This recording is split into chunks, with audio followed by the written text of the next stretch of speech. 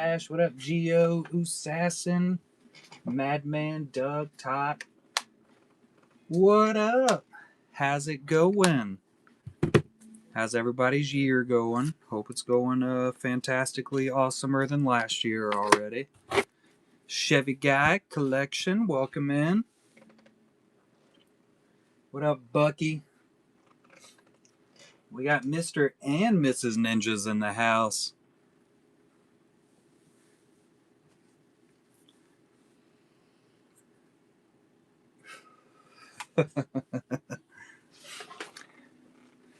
Welcome to the first Golden Hive Gallery of the year, the first official GHG. About to have a Bucky fight now. What up, Slasher? And to start us off for the year, we have the Nelson sisters. This is Mr. and Mrs. Ninja's daughters here. There can only be one. Y'all gonna have to fight it out. What kind of dog do you have, Ash? And of course, if this is the first time you have been in the stream, I do have show notes and I just listed them up. But 100% of all GHG sales goes directly to the contributing artist. So anything listed as a GHG is a Golden Hive gallery piece. Starting out, we got some Christmas Grogu. It's a Star Wars Christmas. Ash.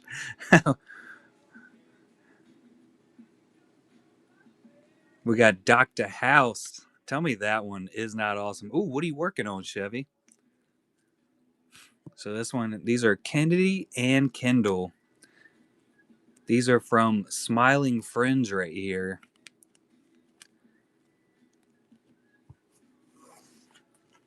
I just put those, there we go.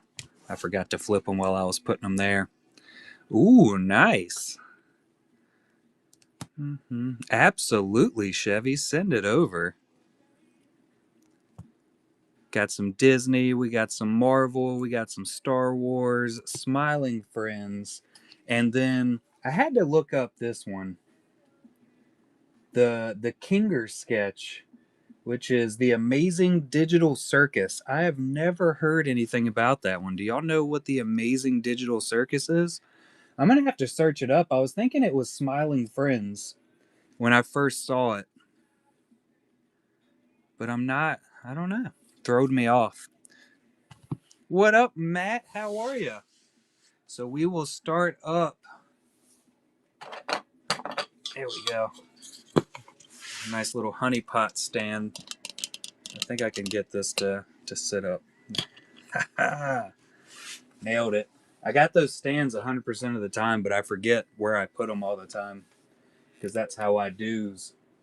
Oh, I feel your pain on that, Matt. Happy New Year, bud. I spent 4 hours yesterday building new steps for my porch. The hands can rest. I don't know what it is, but for some odd reason, I 100% every time I say that I see the R N together, it looks like an M to me. It's my old man eyes, I guess. It's my old person eyes. I can't see. But for anybody wondering, this is Kindle right here. It just looks like an M. What up, Patriots? I gotta have that super, super big, really, really big font so I can read these days.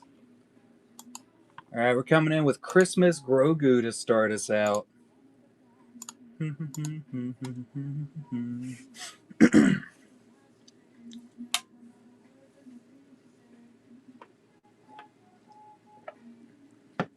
It has definitely been a eventful 3 days for the year. We all got to hang out with Lindsey Grayling this morning. What up, Jeff? That was definitely a fun one. What up, Wit?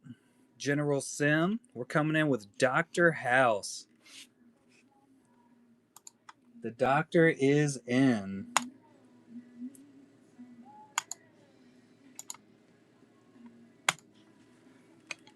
Tell me that isn't awesome, too. I forgot to show off the PSCs for the girls.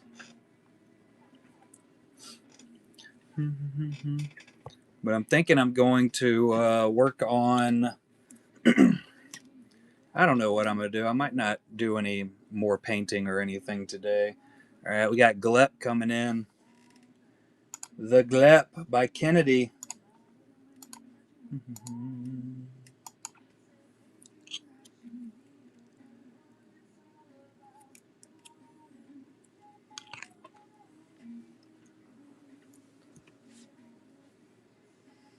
I'm stoked that y'all liked them.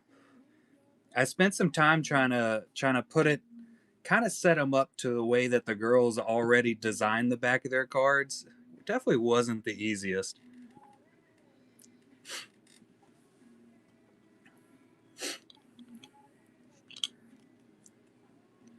Oh, you are more than welcome. Thank you for my sketch.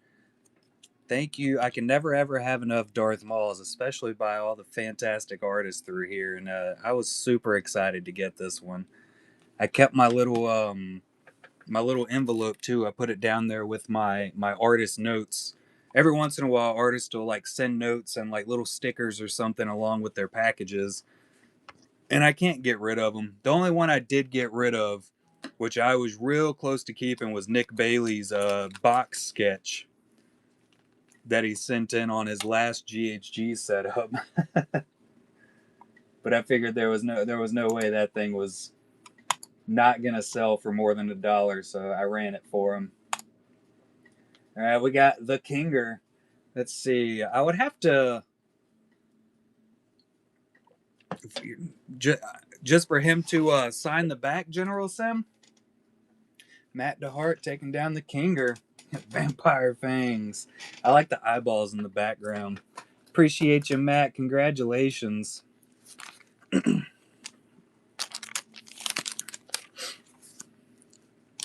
I think I can probably do that for you, General Sim. It shouldn't be an issue. They could just be like a.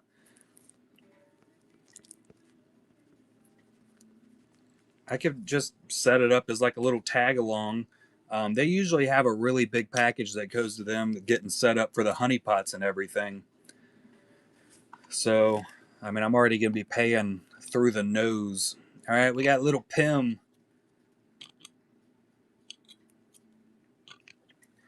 getting it all the way to the Philippines. All right, this is Pim Pimling by Kennedy Nelson also. I got you, General Sim.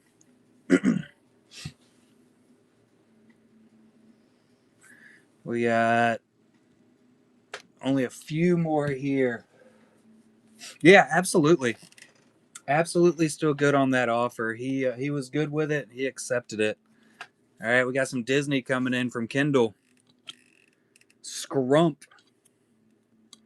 I really do think this is the very first time I saw. So if I'm not mistaken, this is Lilo's little doll from Lilo and Stitch. First time I've ever seen a sketch of it.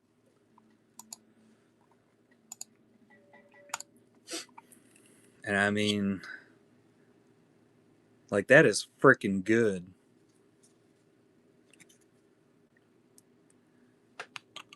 We couldn't remember the name of the doll. And we asked my daughter, it was like, well, what's this doll's name? She said, that's from Lilo and Stitch. I said, yeah, but what's the doll's name? She said, oh, I don't remember. I didn't even think about it that you had written it on the back. All right, we got Spider Man.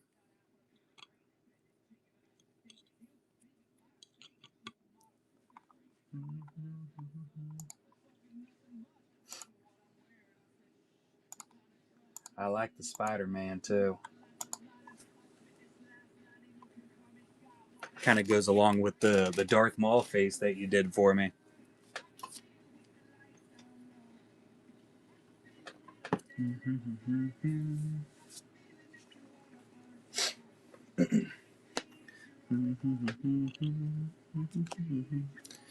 And we got little Stitch with the cutest of eyeballs. I don't know why, but those eyes are just, I don't know what it is. I really like them.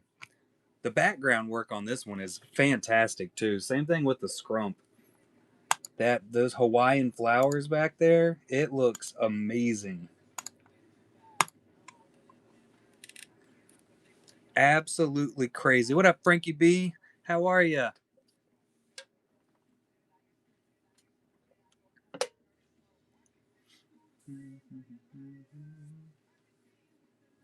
It is lovely.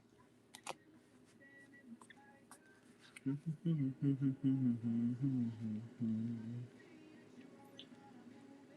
let me look this up for General Sim.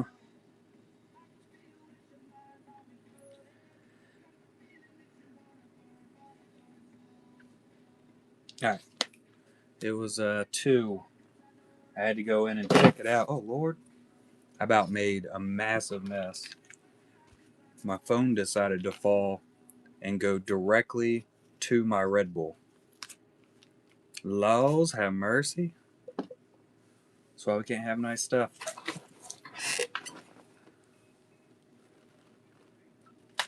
Let's see. Ronan.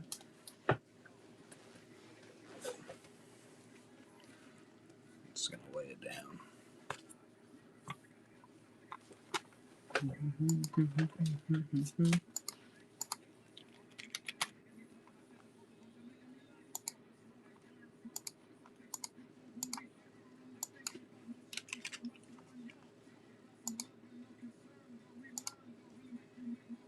We'll run it quick. What up, Indoor? There you go, General Sim.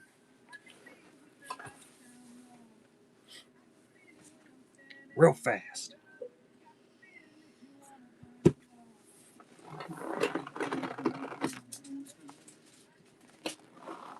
Solid pickup.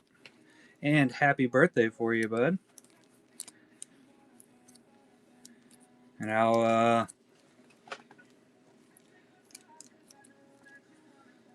pork and sauerkraut. Fancy. I will get this set up. I'll ship a placeholder to you for that package. And then, as soon as I get all that stuff shipped out to them, we'll get it signed and headed back. I gotta write a note on it.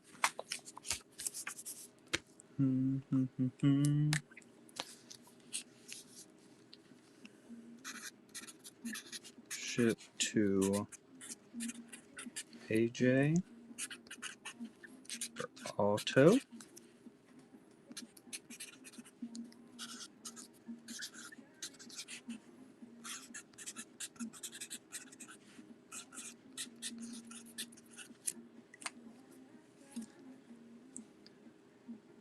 Nailed it.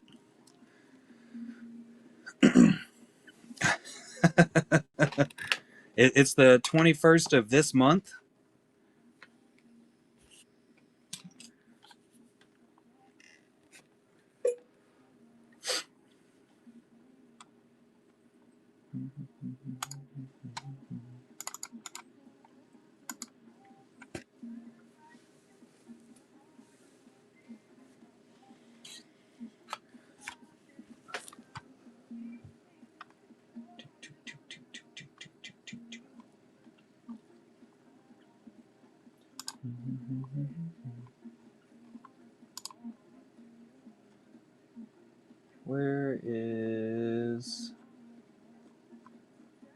Where'd they be at?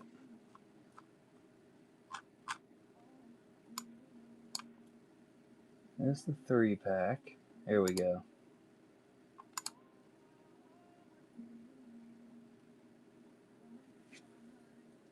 K. Smith, are you here?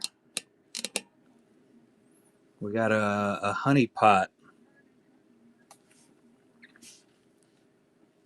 Oh, you're getting that Mortis daughter one? Lurkin.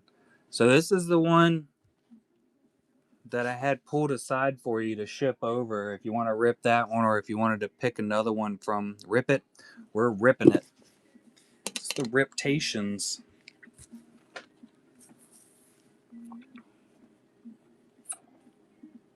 Oh, nice. I have a Jackie auto at a 150.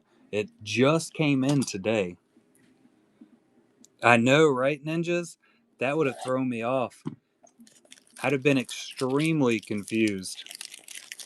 I'd have had to probably just cancel that order.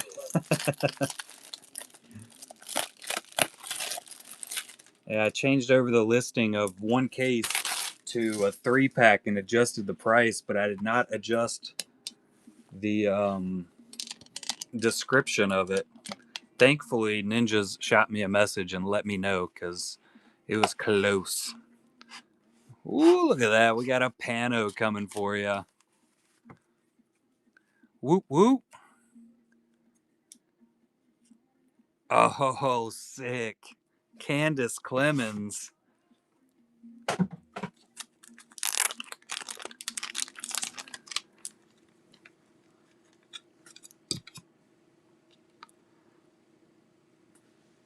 With a big O Ahsoka. Pano Snips. I think that is our last Clemens sketch.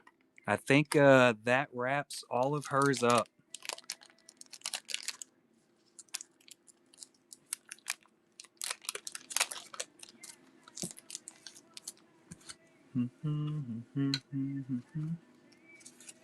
I was pretty sure it was. I definitely didn't remember hitting it yet.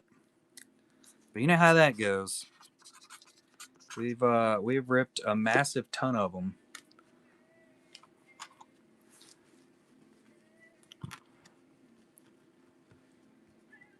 Oh, I messed that up immediately. Get these laid out so we can see them. We're gonna run through them again here in a minute, but I want them all on display. Nailed it. On fire.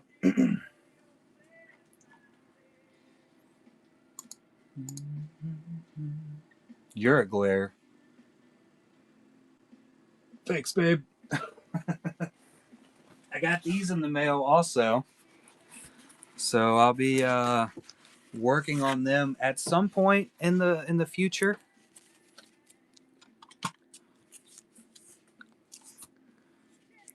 Oh, hush. This one's got a parental advisory on it, so that's got to be good. Spider Woman.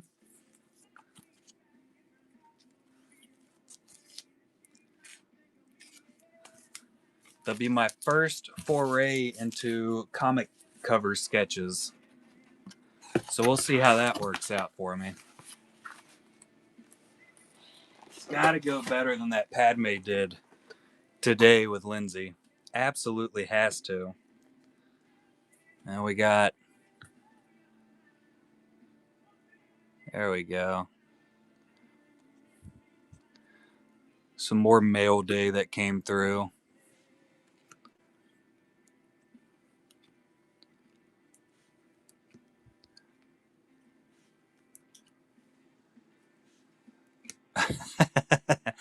It was a pretty good one.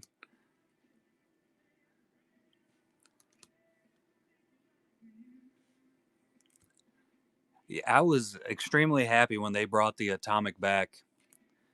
Got a nice little sketch that a lot of people were confused about. And a little Disney. I like Phil. Yeah, this is what I ended up putting out this morning. So I'm hoping I can finish it up, maybe fix it. I don't know. Lindsay's came out absolutely amazing. Not too shabby, but it ain't perfect. Let's see. I can show off Lindsay's.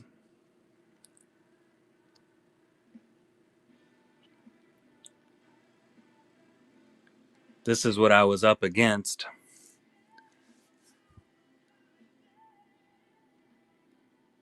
We'll We'll have this one in the GHG. Next time she's able to send some stuff over. And Craig Deeks went along with us. So I'm gonna do a nice little post with all of them set up so everybody can see what got done along with it.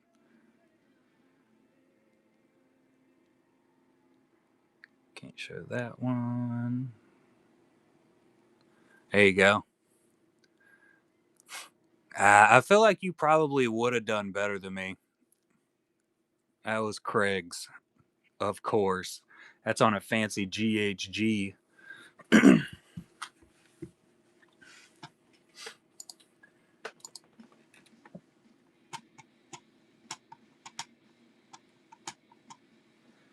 Yeah, I think you'd be able to knock one out of the park, Kendall.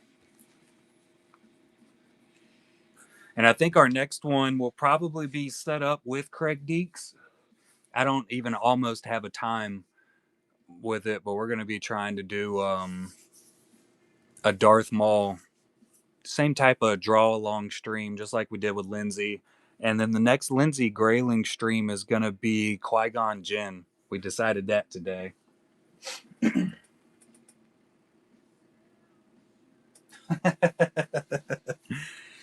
Full on. What time was it for y'all when it started?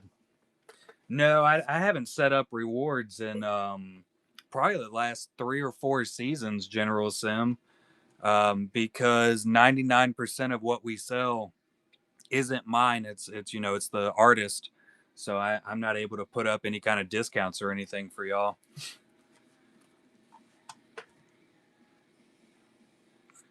9:30. Yeah, I think we started up. It was right around 11 o'clock. I can tell you, my youngest daughter was definitely asleep for almost the entire thing. Yeah, yeah, I liked having rewards set up. I always tried to set up really good rewards, but just not able to do it anymore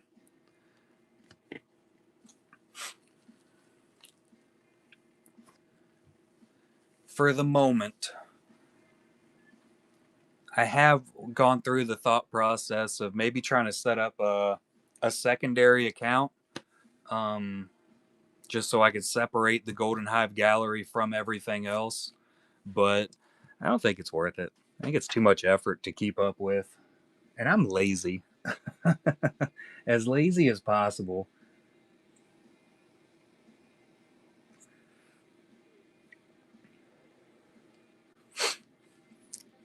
Do y'all go back to school on Monday? I think my kids go back Tuesday, is what my wife told me. Pretty sure that's what she said. I go back to work on Monday. I am not pleased. Not excited at all. 2 weeks. Actually, I've had a little over 2 weeks off. And I can tell y'all, I have not accomplished hardly anything that I said I was going to do. I did fix my porch, so I got new stairs set up, and that's probably really the biggest thing that I actually accomplished. So, on fire. I didn't do a massive amount of artwork like I said I was going to. I think the only real piece that I've put out is the Darth Vader, and I'm not even done with it. Same thing with Padme. Still not complete with it. I was lazy. There was lots of recliner action going down, which was fantastic. It's always good when you can get the actual vacation. Next vacation I take will be way more productive. I said that last time, which was this time last year. Any other vacations I do, I'll usually take like a couple days off the week before the honeypot release so I can finish everything up and get it all buttoned together. Yeah, sure, exactly. That's exactly it. I say I'm going to do a whole lot and then I just vegetate, which I think it's necessary to be able to do that on occasion, right? I guess.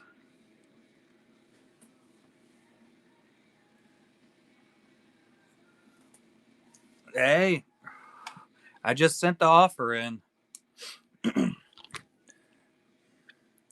No, no excitement on my part of it.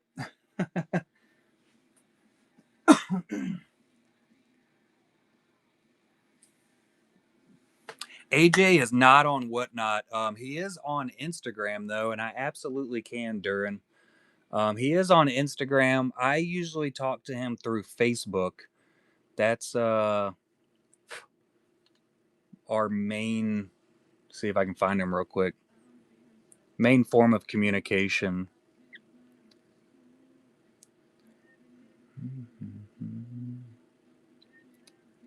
I got to get to the right Facebook. I'm on Collectabees right now.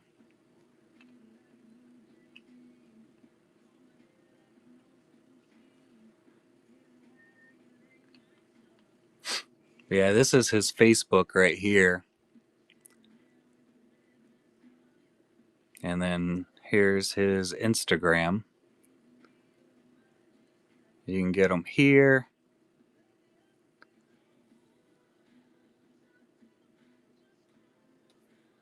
And there's some more of his artwork. There's some of the honeypots. Let me swap over to the honeypot. All right, so anything that has the red strike through it was 100% pulled, and I think all of these were pulled.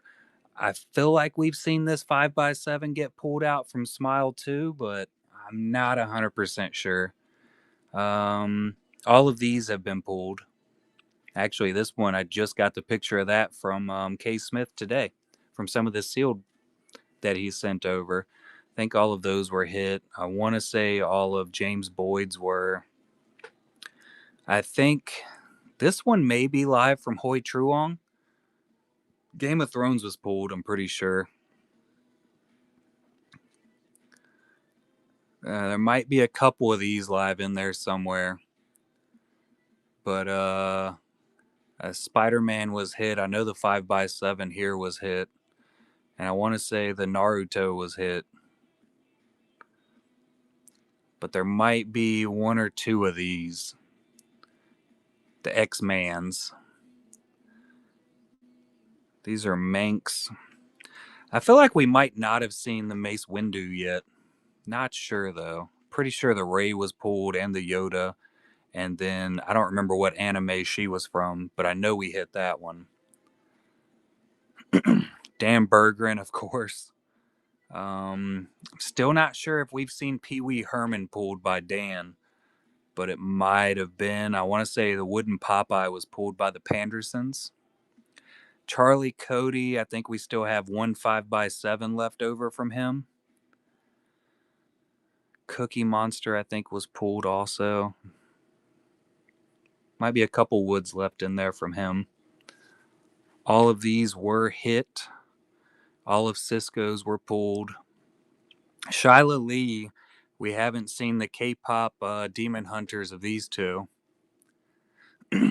I think we did, Sean. I want to say your Pee Wee Herman was pulled just the other night. Yeah, and then this is Lindsay Grayling's Year of the Rat. We haven't seen that one pulled yet. That's the only Lindsay we have left. All of Tim's have been hit. Pretty sure all of those were hit. There are a couple Angelina Benedetti's left, but I couldn't tell you exactly which ones are left over. I know we've hit quite a few. Lundberg, I want to say we've hit most, if not all. Yeah, that 5x, we definitely hit this one. Well, last weekend, I think. Some more Charlie Cody's. I'm sure there's a couple of them left over in there. Hoi Truong, I want to say Breaking Bad was hit, but I'm not sure about Wonder Woman. I think we hit all of these also, all the Nickelodeon Cartoon Network ones. There might be a horror one left out of here. I think we hit the Pano and when we hit the Batman Who Laughs. I want to say all of these might have been hit already.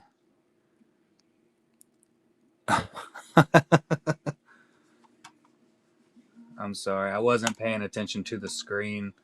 All right, we got Matt and Duran. All right, Matt, you just let me know which one you want. We'll see what we can get for you.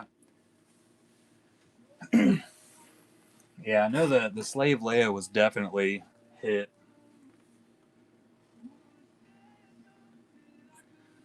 Was that an accidental purchase, Matt? Just close your eyes and pick one. I got you. Oh,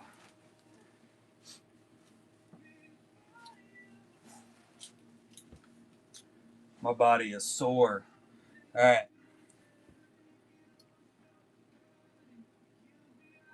we're going with this one.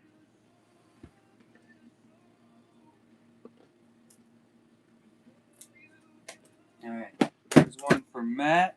Duran, if you want to go ahead and pick yours out, let me know where you want to go, and we'll pull it off the stack for you.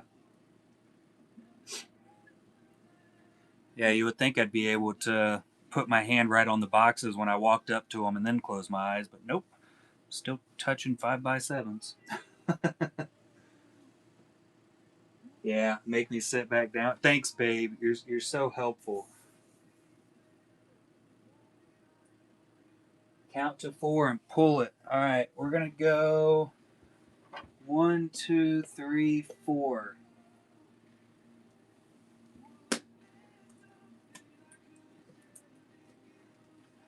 There's Duran's.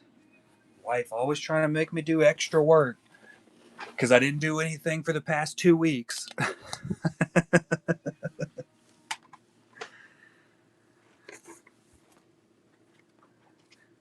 Got to switch it up every once in a while, Duran.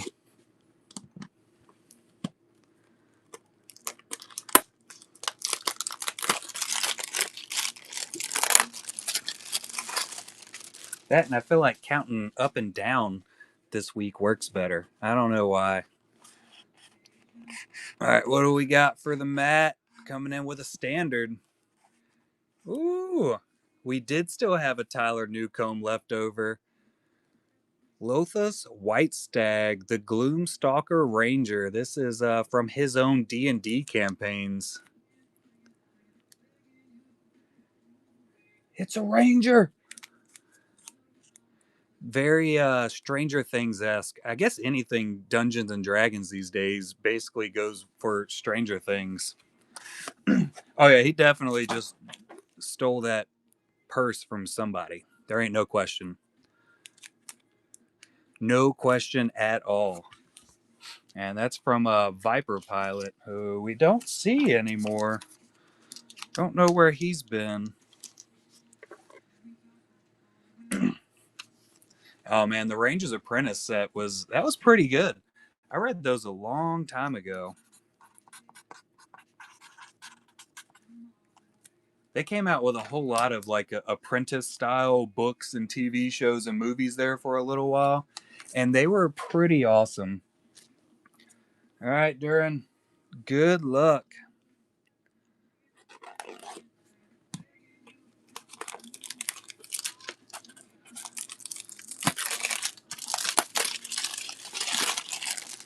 Couldn't get it open.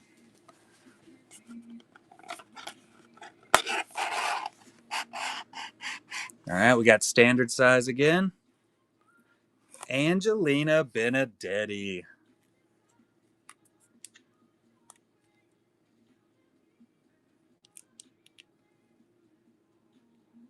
Good Lord.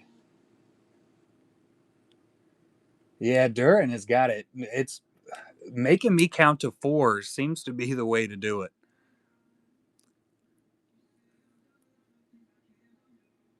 And Benedetti is just insanely amazing.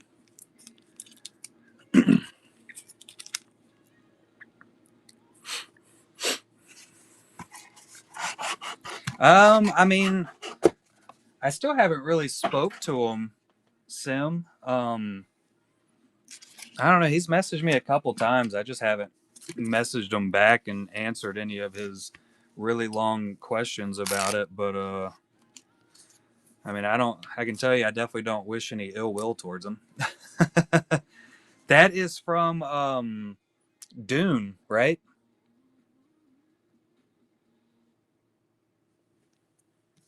I couldn't tell you what her name is.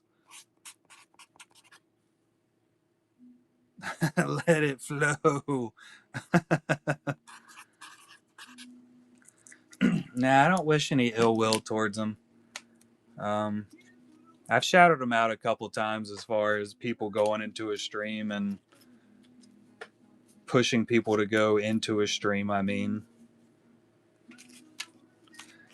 he definitely did go very off kilter with that smear campaign he did for anybody that put a laugh emoji onto a funny joke about somebody's artwork.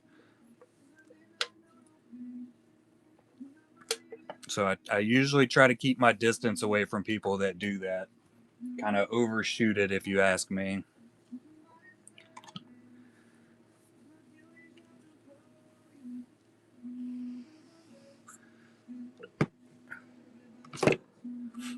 Especially when it's not like a first time that it's happened. I don't think you could, Duran. You can try. There's always trying. I don't think so though. This is why I'm a terrible seller. No problem at all, General Sim. No pain at all. All right, what are we doing this time? Are we doing a count to 4?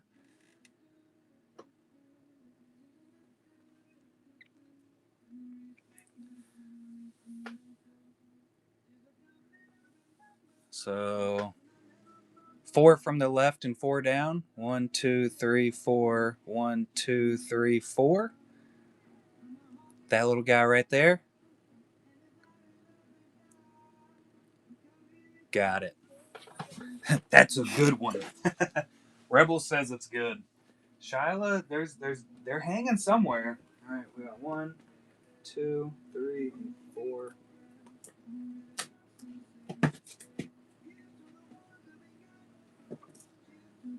Let's see if 3 for 3 is a thing. Third time's the charm. All right.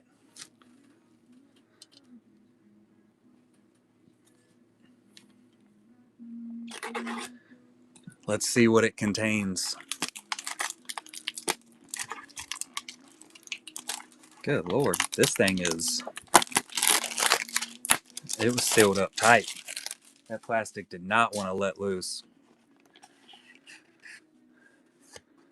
Look at that. We'll put a little light on it. We got some wooden action. Dan Bergeron. It was not pulled yet. Sweet Jesus, you did do 3 for 3 with Popeye. Insane.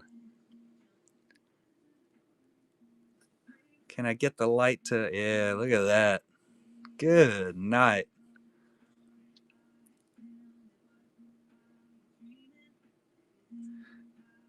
That is wild.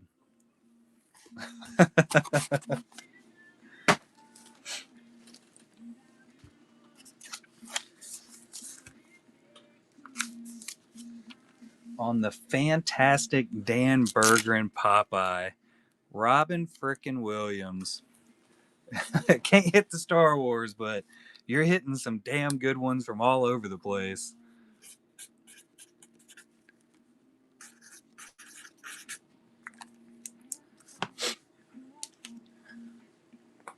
Ooh.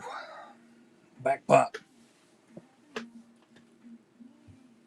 Duran, which one did you hit last week? Were you the one that hit the other Dan Bergeron? Oh, it was the Tim Agar, Jack Nicholson one. Yeah. Wild.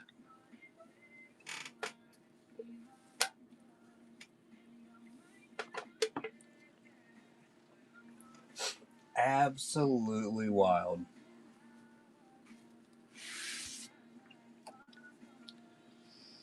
Not many, Geo. Not many at all.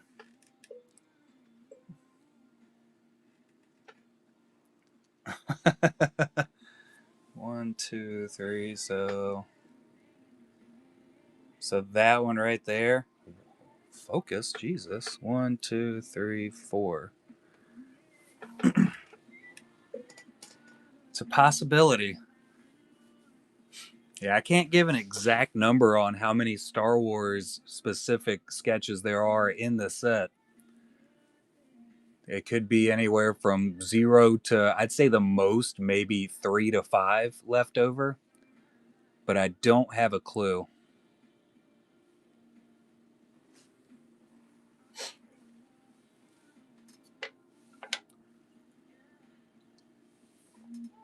There's usually not like a really, really large amount of them from the very beginning that get put into the set, since it is just artist choice, and they're allowed to do whatever they want.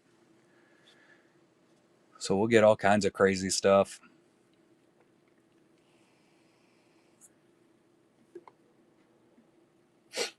Like what was it, volume 3, 2, or it might have been 2, that Shyla Lee did the One Piece set. And good lord, those things were nuts. Yeah, because I think 3 was Harry Potter from Shyla.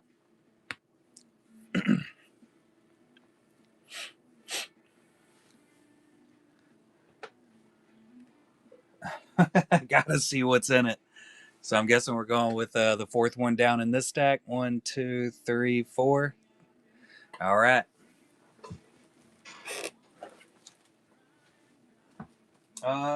Yeah, this is 4.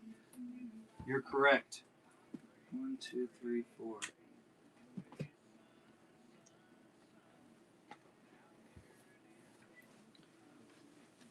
It was what did Shyla do for 1? Was 1?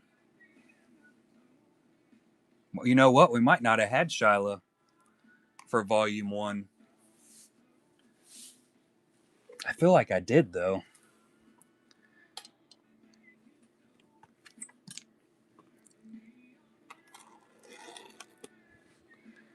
I think she was in it. I'd have to look back. I might still have pictures of them all.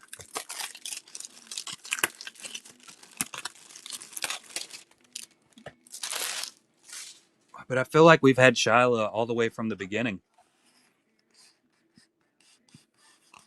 All right, we got a standard this go around. Sean Art. Is this the Pee Wee I said I think we already pulled? Oh, look at it.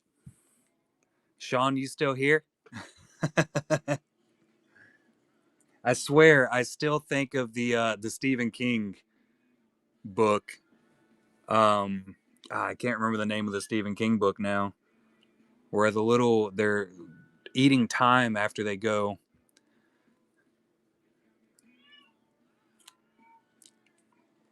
It could be a Star Wars character in the cantina.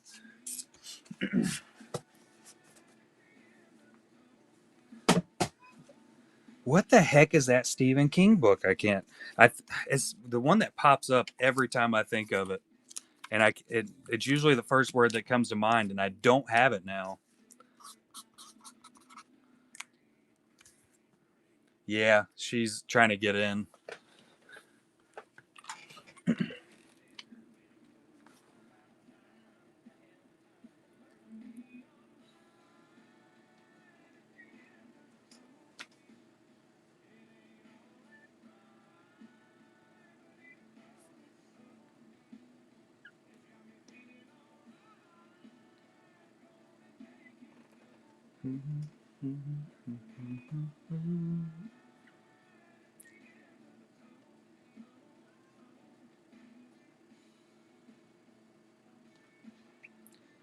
Stephen King book, The Langoliers. That's the word. I was nowhere close to actually thinking of that name either, but that's the Stephen King book, The Langoliers. They did a movie about it. It was an actual movie or was like a short story series. I don't know, but they did a terrible job at actually making that movie, I thought. Like, that's what the monsters I always pictured in my head when I read that short story. Ooh.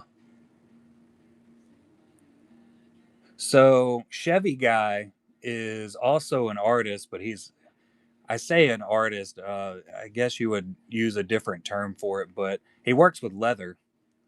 And look at this. So he's making leather cards. Tell me that isn't crazy awesome.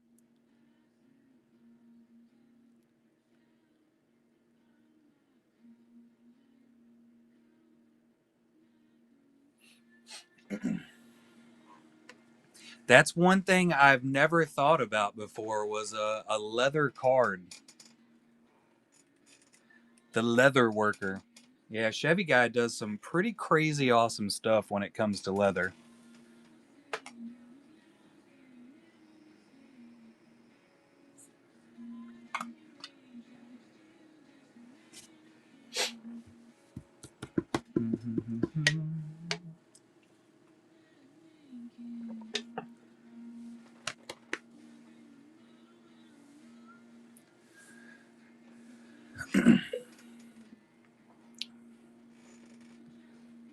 Oh, a stone card with everything carved in. I feel like that would be, you could have, it would almost look embossed when you're done. That would be pretty sweet.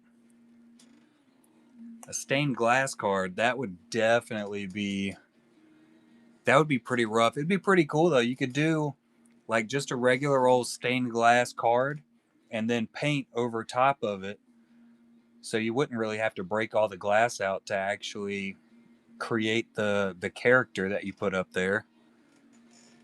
It might make it a little easier than doing tiny pieces. Volume 1 of the Honeypots. When did I release that? Let me look here. It might have been August. I feel like it was before that though, but it might have just been because I spent so much time building that set.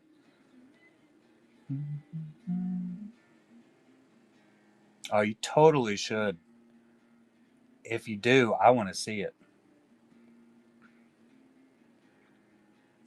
So, yeah, so this was volume 1 of the Honeypots. So July is when I started it up.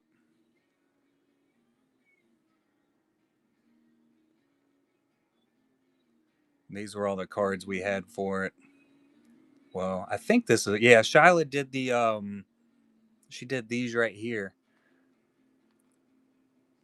They were the card deck original artworks that she did, which were heavily chased at after. There's I have full pictures of like all the, hey, there they are. Yeah, that's hers up here at the top.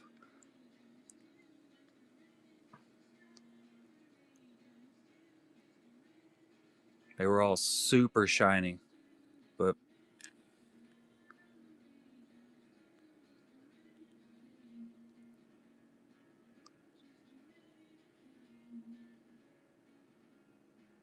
that was AJ's for the first set.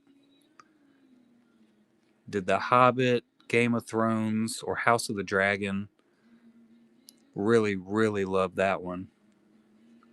If I'm not mistaken, Darwin has that one in his case. He just sent it to me the other day. We had Ian McKesson for the first set too. Those were his right there. And that was a dirt bike movie.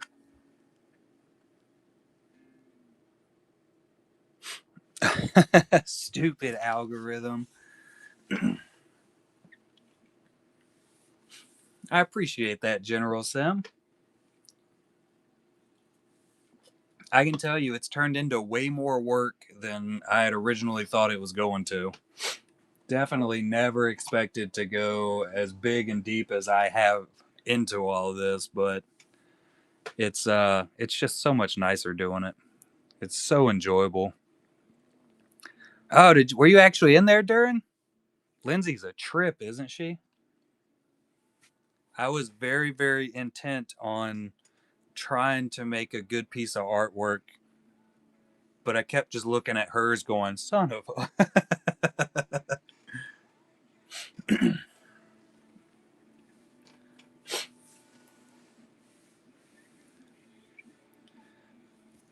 Yeah, it gets better every single set. I mean, every set, it has definitely been just getting bigger and better every time, which we're pulling back from the bigger this go around.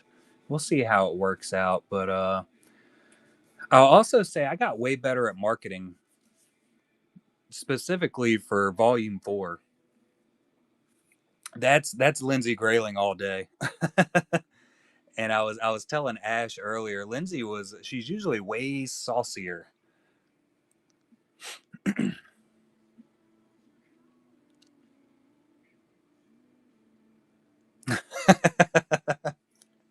Yeah, add pink. Nope. Nope. Nope.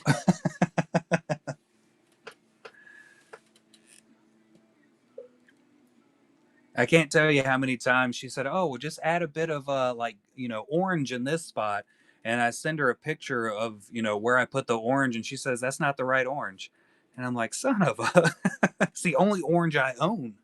I don't have other oranges.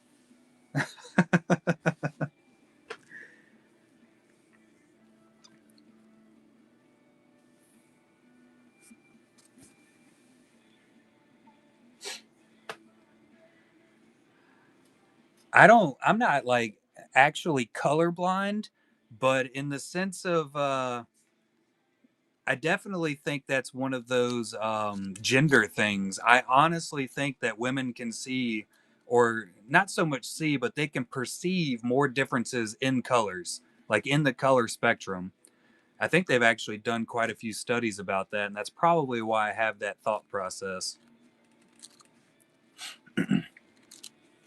Yeah, I definitely think there have been studies that's been done with that, but at the same time, I really hate it when somebody's like, "Oh, they did a study on this and it's 100% true," because all you have is, "Oh, they did a study and asked a bunch of people questions to look at stuff, but did they just check one region? Did they just check, like a group of people from one area?" It's hard to bring that up. Definitely could, and that would be pretty cool. And hopefully we're going to start doing a lot more of them here on this stream, which also transfers over to YouTube most of the time, I should say. But like I was saying this morning, I really would like to start doing a lot more like that because honestly, it was a blast.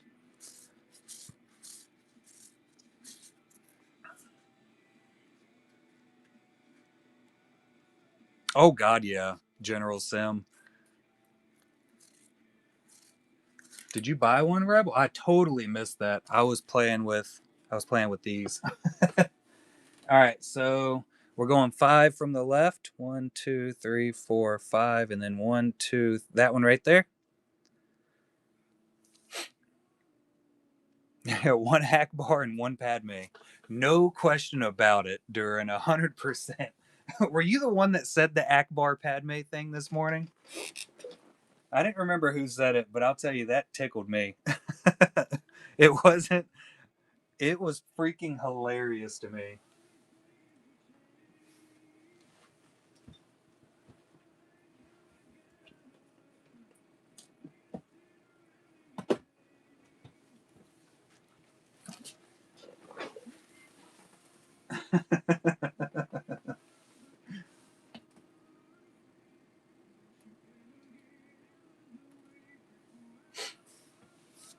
Yeah, the artists that work on these cards, I mean, it honestly really is impressive.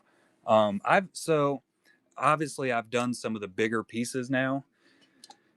It's different challenges, and I really do think doing these tiny little pieces is, to me, it's more challenging. I've literally only done two larger pieces that didn't get bigger than 8.5 by 11, and they were just, I don't know, they were just easier. You know, it's way easier to get those really big details in. Let's go, Rebels. Let's see what we got for you. Standard size. Ooh, we got Athena. Little X-Men action. Poison Ivy was an X-Men. Tell me that isn't amazing.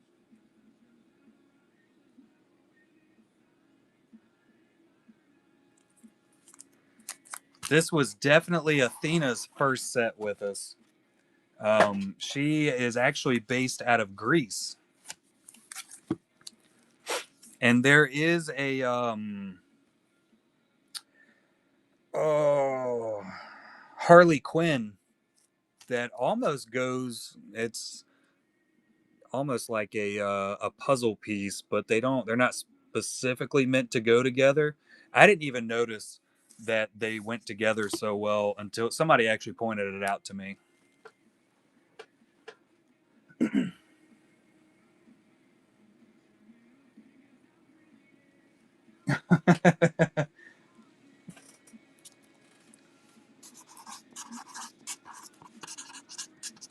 I'll say Rebels Relics has had very, very good luck buying into these also. Third row, second from the bottom. All right, 1, 2, 3. That little guy right there.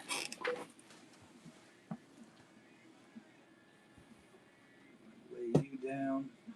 You said third row, right? Good God. Made it 5 steps and forgot. That's impressive right there. That's that old age right there, 100%. Set you up. Got the haystack laser beams. Freaking laser beams, guys.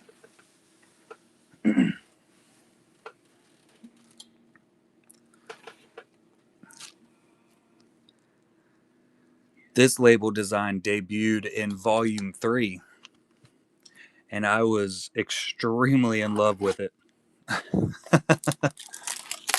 Shyla? There is a pattern. There is a pattern. 4 is, it's the way to go, I guess. All right, we got another standard. So it shouldn't be a Shyla. Ooh. So we do have 2 artists that forgot to sign their name on some cards. And AJ, I believe we pulled all of his. So we got the Angelina Benedetti.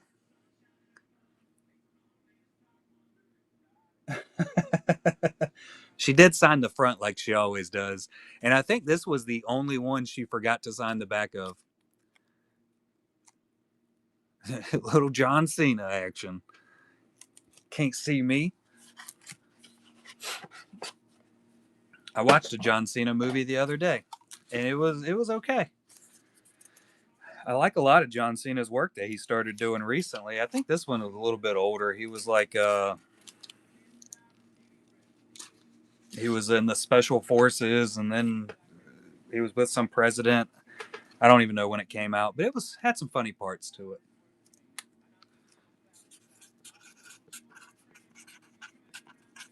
So one more Benedetti down.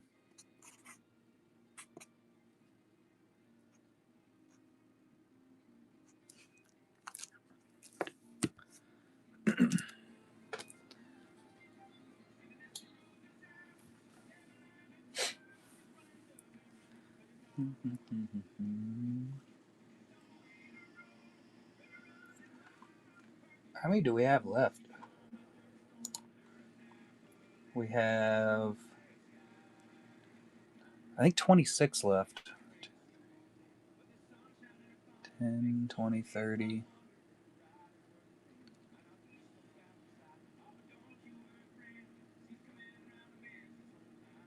No, it's 27. I guess I updated it because I know K. Smith bought one through the website. So I guess I came in here and updated it properly. Look at me go. I'm on fire keeping up with stuff. It doesn't happen often.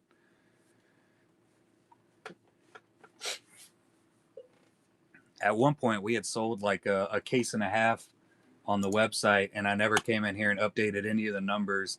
And then I came over here to update the numbers and confused the absolute hell out of myself. And I had to end up recounting each and every box by hand like 4 or 5 times because I'd get to a number and I'm like, but that doesn't make sense because that's not even right on the website. So now I got to go back in here, and I had them set up for like 2 packs and 3 packs and full cases, and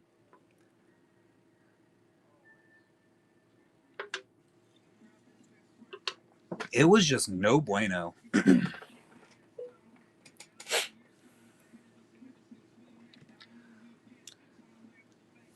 The middle road display box, looking fancy. That's another, yeah, it's one of the haystack laser beam labels, which the labels mean absolutely nothing for the different foils. They are 100% totally mixed up. Trying not to be looked at.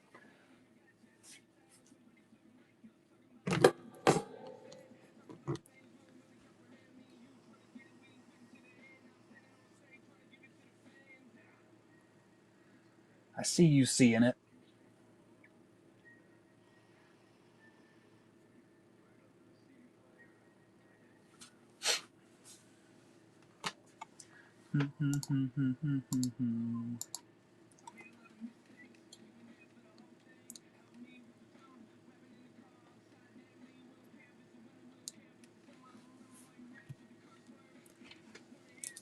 Vader's in my way.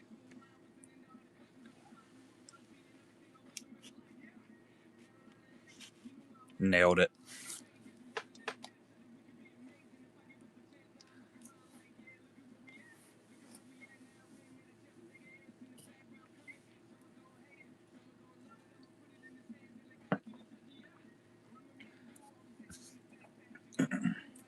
Yeah, definitely don't overshoot your account.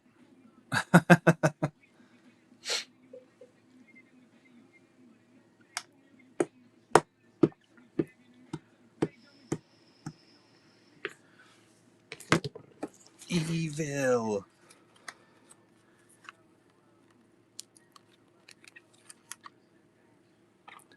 Mucho.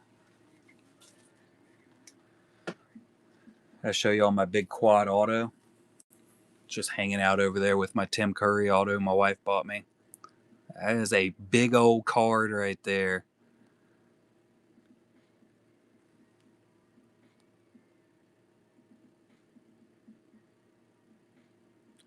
Insane.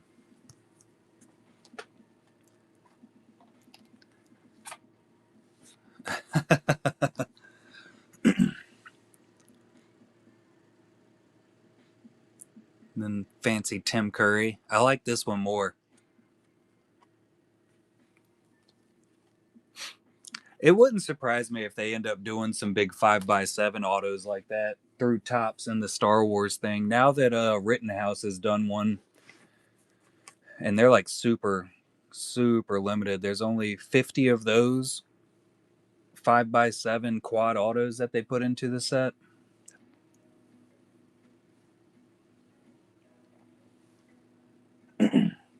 Oh yeah, they did do them in the Stellar, huh?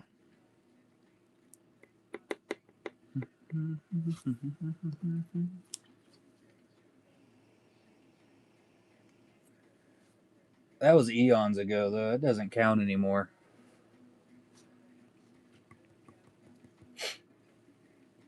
I'm waiting to see Sketchographs make a big comeback.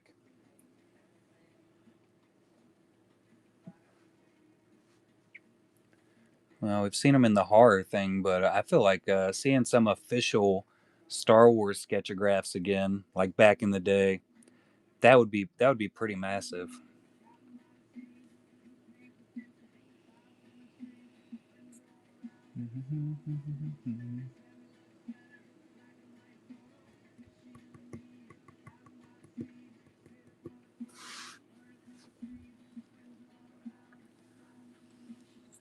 I definitely think people would go super insane for them. But also, if they did a set with sketchographs in them again, there's no way that the normal person could afford them. I mean, we can barely even afford getting into any of the regular boxes these days.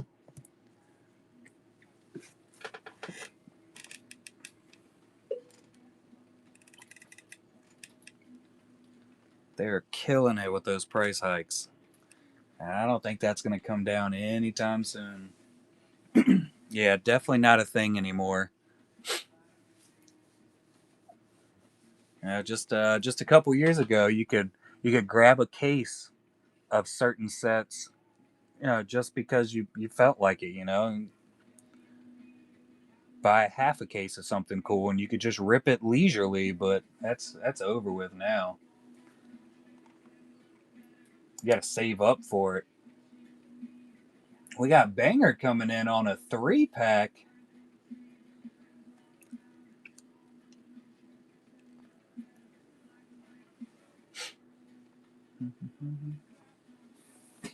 That's right, K Smith.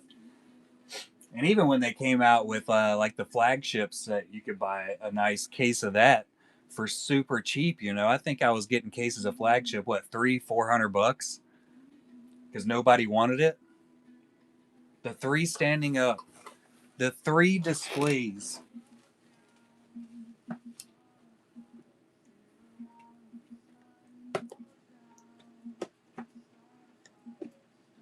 We'll display some moss. Oh, squeakers.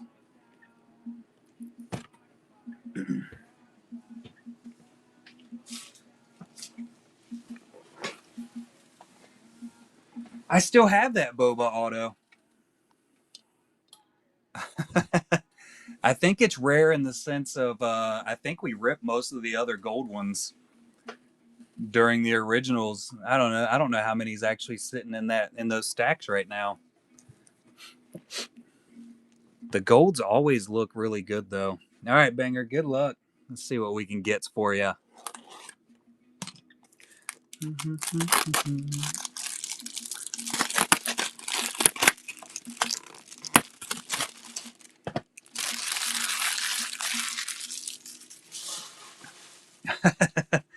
Yeah, I've had it for a good while now. It's got a thing for boba. It's understandable. Boba's pretty cool. All right, we're coming in with a standard to start us out. In the speckle, we got Alex McCormick.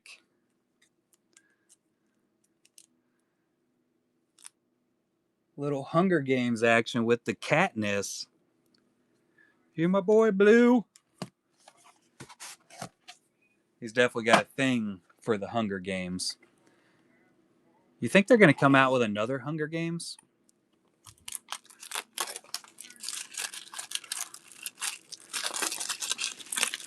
I know they did the Ballad of Songbirds and Snakes, which I liked. You know what's crazy is Alex had never read the Hunger Games books, the Ozempic games. They're releasing another Hunger Games this year? What? What is it going to be? I don't think they've done another book. And we got a Pano. Is this the highly chased after, coveted Shyla Lee? It is not. It is Ariel Marie. Sunrise of the Reaping. Little Tommy Pickles on the ball. Who didn't grow up on Rugrats? Rugrats was fantastic. Looking back at it though, there's so many scenes now that I look back on and I'm like, that was freaking creepy. The Mirror People episode, that's one that always sticks out in my head. That one was wild. We're all like, Tommy Pickles was a bad kid. The parents were all wildly bad. Freaking Rugrats. And Ariel Marie is Midwest Heat's wife. I wanted her Dexter's Laboratory. That was definitely one of my favorites. All right, we're coming in with a standard for the last box. It's an AJ with Legolas. Little Lord of the Rings action.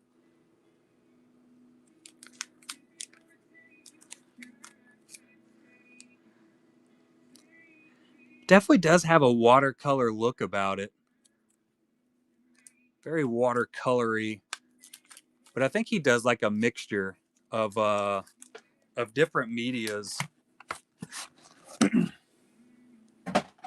He's got some crazy ones out there that he's done. And his Lord of the Rings were just fantastic. I love it when I see his Lord of the Rings work.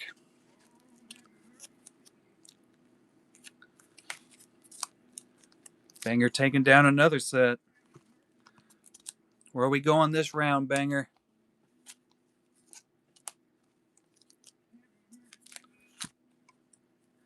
The 3 up top, I gotcha. With the coveted gold. The gold label of life.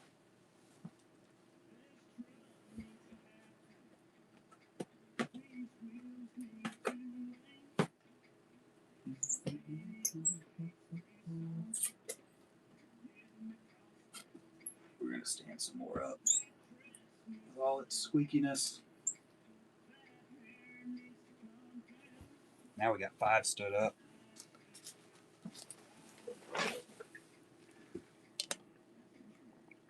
The Pano, I got you, Banger. I might want to look at that DM real quick first.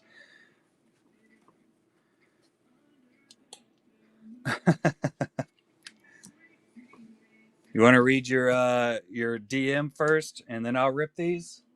Yeah, I got you. I got you.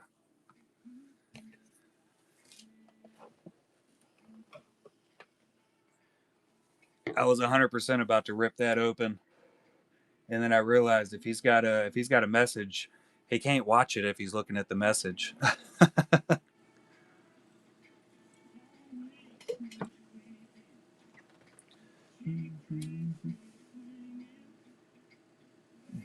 Gotcha.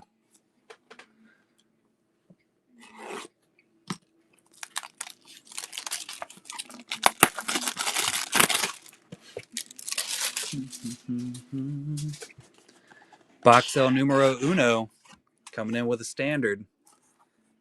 It's the last of the Lindsay Graylings. The year of the rat. He's so chunky. I can tell you, the Pandersons were heavily searching for this. I think they have most, if not all, of the rest of Lindsay's. So Mr. and Mrs. Panderson. I think you're right. I want to say they did get them all because I think they actually went in and I think they bought quite a few. Second box, we're doing another Standarto with another Sean Art. Fantastic Four Pedro Pascal. Which I heard a lot of mixed reviews about the new Fantastic Four. I thought it was pretty good. Which it was kind of the same thing for the new Superman movie.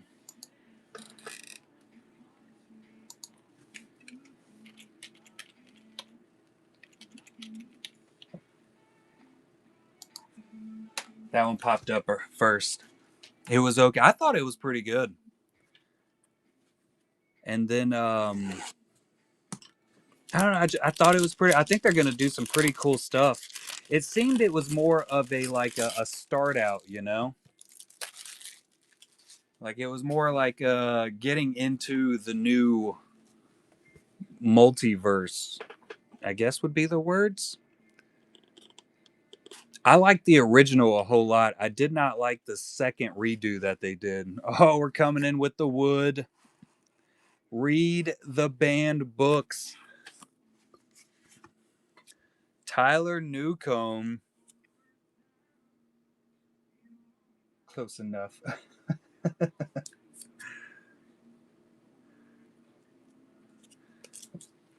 That's the Book of the Damned, I believe is what it's called.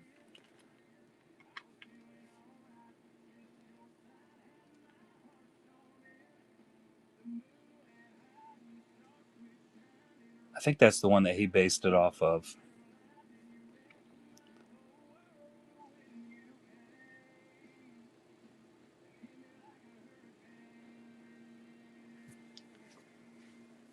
The Bark Dude.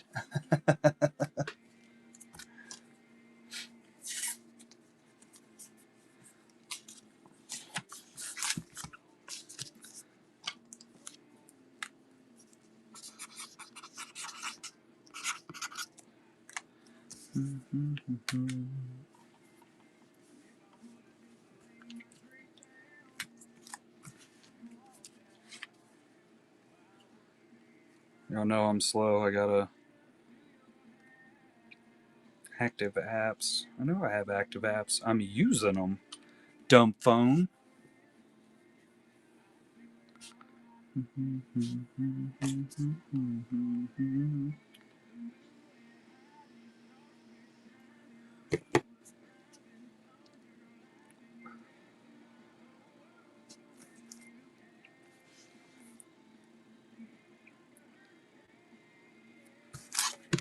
Mr. Fantastic.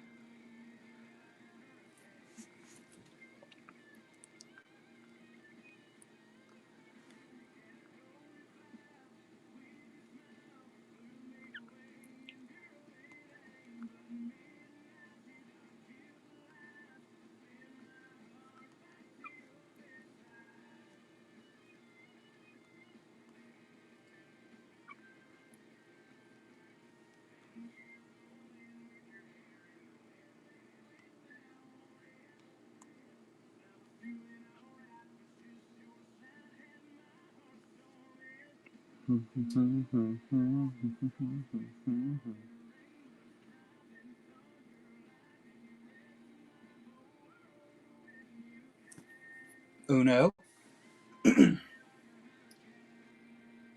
Later, Geo. Have a good one, bud.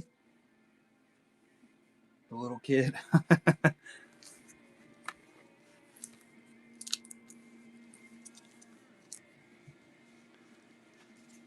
What up, Mr. Funbeard? How are you, bud?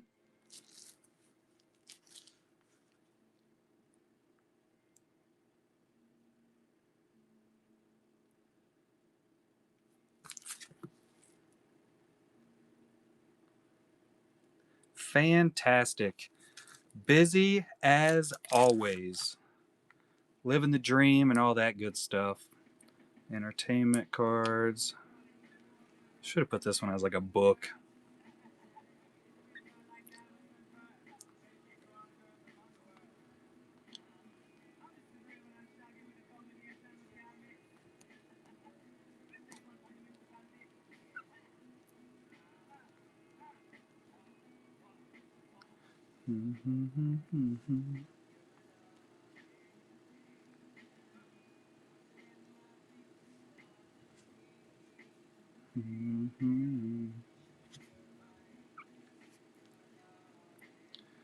Wooden. Wooden.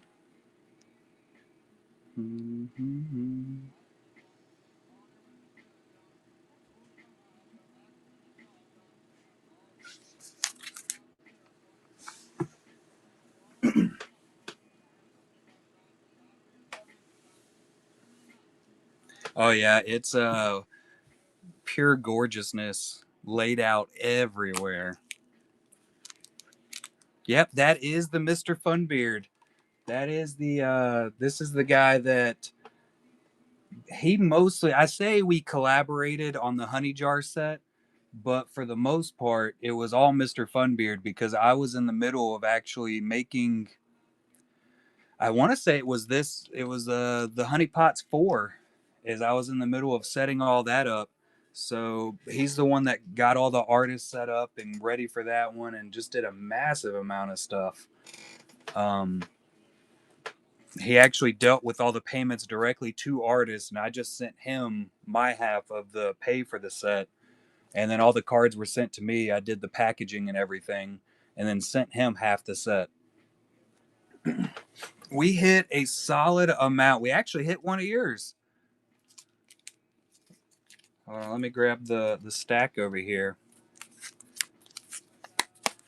Yep. So we hit Candace Clemens, Pano of Ahsoka. We got another Viper pilot out, which I thought we were totally done with him. Angelina Benedetti, Dan Bergeron on the Popeye. We hit the Creature sketch by Sean Art. Thought we were done with Athena, but I guess we had not pulled Poison Ivy yet. A second Angelina Benedetti. We got The Year of the Rat by Lindsay Grayling, which was her last one. Mr. Alex McCormick. We got The Rugrats by Ariel, and we hit, whoa, Legolas by AJ Cerezo. And did you say you were sending this one to K. Smith, Banger? I feel like I read that earlier. Guessing y'all came up to a deal or what have you. And then we also hit, and Banger's putting them up as givvies, which I'm about to start running right now. We got another Sean Art. We got Pedro from Fantastic Four, which most people did not enjoy the Fantastic Four movie. I was surprised. I liked it. And we got the Read Banned Books by Viper Pilot.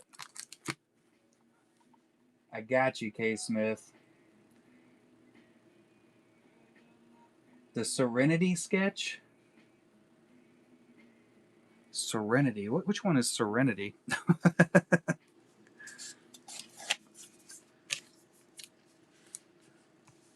Oh, the Firefly ship by that's Sir Edmund Duke, right?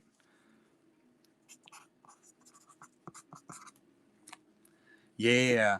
Yeah, that one's a really fancy one. It's super sparkly too. Like he put, it's almost like a glitter in the background, but I don't know, it just really accentuates the look of stars in the background. I actually have one from him, so this was Honeypot Volume 1. You could just, I'd zoom in, but this phone doesn't do that. But that bottom right one in this little 4 stack is from Spaceballs. All right, we're going to run Pedro here by Sean Art. And a honeypot stand to hold it. Nailed it.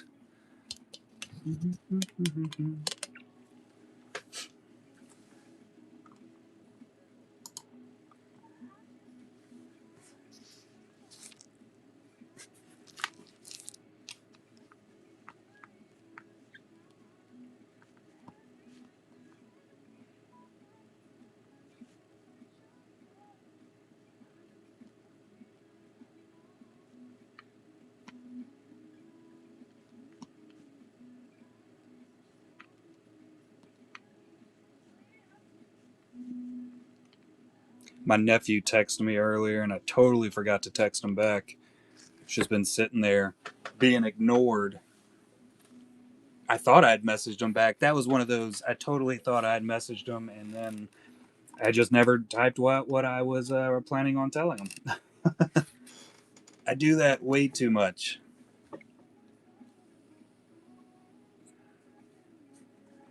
It's a real skill that I have.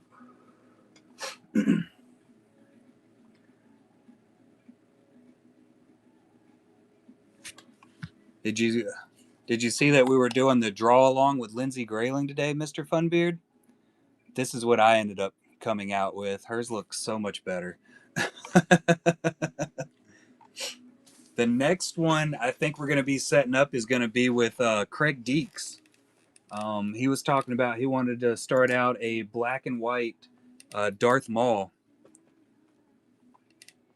And I think he was saying he wanted to add some color in at the end, but we're going to do... Yeah, he did, and it came out super good. Yeah, I'll show off Lindsay's if I can figure out how to utilize my phone properly. It came out okay. I mean, it looks okay. And you'll see the reason I say it just looks okay, because I mean, when you're sketching along with the top of the top, anything that you do, you're like, yeah, that's Craig's.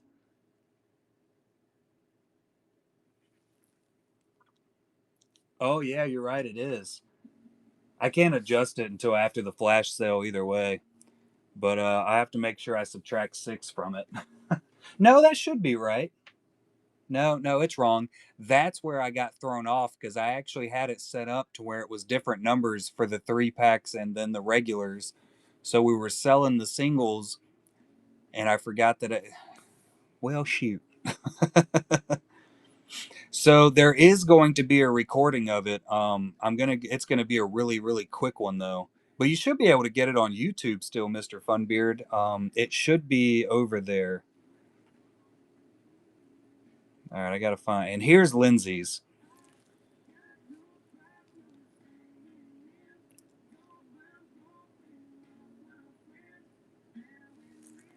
Disgustingly good. And she was so freaking quick on most of it. A lot of it, she was sitting around waiting for me. I think she went to the bathroom for a while, and then let's see. Let me make sure it did go over to YouTube. I can check.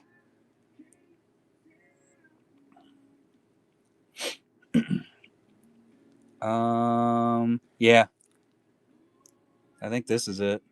The Lindsay Grayling Draw Along Show. Yeah, that is exactly when I went rogue. I said it as soon as she left. I said she should not have left me alone with what I should be working on. But yeah, that'll be the actual draw along. Basically, what I normally do is I go through, I'll screen record a bunch of it. I don't think I can even watch it off of this. I have to go to actual YouTube to pull it up. What's this button do? That's share. Yeah, she came back and said, "What did you do?" You can best believe you would think I got an earful from it, but honestly, it was very, very it was easy going for her normal. So he hit this one right here, which is about to run as the Givey now. Going to the Durin for the Fantastic Four. So this was one of his hits that he's given away. These New Year's Santa Claus. Congrats, Durin.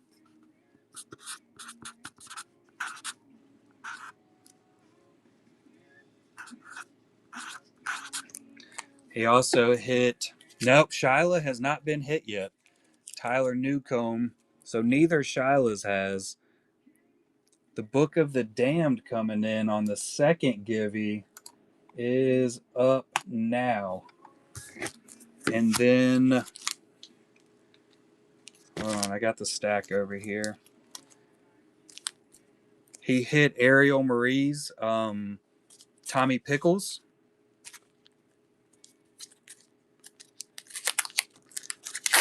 We also hit AJ's and Alex McCormick's. Yes, so Ariel should be gone. I thought she was already gone, but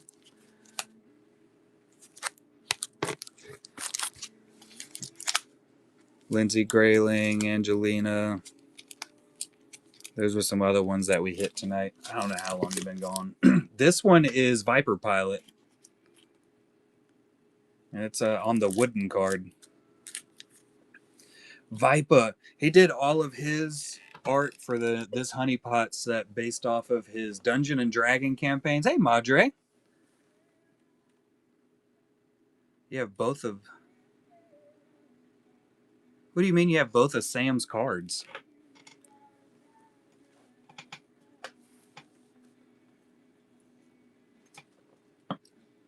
What cards? What up, Tabalovsky?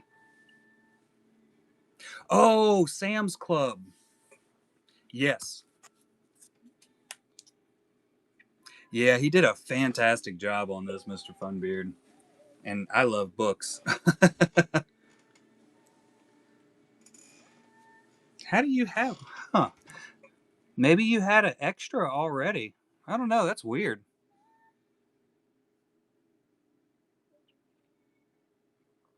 The alien card, very nice, Lovsky. I can tell you there were quite a few artists that absolutely loved them. Some artists weren't the biggest fans of them. The card itself, everybody loved, but actually doing the artwork on them, not everybody was the biggest fan. I know, like Dan Bergeron and Craig Deeks, absolutely loved them. Like those were two people that I was talking to, and they absolutely loved them. That one right back there, that is a Giovanni Sima 5x7 shin. It is currently in the shop.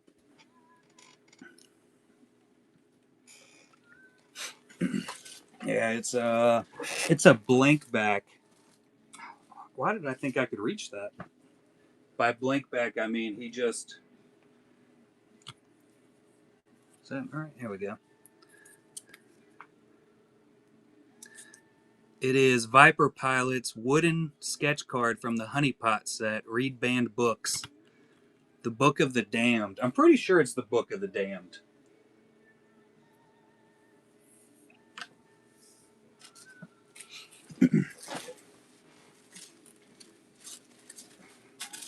Got plastic stuck to my feet. Plastic feet.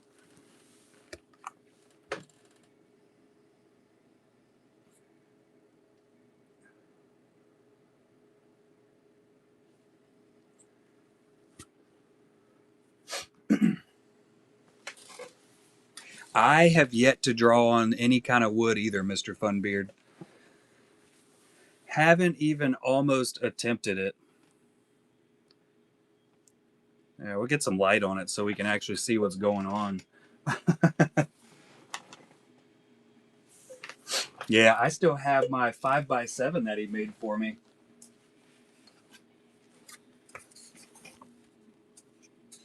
I was actually thinking about attempting a really nice sketch on that just so I could keep it. Or I've also thought about possibly getting a commission on it. But we'll see. I've had that thing just hanging out, waiting for me to figure out something to do.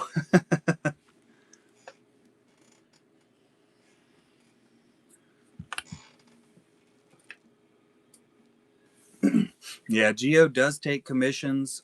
He does a lot of really good freaking work. He's got some coming in soon. Let's see, we got 20 seconds left on the Givey. I have some more examples of Geo's work here in the shop. He actually was in here a few minutes ago, and then he went to bed because he's so far away. Is Miss Drivas in here? I think I just saw it pop up over here. I feel like I missed quite a few people coming in. Welcome in if I missed you. There's Miss Drivas. Duran taking it down again. Lord have mercy. Look at you go, Duran. He doesn't. It's insane. He got both. I'm telling you, he has been killing it with the honeypot choices too. Somehow he picked number 4 for the giveaway. I don't understand it. Insane. Congratulations. You must have some like massively amazing, talking some absolutely amazing karma built up somewhere, somehow. I don't know what you've done in this life or the past life, but kudos to you, sir.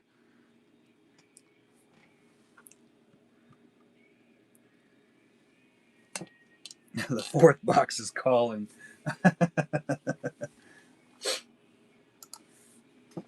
Yeah, so the Shin. I think we actually have two Shins in the shop, both by Geo. Yeah, so here's another Shin by Giovanni Sima. That's a standard size card. This is the 5x7. And then we have a Tim Agar standard size Shin in the shop. I think if you just get Durin to pick the box, you'd probably be okay.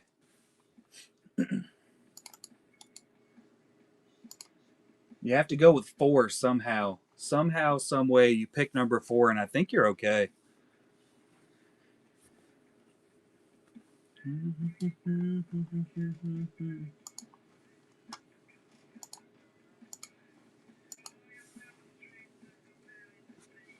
Bottom. It's definitely a bottom boxer.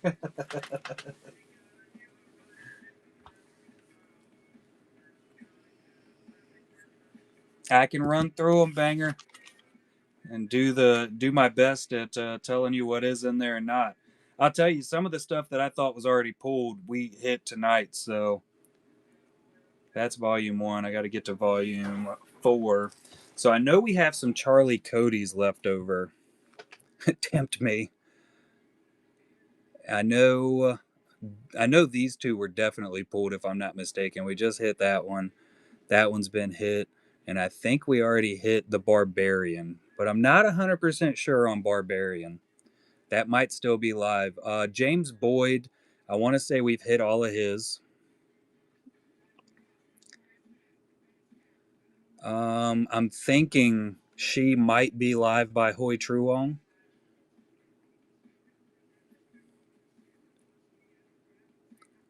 I want to say most of these were pulled. I think there might be a couple live.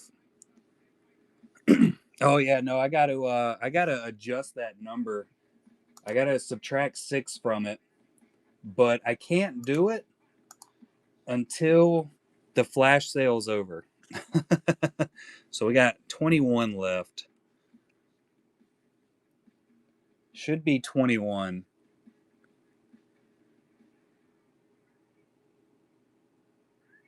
Yeah, 21. I want to say most of these are pulled. Mace Windu might be live, but I really don't think so. I think all the Dan Bergerins have been pulled. I don't know if the Pandersons hit Pee Wee Herman. That one's the only one I'm unsure of.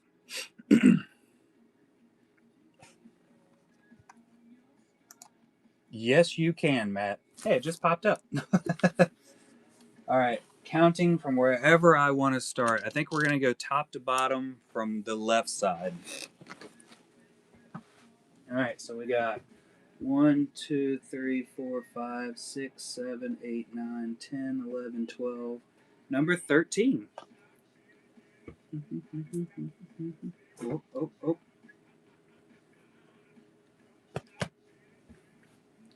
I'm going to save my spot for where we're at in my thing. 1 plus 3 is 4.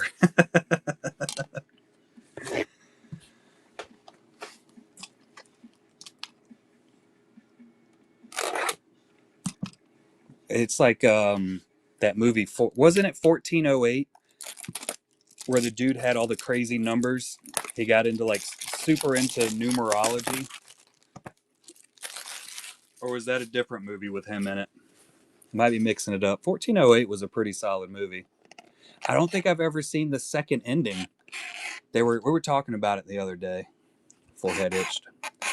Standard size. I do. I have 5x7 top loaders.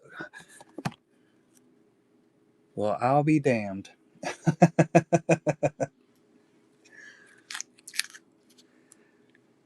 I was right. It wasn't pulled yet. Look at Pee Wee Herman from Dan Bergren himself. There you go, Matt. Congratulations. All right, so Pee Wee has definitely been pulled now.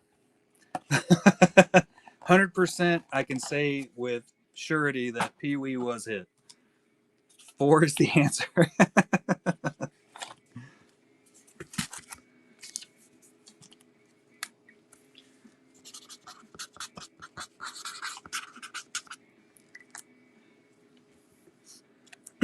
Yeah, it'll go. So that 5x7, honestly, I think that's probably going to go folded up into a regular top loader. That way, there's no chance it's going to get bent because, AJ's all the way in the Philippines. So that's a really long distance that has to go. And that was one of the really big things I liked the fourth one standing up. One, two, that one right there. That was one of the really big reasons I liked the whole setup of them being quads like that, was because you can fold it up and ship it, and it's so much safer. There's way less chance that it being folded down, it's gonna get bent. No, you should be good. It's not gonna up the weight. So when I ship over to AJ and them, I'm shipping to the entire EGS studio out there. Let's go, Rebels. Good luck. So I'm usually sending like a massive package to them. So it already weighs a ton, and it's already pricey as hell. So it's not gonna like jump the price up adding in one more card or anything. I think I have 7 of my artists are down there in from EGS. Yeah, you'll get one of the 5x7s. I usually ship it along with it. We got a pano. I usually ship all the 5x7s along with one, whether it's actually in it or not. Sometimes it stays folded up. There she is.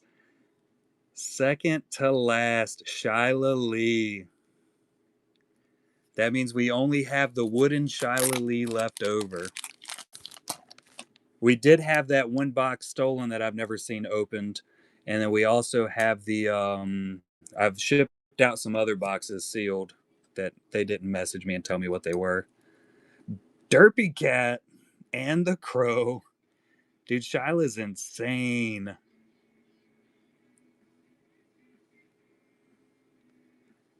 Shyla is absolutely insane. It was Rebels taking it down.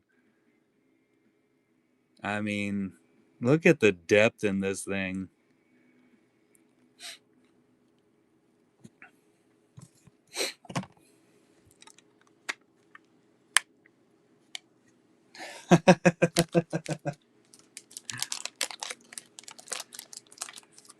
Answer is 4. I mean, it stands true still. It does stand true that still works out. So right now, like I said, as far as I'm aware, the only Shiloh Lee we have left over is the wooden sketch card, which is also K-pop Demon Hunter's Derpy Cat.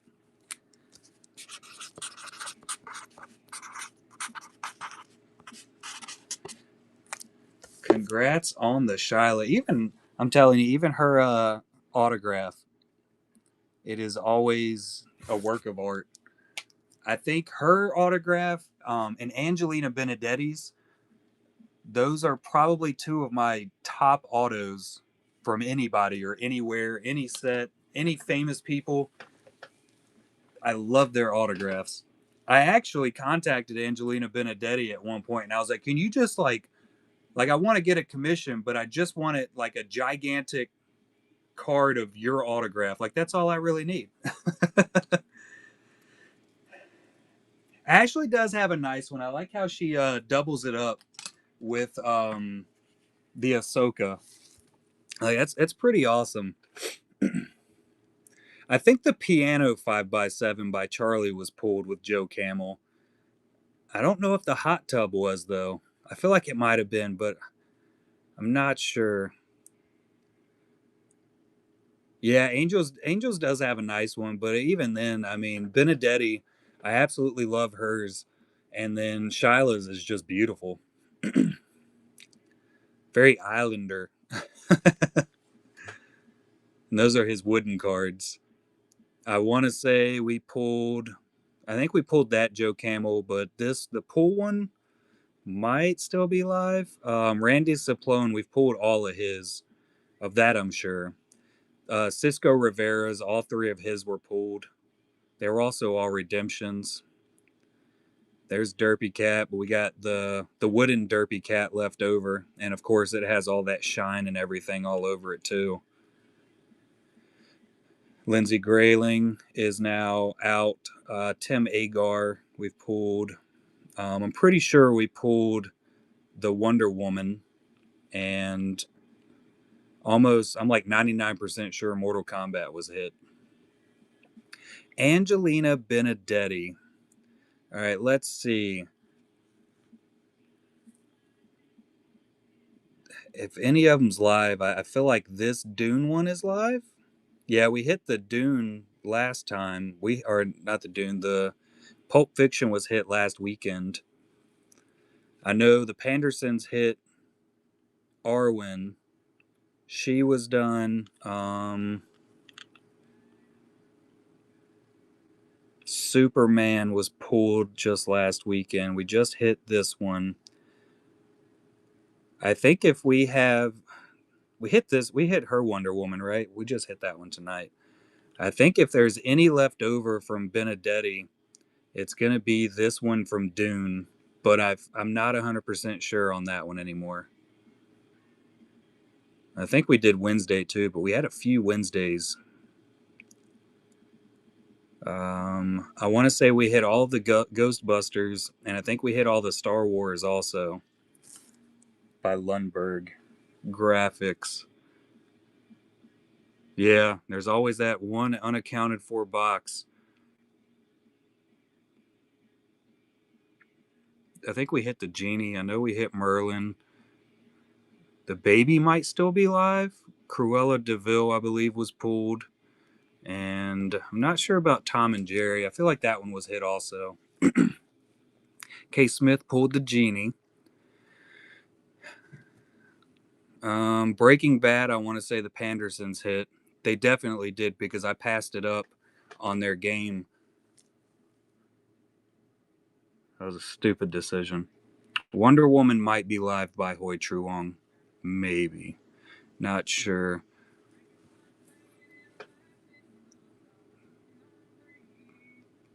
Yep.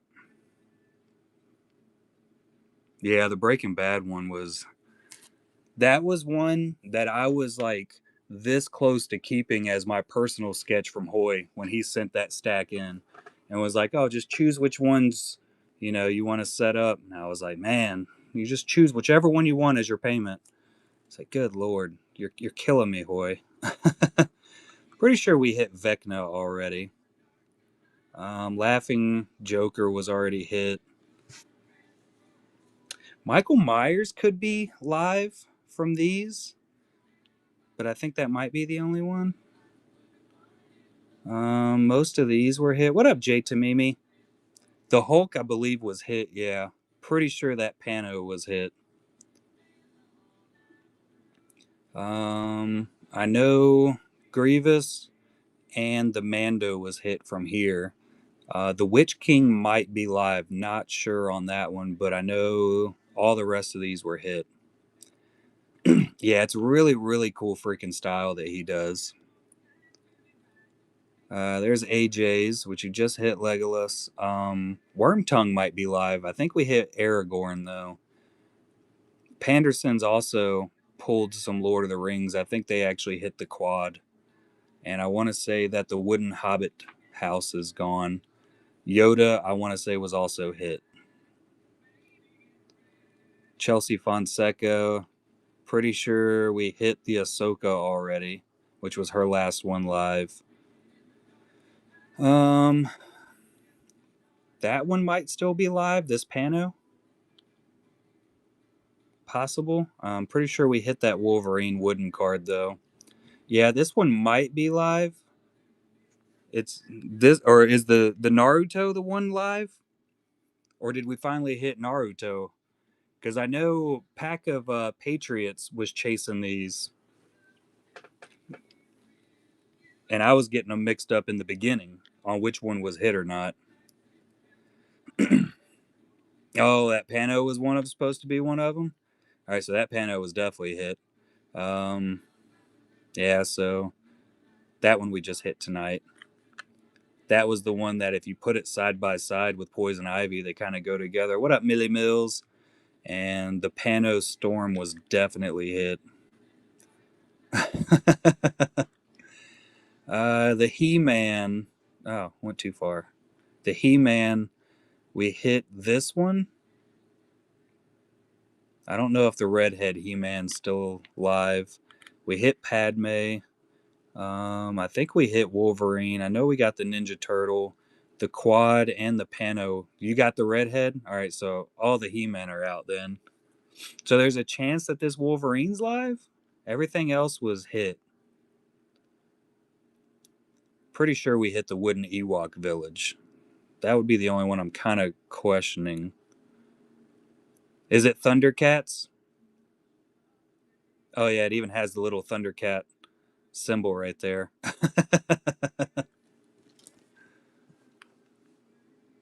Thundercats, He-Man. I don't think I was old enough for all of that. We just hit Ahsoka. And I want to say the rest of Candace Clemens was hit. Not sure if Adventure Time 5x7's been hit yet. Speaking of young Millie Mills here, I want to say Adventure Time was still alive. Or was it One Piece?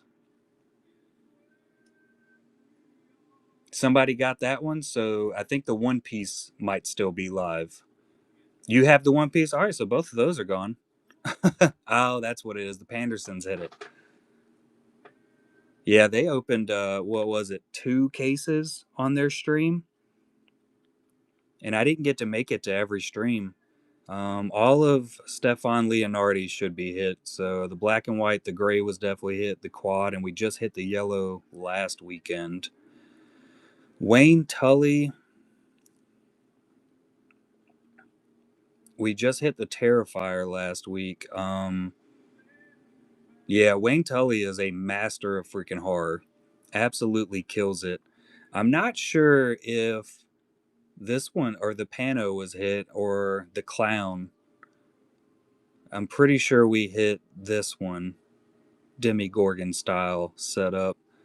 Yoda's definitely been hit, as was the Selfie Leia, which is if you see it pop up, get up with us, because that was one of the ones that got stolen out of the mail.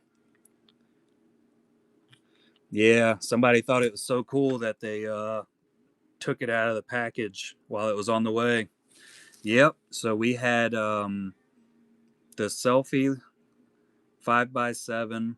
We had There was a arcane sketch of Jinx by Tim Agar. The Pano from the Honeypot set from the Cuckoo's Nest, yeah, by Tim Agar was stolen. And there was one more, if I'm not mistaken. They popped open the entire package, stole everything out of it except for, yeah, the Phoenix by Steve Lawrence.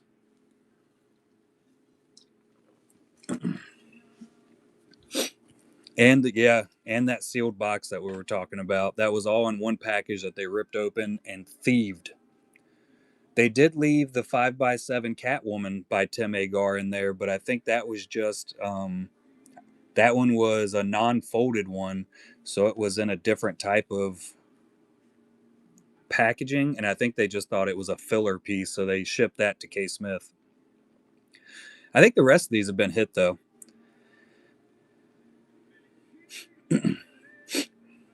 It was stolen in transit, so K Smith received it. It was cut open and then it was taped back over. Yeah, the ups. All of Craig Deeks was definitely pulled. The mall was the last one. The cat's trying to break in again. That was weird. Hi. Hey, bro. How are you? Good. How are you? All right. This is Nina's. I think most of Nina's were pulled. Pretty sure Mall was pulled by 5x7. Yeah, Craig's Vader. That thing was insane. I know That one was hit by Darwin because he just shared it on Instagram just the other day. Um, Not sure about Batman Who Laughs. I feel like all of these were pulled. There might be one of these singles might be left over by Nina, but I can't tell you. 5x7, I'm pretty sure was hit. I'm almost positive of it. I remember crying. Yeah, all right, so you got The Stranger. And then Jeff Benitez. We got Matt coming in on another one. Jeff Benitez, there might be one or two live. He didn't do any panos or 5x7s. He just did two woods and then the extra standards. Guess I could show you what was hanging out over there, huh? It's bad. We're going with number 4. All right, so I'm gonna count down to 4. Sound good? I have the memory of an 800-year-old. All right, we're going with number 4. I can get a little closer to make my life easier. 1, 2, 3, and 4. I'm just gonna knock stuff over while I'm in the middle of it too.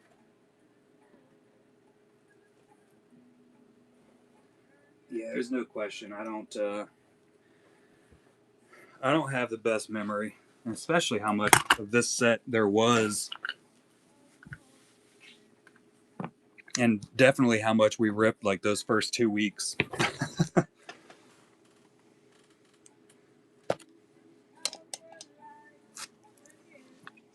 But we got Bob Marley to serenade us into this box rip, which is always a win. I don't know if y'all can hear it, but I'm loving it. Good luck, Matt.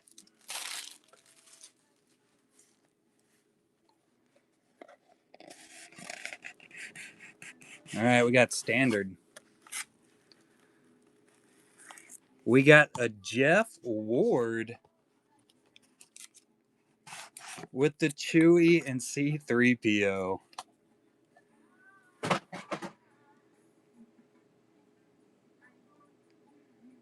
We hadn't gotten to his yet. We're working our way there. Number 4, it's freaking Duran.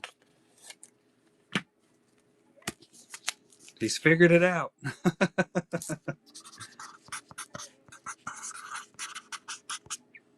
Got it all figured out.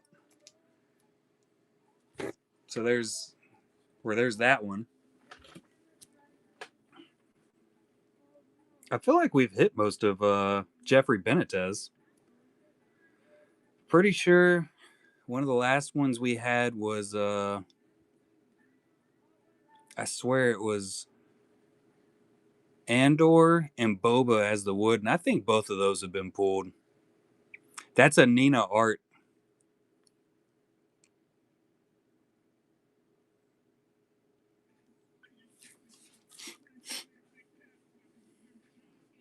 Julianne. We know Cisco's been pulled. Legend of Jessica's Rabbit. That one actually I think is in the Golden Hive Gallery, and I think we've hit Julie.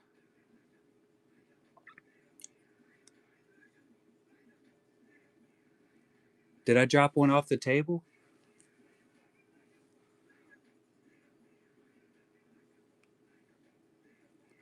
Hey, there's Jeff Ward.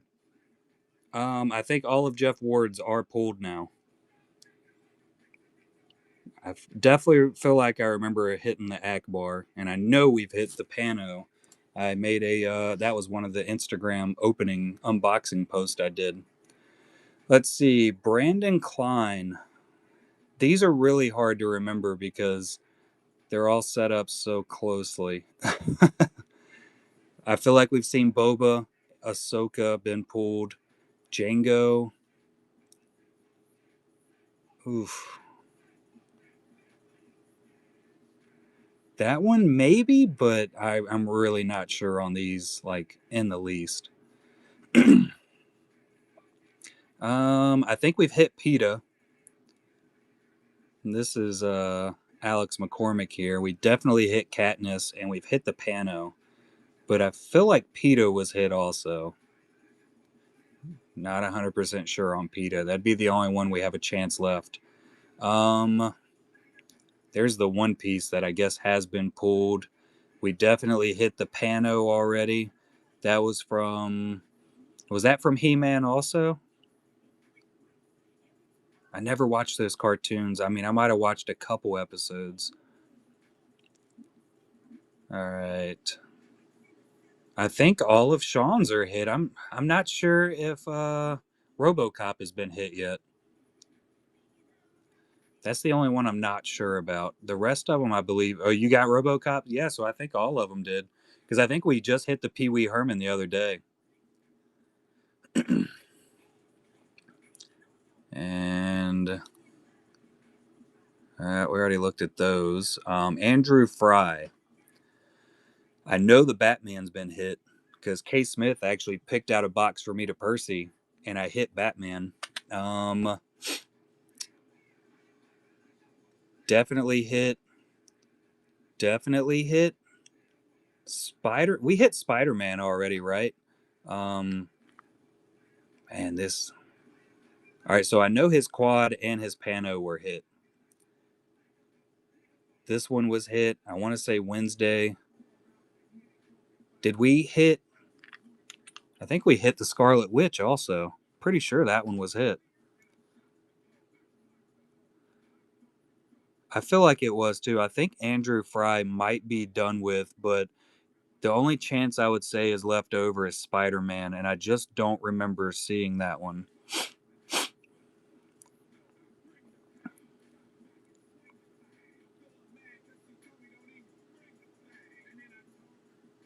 And then we got Simra Balut, who I also think we have a couple left over from. I think one of her Grogus are left over, but I'm not sure which one. Yeah, top left is 100% gone. Um, I feel like we've seen the Armorer too, but the glow on that one was on that dark saber was just absolutely insane to me.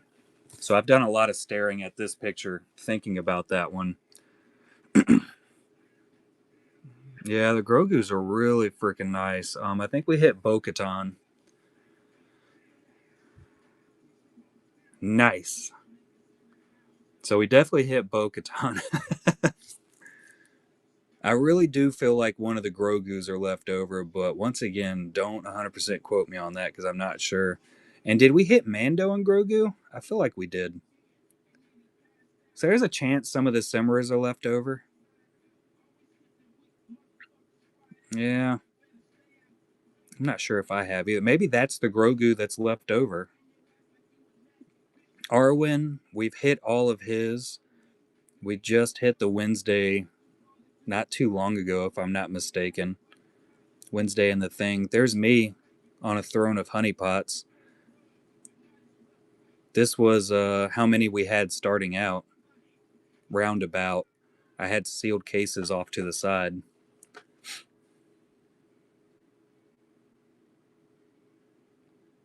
Yeah, absolutely insane. And then this is all the artwork without any crosses through it. This was all the panos and the 5x7s all together. Almost all together. I couldn't fit them all on one image.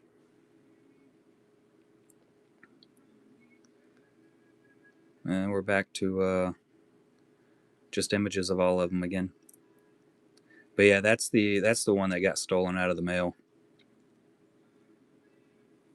It's out there somewhere. And then that's the jack we hit just last weekend.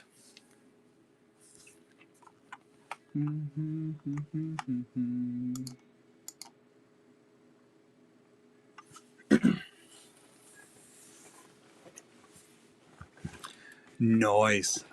Yeah, Tim Agar is insane, man. I mean, so freaking good.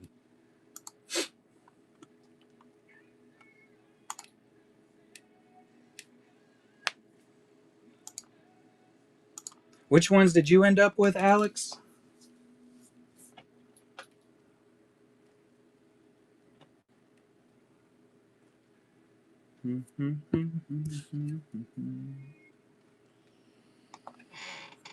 Oh yeah. Yeah, you ended up with one of the Ciscos.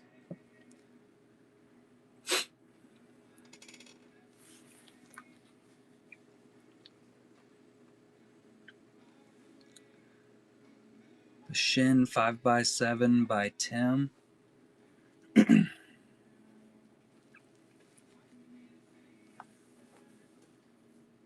Or of Tim.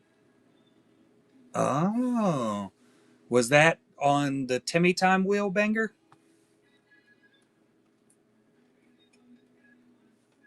Yeah.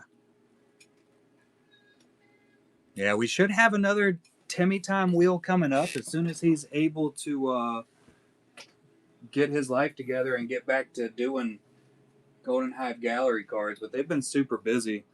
But these will be coming up on the next one if he doesn't just go ahead and tell me to list them up at some point. We'll see.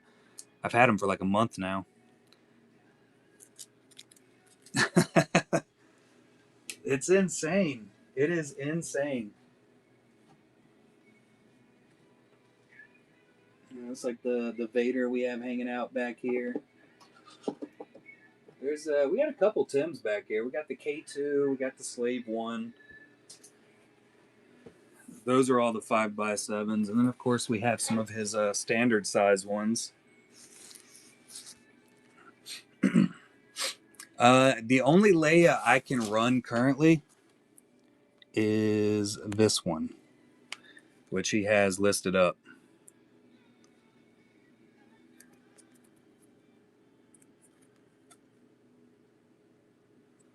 I think that's the only one that he actually gave me a price for to set up. Yeah.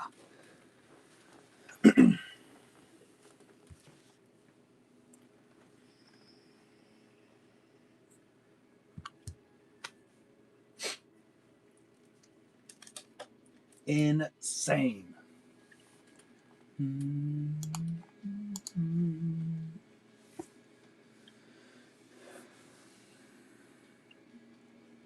This one right here? No, this one is from little Kendall Nelson. This was my Christmas gift.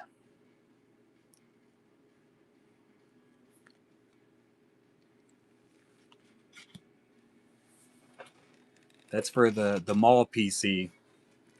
Now, I haven't done any Darth Mauls. Yeah, that layer right there is listed up in the bin currently.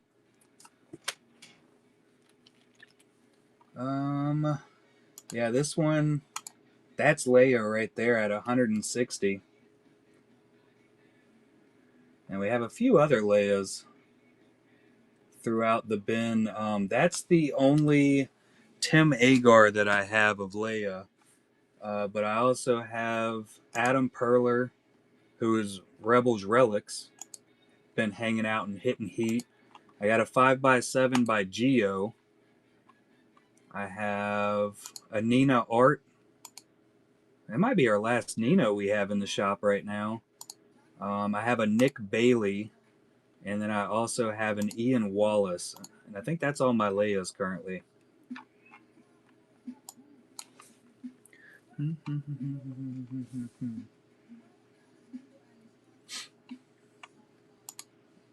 I'm almost to the point where I can update the numbers for the honeypot boxes. We're close.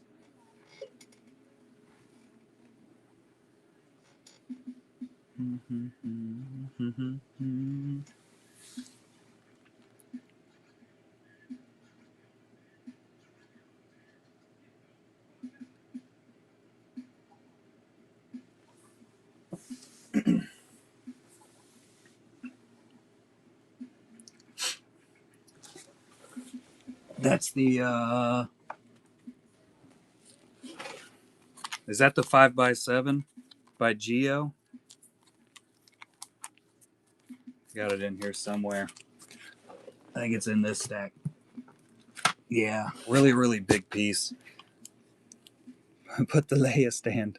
We got a Maul in there. The Hoi Truong. Yeah, there it is. Yeah, that's the Geo.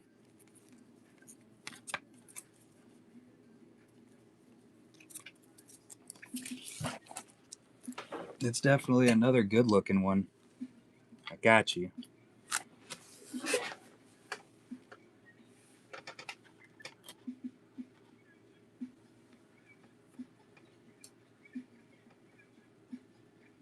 Does that help?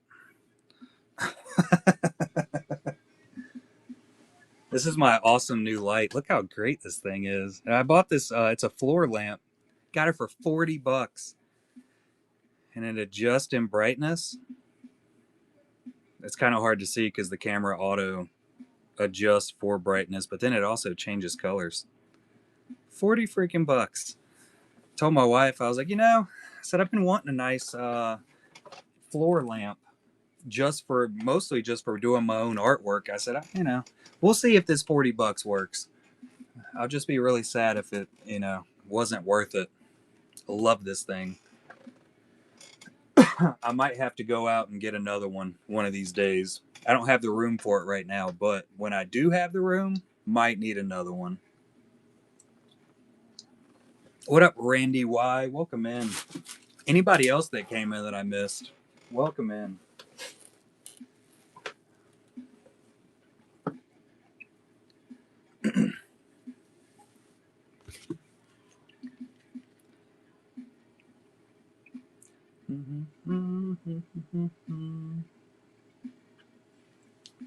Banger was tempted. The temptation has happened.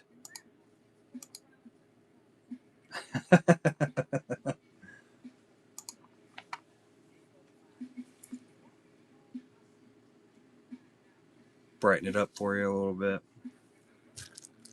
while I grab a top loader for it.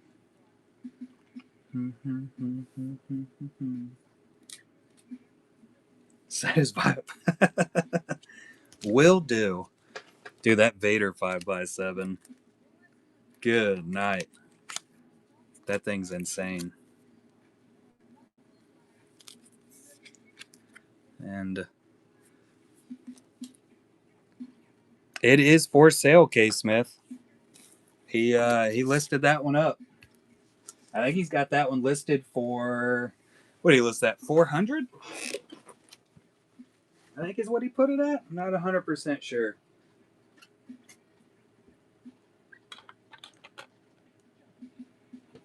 That thing has a massive glare on it, doesn't it? All right, what is even making that glare? Is that...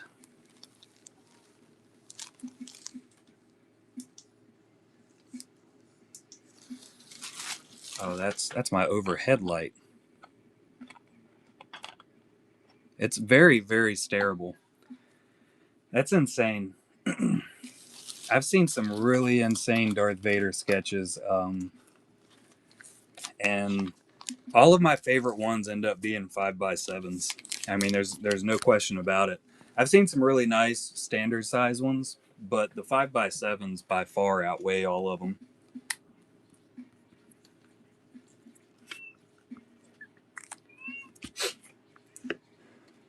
Because we had Craig Deeks for the honeypot, and I can't zoom in on this, but that's actually an Alex McCormick 5x7 over there for Vader. Super shiny also.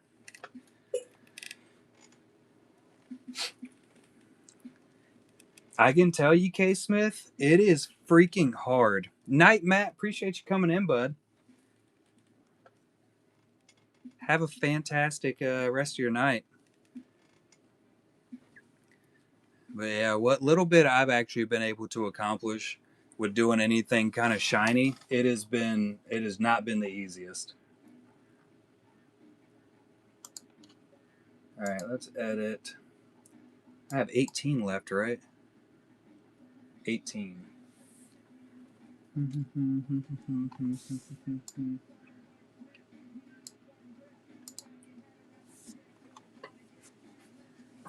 Only 18 left over from the original 349 boxes that I hand packaged. That was I think it took me like 2 or 3 weeks of like heavy packaging. I took an entire week off of work if I remember correctly. I might have went in on like Monday. But it was dude, this set was a freaking challenge. It killed me.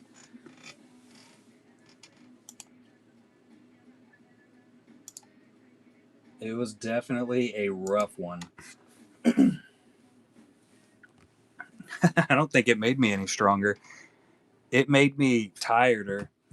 The release of it, and I mean, just the entire set has been absolutely amazing, though. Just an absolute blast to do. Absolutely, banger. I appreciate all of you that have come in and purchased it.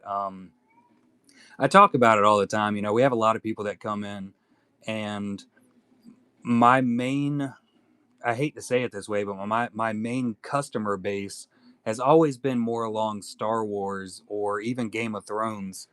But and I 100% could have went out and created just a Star Wars set, and I could even do it now. You know, a lot of the artists I think would do that along with me. But personally, I just really love the idea that it's artist choice, and you get a little bit of what the artist would like to put out. So knowing that a lot of like solely Star Wars collectors have came in, and not only did they support the set by purchasing even just one or two boxes, even knowing that they probably weren't going to get something they collected. Um, but just like Kay Smith said, you know, we've had a lot of people come in and start collecting other types of sketches based off of the honeypots, and like even getting commissions of different things. Like I know Kay Smith is, you know, he has a Halo commission that he got done by Tim, which is another really big push that I've always done through the honeypots, and that's why I give all the artists so many APs. Um, I really want people to go out and commission these artists, not only just the artist on my set, but artists all over the place, which is what led me into doing the Golden Hive Gallery.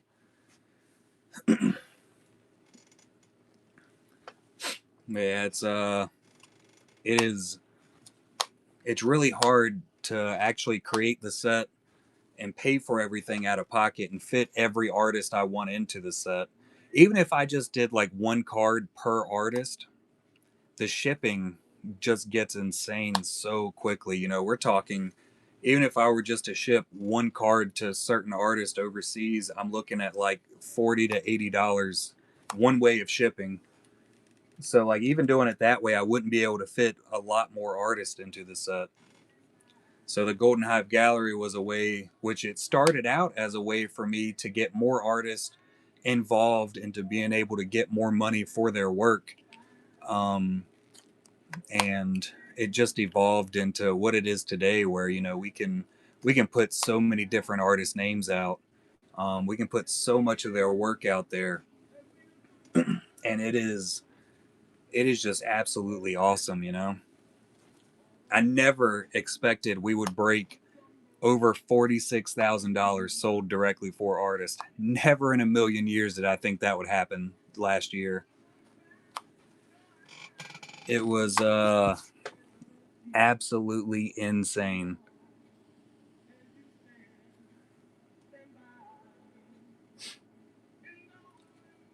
And hopefully we can do even bigger things this year. I don't know how to make it bigger than it is already, but we're certainly going to try. Honeypots is actually going to get smaller, which I've spoken about that at length, but I think smaller, quick burst of releases will be the route we go with it.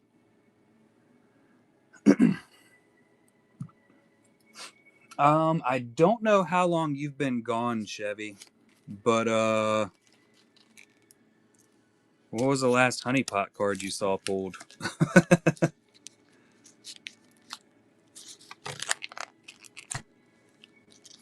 Oh, good lord. Ahsoka was pretty early on.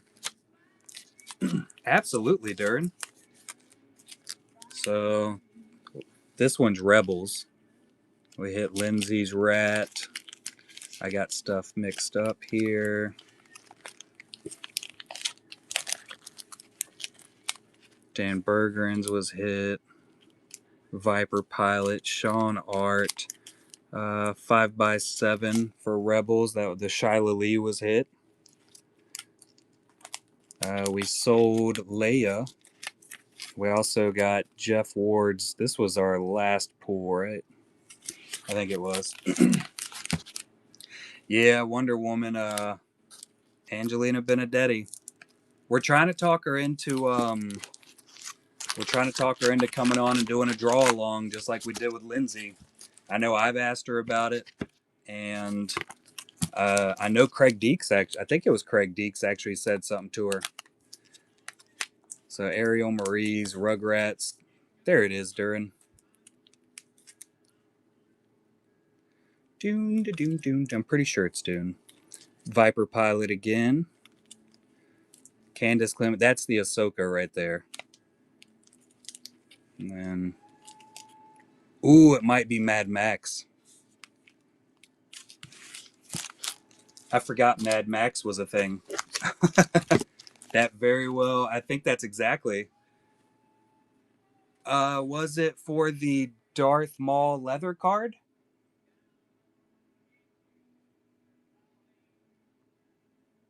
I did. And I was actually able to show it off quite a bit. That thing's pretty cool. I thought you were in here while I was doing that.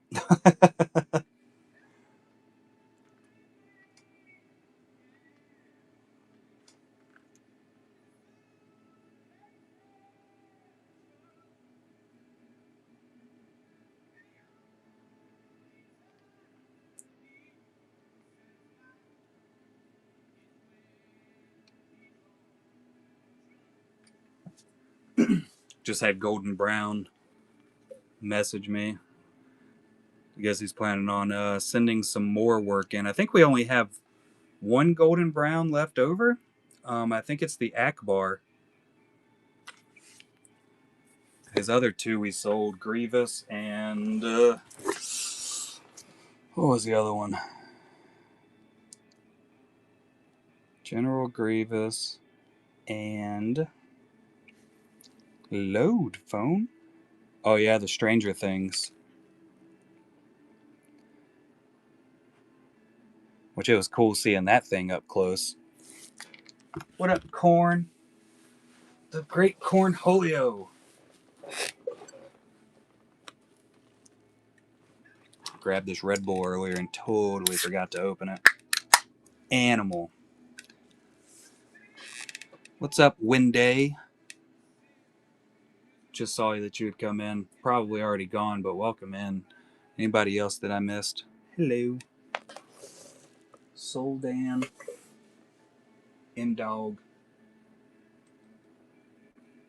And J. Chris. Yeah, there's a lot that popped in there while I was running my mouth.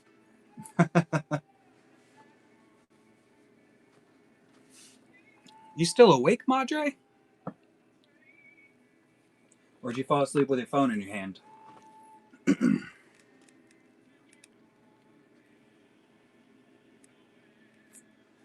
Still awake. That's impressive.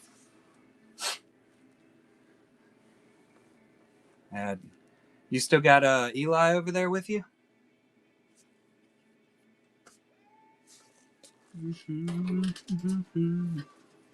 Nice. What's he doing? I texted him back not too long ago.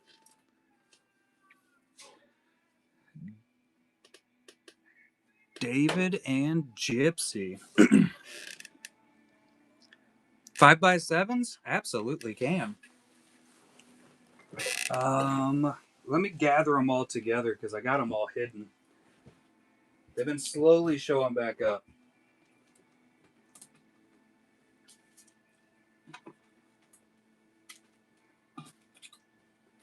With the honey pots going down. I almost dropped my boba. Almost lost my big old boba. I'll go ahead and grab this stack also. So if I'm not mistaken, these are all the 5x7s currently in the shop.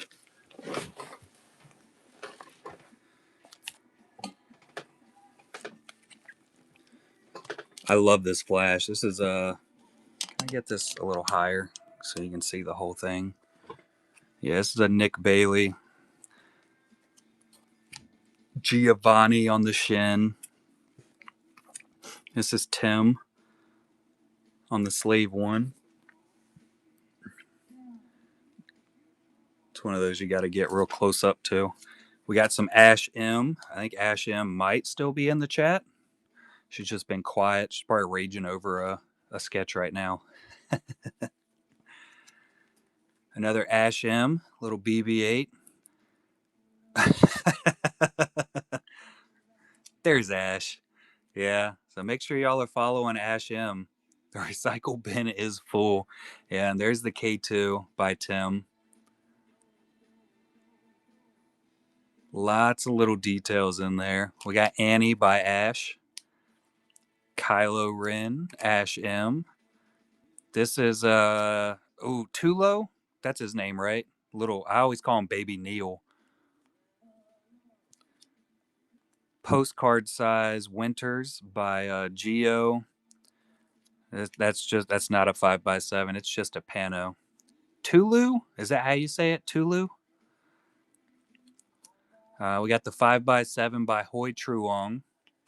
He did not sign it, but it is a Hoi Truong. You can actually find it on his Instagram page. One day, K. Smith. Yep, and then this is Giovanni Sima's Leia. He's got all the information everything that he did on it. We got R2 and Wally. This is a Honeypot AP by Felicia. Bye, Felicia. This one is not listed in the shop. I believe this is going to go back onto the Timmy Time wheel. I think that's his plan with it. We got Palpatine. This is Adam Perler, Rebels Relic, so we've seen hanging out in the chat most of the night. Also, Rebel Relics, Mr. Adam Perler. We got the stained glass Leia. And we got Annie, all by Rebels Relics. And you get a little print card on that one. I feel like there was another one here that you got to print with. Yeah, it's the Palpatine. So it's a little printed card of his artwork. And I think that's all the 5x7s we have currently in the shop. One of these days I'll end up listing up Vader in the meditation chamber, but that's just art by me, so it's not like crazy. Maybe it will be by the time I'm done with it. I don't know. And then if you're interested in larger artwork, which I don't think we have any really big Star Wars pieces left over, but I mean, I have 11x17s by Craig Deeks. There's a Silver Surfer and a Moon Knight that is absolutely insane. We got some Jeff Wards in there. I got some like 9x12s by Craig Deeks. That is a sketch, Ash. Isn't that insane? That's also, I guess that should have been in the 5x7 stack, huh? Yeah, and that's all colored pencils. Insane. Oh, Ash made a sale. There you go, Ash. It's very rare that we actually go an entire show where Ash doesn't sell something. It's insane in person. Tulu. Still not 100% sure if I'm saying that right.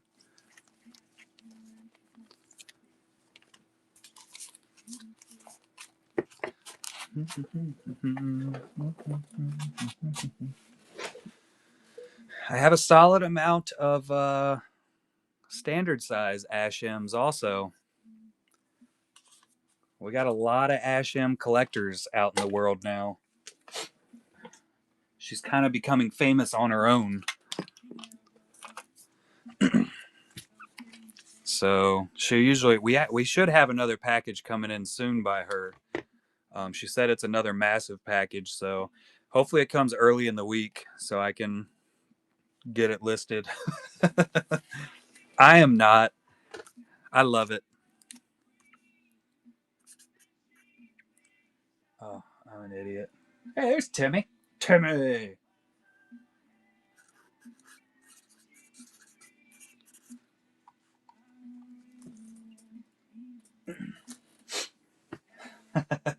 The legendary Pokemon Tim. Oh, that means I'm gonna have. Yeah, I'm gonna have a blast getting into it. Can't wait. Oh, lols. What up, Eli? What you doing, buddy? We sold your Princess Leia tonight. Now we've opened a bunch of honey pots and stuff.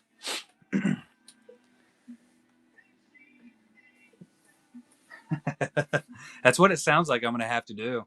It's in a lockbox. I'm gonna have to decode the transponder to get in, refill the gas tank so it'll open. It's gonna be a fun one. I can't wait. It's just in a locked box. It's in a gun safe.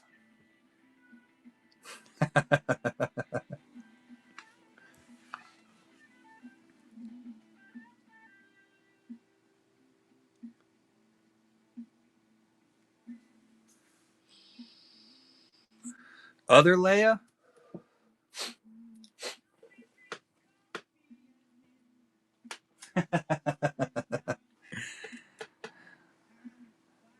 It's very, very easily noticeable. I say pretty much the same things all the time.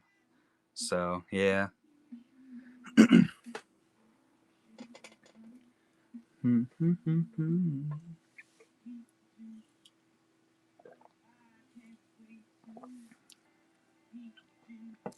Oh, does he got it now? Slave Leia for Bruce. I saw that posted on Instagram. I have not gotten it yet. Are you sending that one to me to ship over to him? I feel like that's the plan.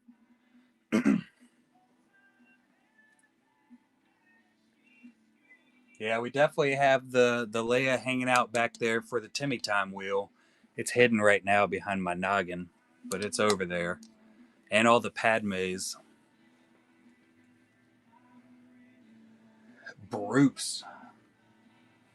I'm gonna have to figure out who Bruce is. I'm terrible with remembering y'all's real names and my own real name half the time. I don't think I've ever actually known a Bruce. Oh, halfway through the second. I didn't realize you were doing a second. Have y'all seen? I know I showed it off a couple weeks ago. Let me pull up the last Slave Leia that we saw Tim post up.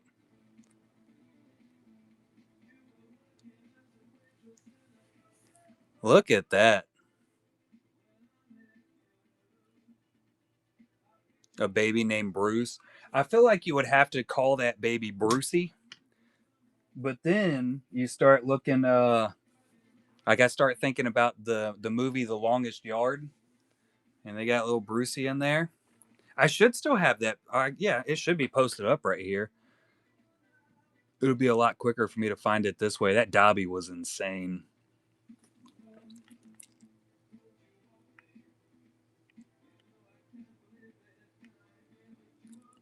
I'm not gonna lie. I have been very jealous over that Dobby. Dobby was an awesome freaking character. I actually do have a Dobby sketch. This one's by David Willingham. So that's my little Dobby. That is the only Lindsay Grayling turtle we have right now. I don't even think she did any more in that series yet, which I'll tell you, if you want to get on Lindsay Grayling's good side, she loves the Ninja Turtles.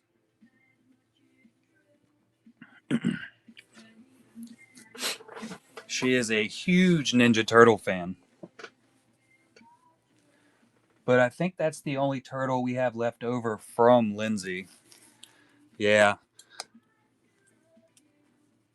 Let's see, we got the Year of the Snake. These are all Ashms hanging out in the shop still. Sounds like a smart lady. I think it's in this stack. That's the last Golden Brown, Sarah Manzoni, some more Geo.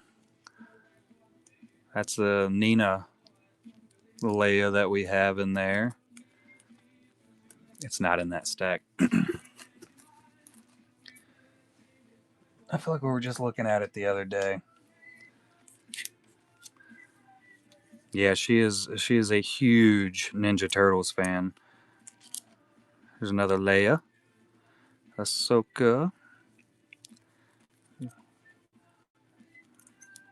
Getting there.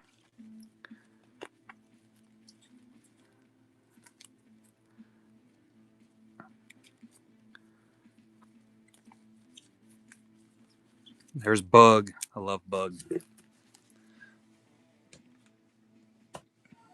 Okay. It's in this one then. Is it with Hoi Truong? I got too many boxes. I had everything set up so nicely at one point. So I know this whole stack is going to be Hoi. Lots of Hoi.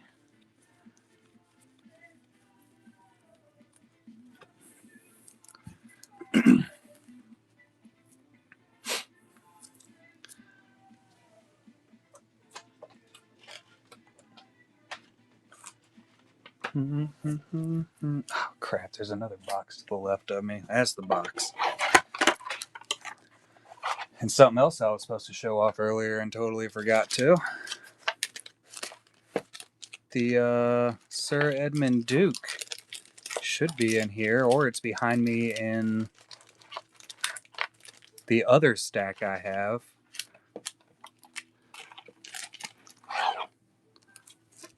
So this is Amari. This is Lindsay Grayling's niece. I think we're going to be getting some more. She was talking about, she's done a lot more and is talking about sending them over to us. So those are going to be insanely good.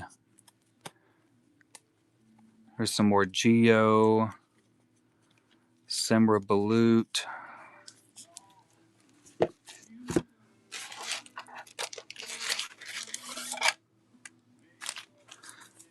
The Duke.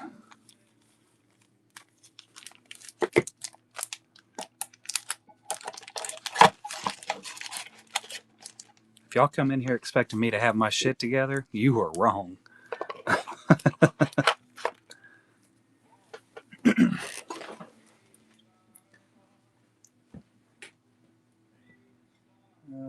These are W's. We didn't look through this one, which I wasn't thinking. Oh no, it's totally in this one. See, I got my stuff all messed up. Yeah, here's a bunch of Lindsay Graylings right here. I found them. It took me a minute, but I got around to it. There's a little turtle, Halloween, and the Oola Krampus. Oh, Krampus.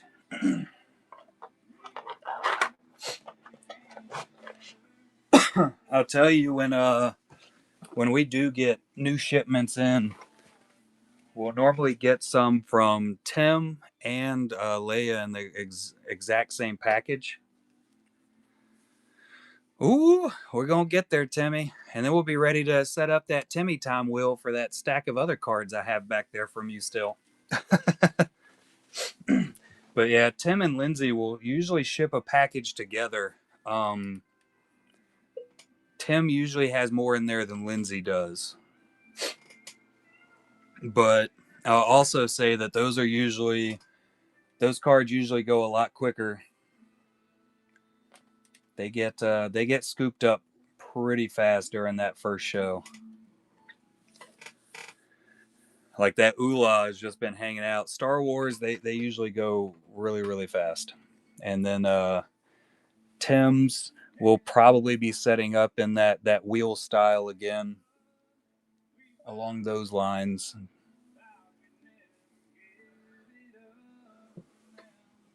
Which we might try out a numbered style pull box just because that would make my life easier. Me and K Smith were actually talking about that. It'd be the same randomization as using a wheel, but the pull box would be more legal.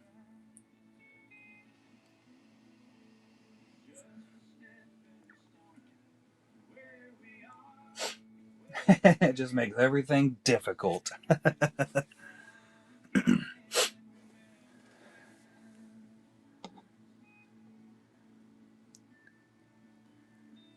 Yeah, that's gonna be that'd be insane. Getting more Lindsey Graylings in more often. And if we're getting more Lindsey Graylings in more often, that means we get more Tim Agars in more often.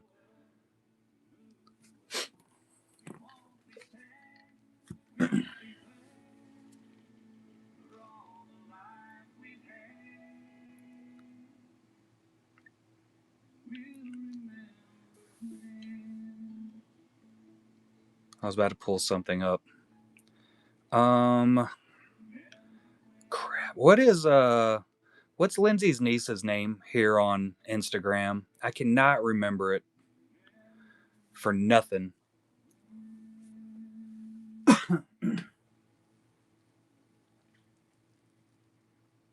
Yeah, that's always a fun thing about tops, waiting for the releases. They're so bad at it.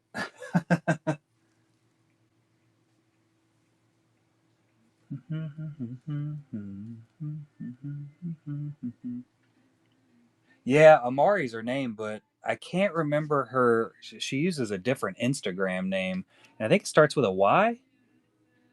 Urio Studio. It starts with a Y.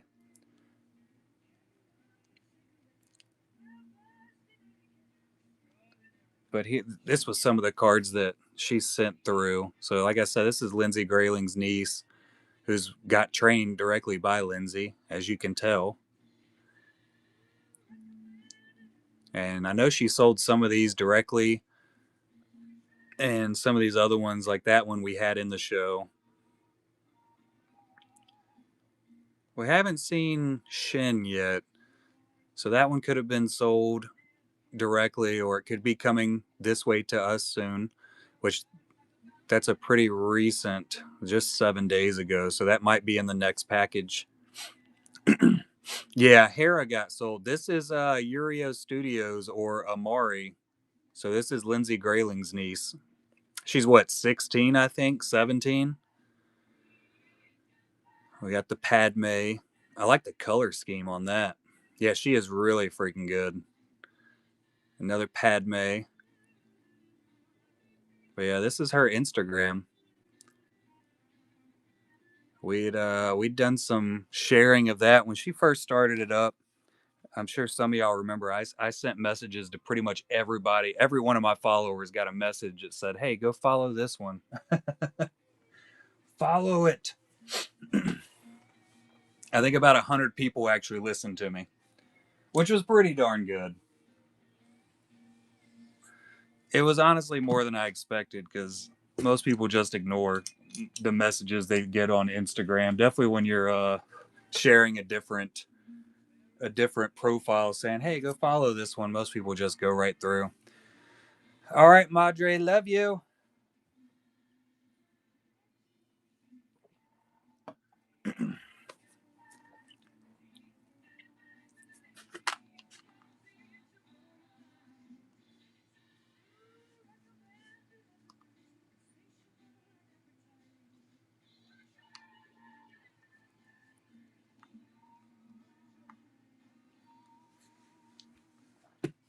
Most indubitably, Tim.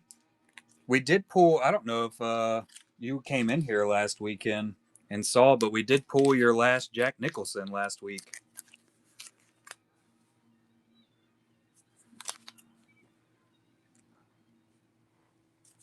So it was the Jack Torrance. The Joker was pulled the week before, I think. We hit Shiloh Lee's Pano.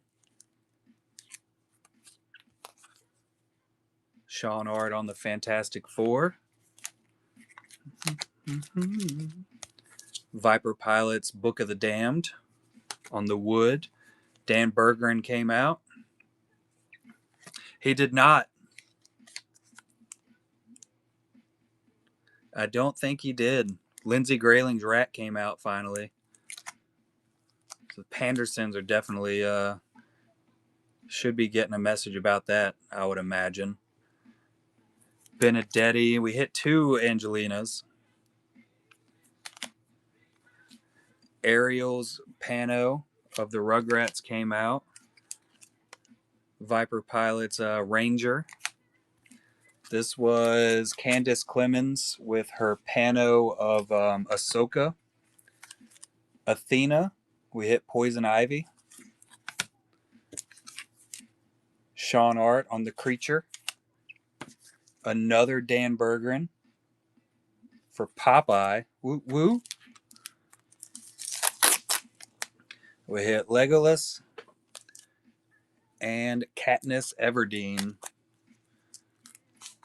And I think that was all of them. Yeah, that Popeye, man. Insane. That was one I wasn't sure if the Pandersons had opened or not and gotten in their case. And we hit Dan Bergeron's Pano a couple weeks ago. I think that was the same weekend we hit your Joker, which I thought the Joker was the last one. I really did think that the Joker was the last sketch of yours in the set, but nope. Hit that. We hit the other Jack last weekend. That is Alex's Katniss. That is what he did with the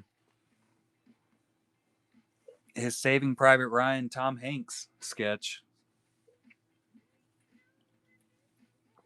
which we sold. He put that one on a discount a couple weeks ago and sold it in the GHG.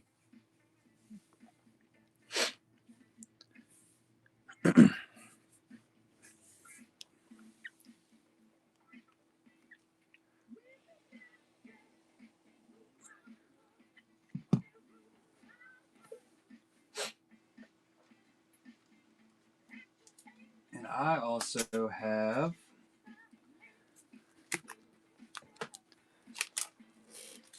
K. Smith picked out a honeypot for me to open up the other week.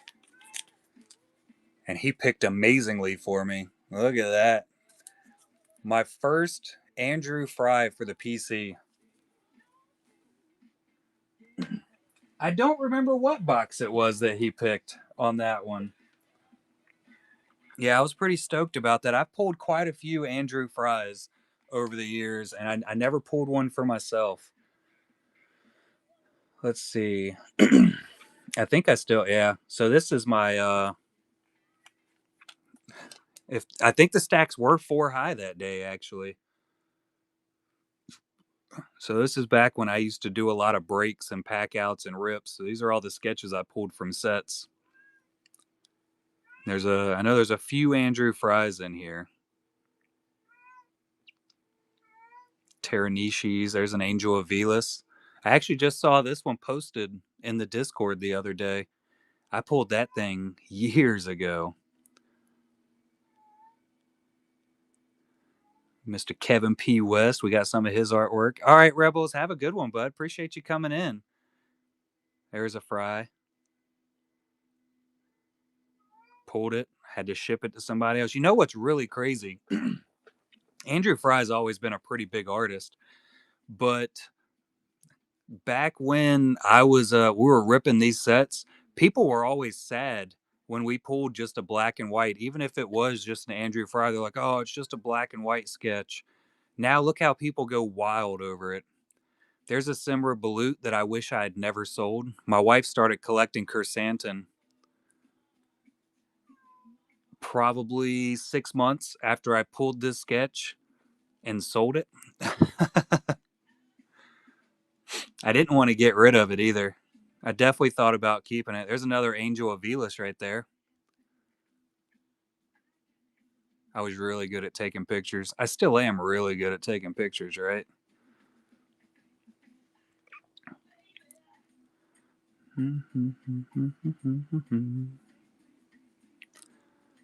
There's a Jason Davies. Look at that 3PO. That thing was insane. Jason Soba. Another Davies on the Luke right there. See, ripping all of the all this Star Wars set and seeing all these sketches, like, I pack pulled every one of these. This is what made me fall in love with the actual sketches and everything. There's another Simra. That thing got sold to like 10 different people. There's another Andrew Fry. That was the first Shyla Lee sketch I ever saw.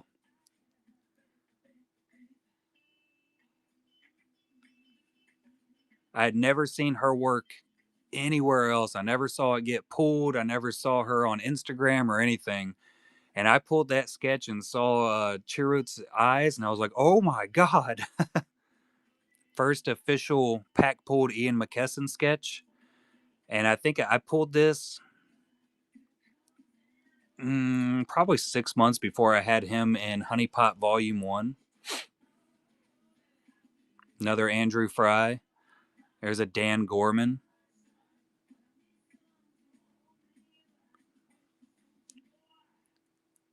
Go crazy, Banger. I don't mind at all. I have this sketch sitting up there. We hit that one for the wife. Neil Camera, Frank A. Kadar. Look at that one. Isn't that a really cool sketch? There's a Kevin Nelson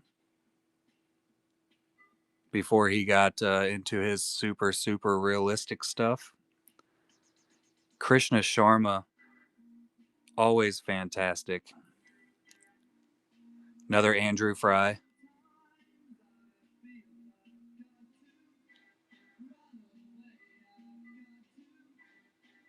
Roy Cover on the Game of Thrones. Another Game of Thrones sketch. There's my sketch I put on everything. Look, there's a Lindsay Grayling that I pulled. I think that's the only pack pulled Lindsay Grayling I've ever actually hit.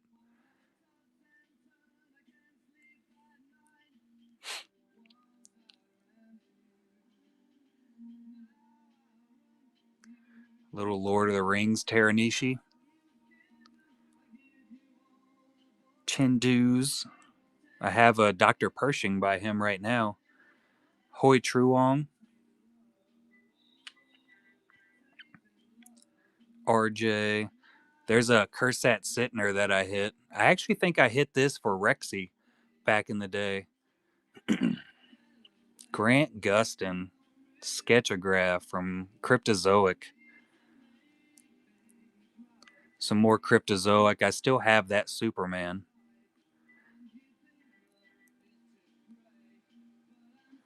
Rick and Morty sketches. Man, we definitely did rip a whole lot of product. Teranishi is also one of my favorite black and white artists. I just love his it's almost like a negative space style, and I've never been able to track that man down. He stays hidden. These all got mixed up.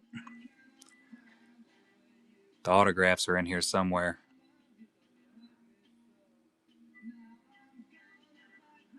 I pulled this one for SW and Matrix, and I actually just got it back from them the other day. Whoop.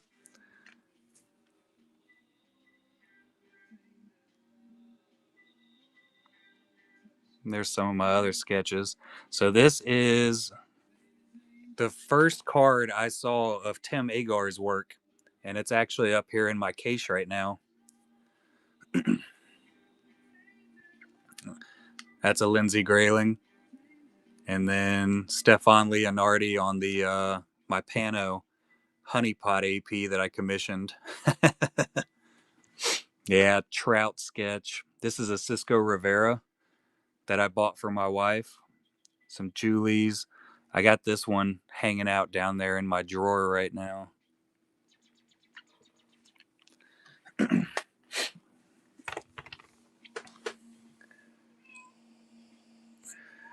Yeah, I don't really know how Trout goes about if he does do commissions.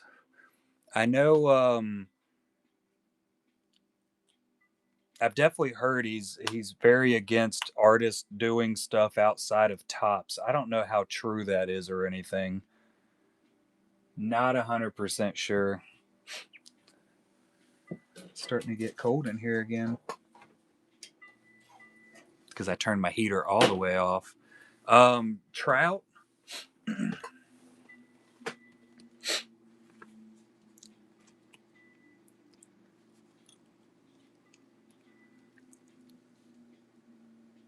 you know, he's a black foil tops artist, so he gets paid pretty good for each card, and he can do very few compared to everybody else. Yeah, yeah, you'll see him pop into shows every once in a while. Trout was actually one of the artists I had spoken to about the honeypot set. So I'd actually talked to Trout. He used to come into the shows all the time, and we would talk about, like me setting up and starting out the very first honeypot set. And he was like he gave me some pointers and everything on ideas behind it and all kinds of stuff. And he was even talking about possibly getting in on the set. And then once I announced, I said, "Oh, so we're possibly going to have Trout in the set." And he came into the show and he was like, "Oh, I spoke too soon. I didn't mean that I would work on it. I just said I'd think about it." And then he left, and he kind of quit showing up in here. So somehow I pissed him off by saying that he said he might work on the set with me, and then yeah,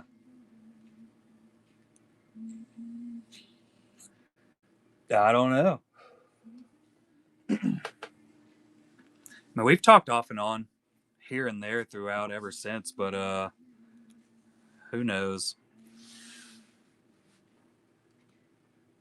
Yeah. Oh well.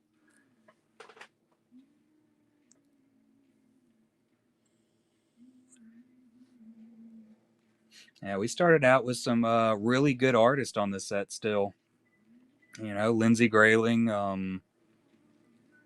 Shyla Lee was in our first set, Angelina Benedetti. They all like jumped in, and in the very, very beginning, like when we had no idea if it was even going to work out or help or happen.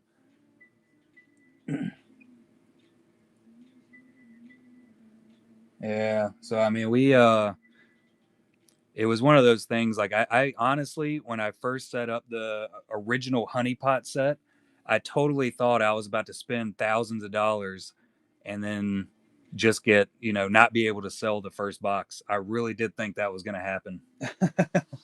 We had a lot of people that were talking about buying into it, and everybody was super excited. And I mean, very first set, I started shipping out to other countries. Like I immediately got people from other countries all over the place, Philippines, UK, India, to start working on the set. So I was already very, very heavily put into the shipping cost. And I immediately started out by paying more than any of the tops sets anywhere. Any of the tops, any of the upper deck, higher than Rittenhouse. That was my main focus, was to pay more per card for the artist. So, and I had a couple conversations with some artists, and they're like, "Do you really think this was going to sell?" And I said, "I don't know, man. It might not." And so, what are you going to do if it doesn't sell? I said, "I'm just going to have a massive amount of super awesome sketches for the PC. Basically, I just look at it like I commissioned them at the end." I said, "But I don't know. We'll see." We had a lot of streamers that were behind it and wanted to jump on it. And once they found out that I think the big turnoff for a lot of the streamers was how much I was selling the boxes for. Because immediately on volume one, the price was set at $100, just like it has been. And I had a couple streamers that were telling me that I wouldn't be able to sell the boxes for more than like $30 each. And I said, "There's no way, this is it's one of one sketch in every single box." And like I can't afford to go that low. Like I would lose so much money if I sold the boxes that low. So a lot of the streamers that had promised to buy cases of it and put it in their show, because we only had 100 boxes, so 10 cases on Honeypot Volume One. They all backed out and basically quit talking to me 100%. Like I have yet to see 50% of them again. But it still went really well. We sold out. We didn't sell out the first weekend. We sold out weekend 2 for Volume One, so all 100 boxes went, and it was just an epic show. You know, we had a lot of the artists come in. Most of them hung out in the chat. It was super freaking cool. And I put out a whole lot. I was like, this is not a Star Wars product. Like, this is not Star Wars. We still had some people come in and they're like, I can't believe I didn't get a Star Wars sketch. And like, this shouldn't even be a thing. And I'm like, well, it's not a Star Wars set. Yeah, here we are, Durin. Killing it. What up, Dark Side? Yeah, dude, it's just been so cool putting all this together over the amount of time. I think I got my first sketches back for the honeypots, and we were actually just looking at it a minute ago. I think it was July of 2024. So I started working. I think I did like 3 to 4 months of like shipping everything out. Time for the artist to do their work and ship it back. So we're coming up. We're coming up on a lot of freaking time, is what it comes down to. It's been it's truly been insane. I've met so many awesome artists, you know, and getting to hang out with them all the time. Getting Lindsay Grayling up here to try to teach me. I say try because I mean we all saw what happened. We're gonna do some more to this one. I'm gonna put some paint on it and try to make it look better. I was planning on trying to auction it off, and I was thinking about doing it tonight for the GHG. And I was like, this thing isn't finished yet. There's no way I can push through it. I definitely still did good. I mean, it definitely came out good. I'm not like, and it depends on what lighting you look at it in, but like it looks good right here. Just don't ever look at it at any other angle. But I know I could have done better. I think I could have done better. I've never been super great at Padme though. I have another Padme card laying around here somewhere where I started shading it, and I've set that thing down probably 50 different times. I just keep hiding it. Cleaned it up nicely, yeah. There was a lot of cleaning up I had to do. So the other one that I'd been working on is literally just like it's just Padme's head like this big. But I've also only been doing graphite on it, and it was one of those sketches I'd pick it up, I'd work on it for like an hour, I'd get pissed off and chunk it across the room. Trash. I hate this. I hate me. But it's also one that I started very early on. I don't even know where it is. I'll find it one day and I'll try to fix it again. And it might be unfixable at this point. I don't know. But I'll probably work on it and toss it across the room again. Therapeutic. Yeah. Yeah. I have a I have a definite different definition of therapy. It's a good way to get your anger out sometimes, right, Ash? Sometimes you have to have a random reason to rage about something. There's always tomorrow, Ash. And you're still doing it with your offhand, aren't you?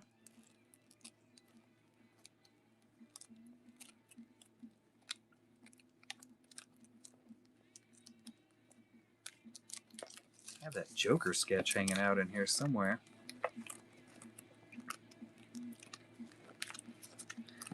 I appreciate that, Durin. Yeah, I don't know what I'm doing half the time. Well, see, there's your problem, Ash. You got so used to doing your offhand and working not with your normal hand. Oh, that's too close to the heater. Move that. That now maybe you're just left-handed now. You're no longer dominant with art on your right hand. Maybe it's a good thing. You're going to be ambidextrous now. Look at you go. But yeah, I haven't quite figured out my way of doing things. Um, I've talked to a lot of different artists. A lot of different artists have shown me different ways to do specific things. And it's not always the same between artists, you know? And so that's one of the really cool things about being able to learn from so many different artists and show them my work and them give me pointers is I figure, you know, after like 20 years, I'll get a bunch of information from everybody and maybe be able to come up with my own way of doing something at some point. Maybe. I'll always be able to screw something up, though, that's for sure. Like, that's skill set number one. Absolutely, Ash. You pick the reference and then you can also teach me how to do stuff.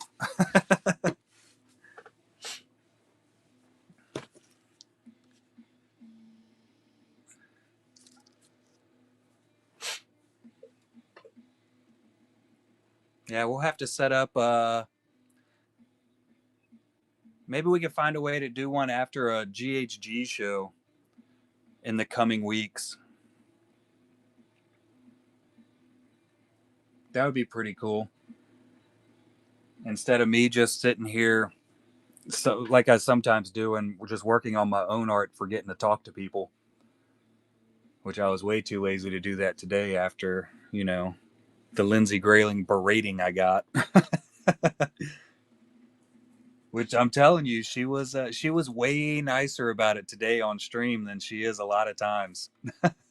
I could tell she was holding back, and it was hilarious. That was probably the funniest thing to me is her trying not to say something super mean to me.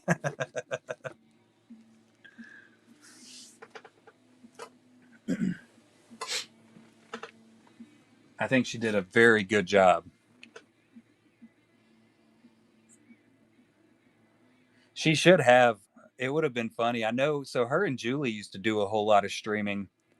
Um, near the I want to say the end of last year, but that was literally a couple days ago.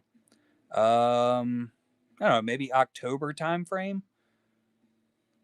But they were freaking hilarious to listen to them go at each other. It's the only way you'll learn. You just got two Brits going at it. That was always, I know I was always at work, so I usually missed everything. But they were always fun to listen to. But yeah, as soon as we can come up with a date, Ash, and you're up for it, I'm 100% down to do another draw along. I absolutely loved it. That was a blast to me. I love learning new things. I'm not good at learning new things, but I like doing it. We'll pick out another reference and go forth and prosper with it.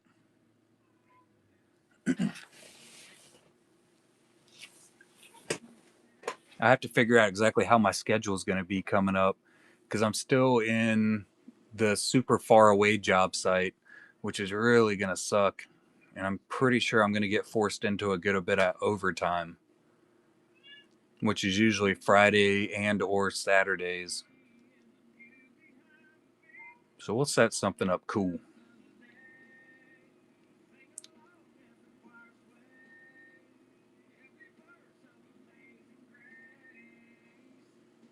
And I think I got to figure out when me and Craig can figure it out.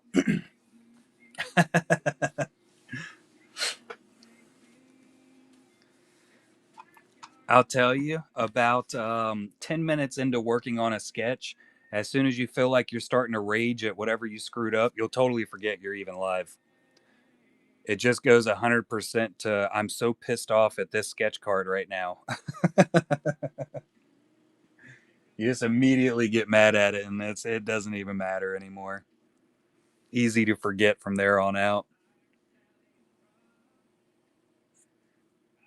Yep.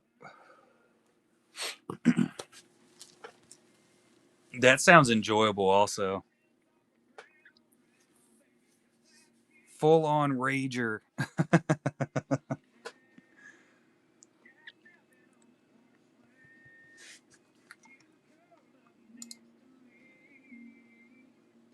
Yeah, there's a button I can turn on for that. I do hold myself back from cussing quite often. It comes out one of my normal speech is I cuss a massive amount. Like if you watch the videos of like dads crashing out, like a normal dad crash out or a mechanic, which is what I've been for my entire life, is a mechanic for the most part. I talk like that normally. Night, Timmy. Have a good one, bud. If you hear any deep nostril breathing, I've noticed, and it doesn't happen anywhere else, but sometimes my teeth whistle while I'm streaming for some reason. Have y'all ever heard it do that? When I start saying S's too much, like I feel like I hear a whistle. I get kind of self conscious about it. I won't lie. I just push through and stop trying to say words with F or S. F too, I guess. Why not?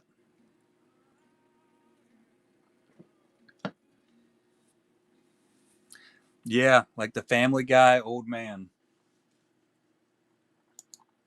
Oh, Herbert. Not that hard though. Like I don't think I ever get like that super hard whistle, but it almost feels like a lisp.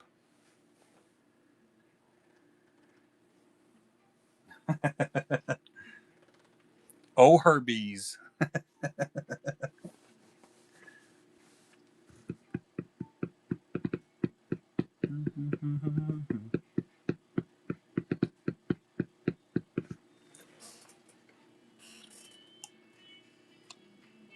Sometimes when it really starts doing it, or I feel like it's doing it, I just turn the music up.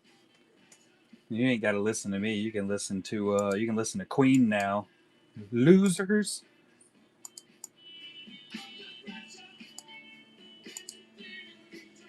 I like this song a lot. It's really good.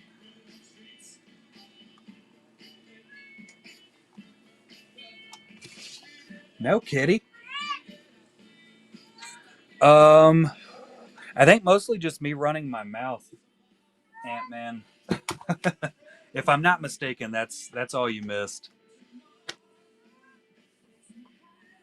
Yeah, nothing super exciting.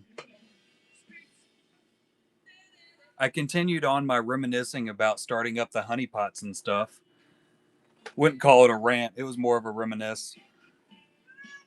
I showed off the box that K Smith picked out for me a couple weeks ago that I got to Percy and hit my first fry for myself, which led me into going through all of the sketches I used to pull doing breaks and packouts. Showed all those off.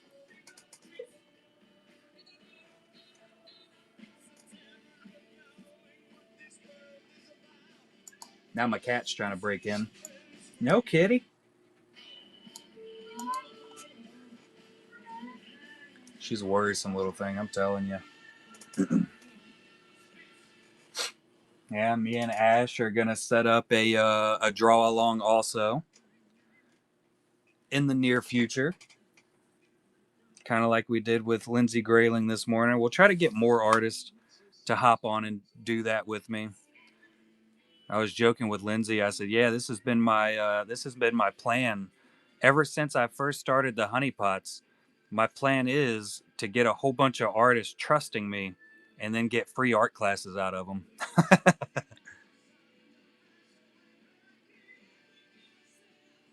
Oh yeah. Do you have any dreams about how you're gonna set them up? I still have to move my entire library out of my old stream room, which is now my daughter's bedroom, into my bedroom. And I haven't done it. That's another one of those things that I'm supposed to be taking care of. And I thought about possibly doing during my vacation.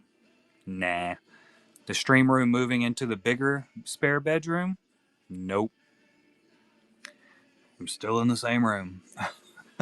I didn't even start that. It's too late now. Tomorrow's my last day off. Ugh.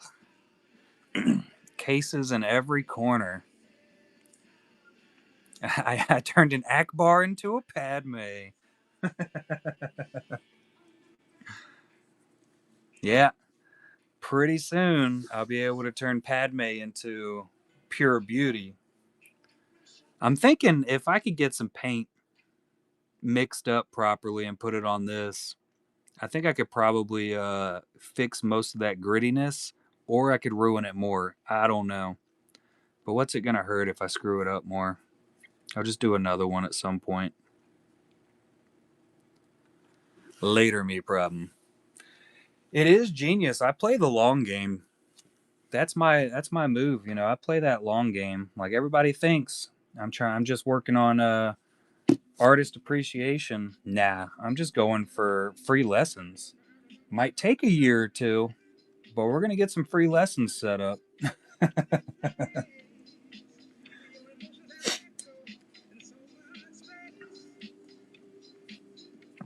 I definitely had absolutely no intention of really getting back into art. I had tried a couple years ago, which I hadn't done art for many, many years before that. I had done some tattoos back in the day. They weren't. They were more. I was just doing some drawings, and I would do a little bit of tattooing because it was fun. And I didn't want to pay tattoo prices anymore. But then I quit.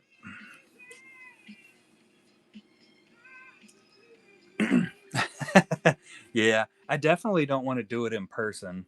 Nothing against anybody, but I don't want to hang out in person, and that doesn't seem like it'd be fun at all.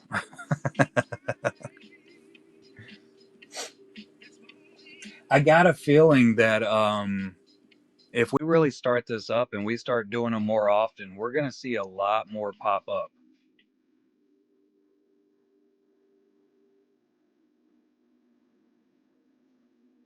Hoth Leia, a box and a Lindsay sketch. Option two, Lindsay sketches. I'll tell you. So I know I should be doing everything I can to sell the honeypots because that's all that money would go to me. But I can guarantee you there won't be any Giovanni Sima who is the artist for the Hoth Leia, and there won't be any Lindsay Graylings in those boxes. So just buying singles, getting two Lindsay Graylings or one or a Giovanni Sima, you're guaranteed to get exactly what you are wanting, right?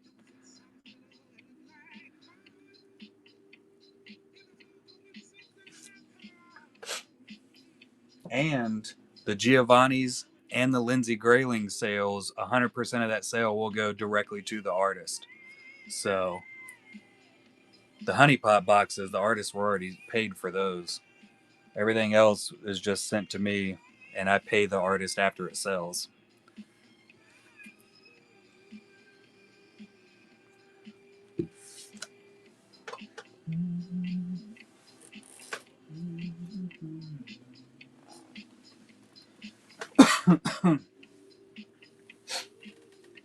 And you can always commission.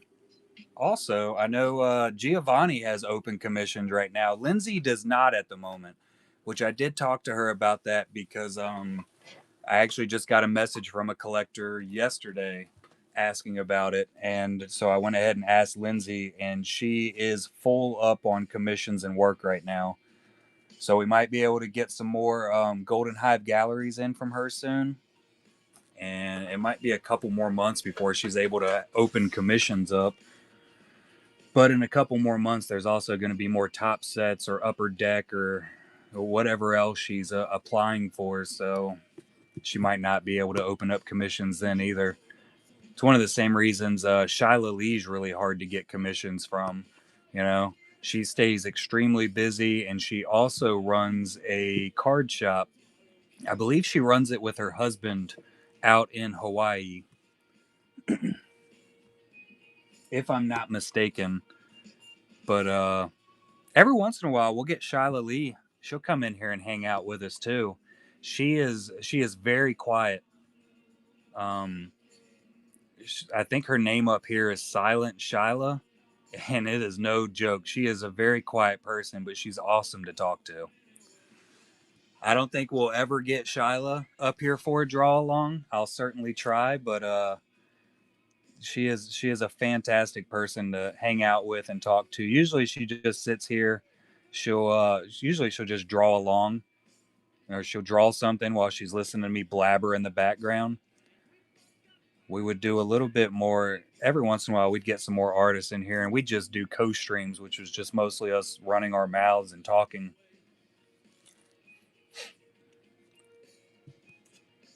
But she usually does show up for the honeypot releases. You won't know she's there all the time, but she usually hangs out.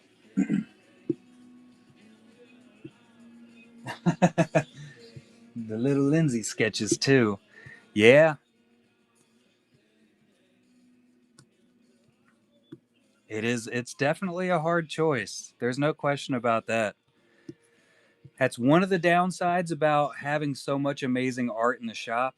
Sometimes it's really hard for people to choose. Like right now, I couldn't choose my favorite sketch that's in that shop.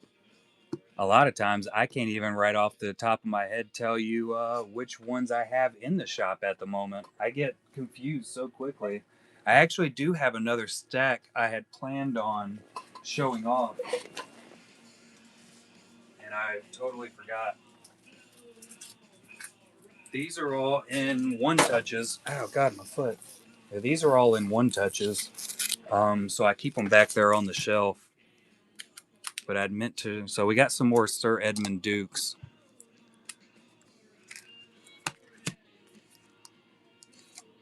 And then this is what made me think about it earlier. Somebody was talking about it.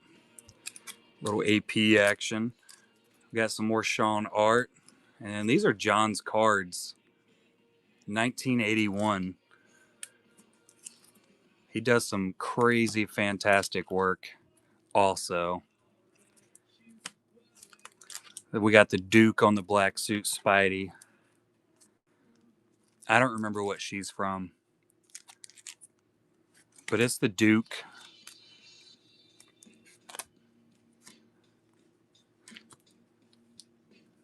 What up, Lizzie? Appreciate that share. We got Swamp Thing. This is another AJ.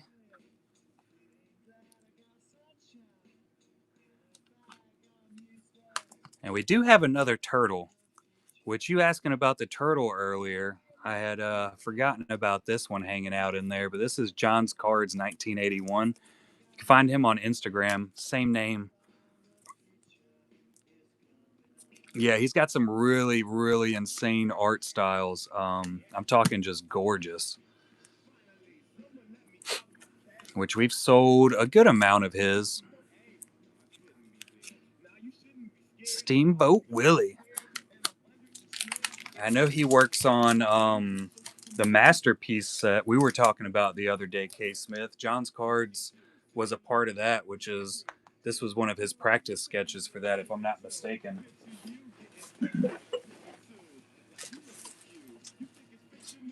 I think that's all of them.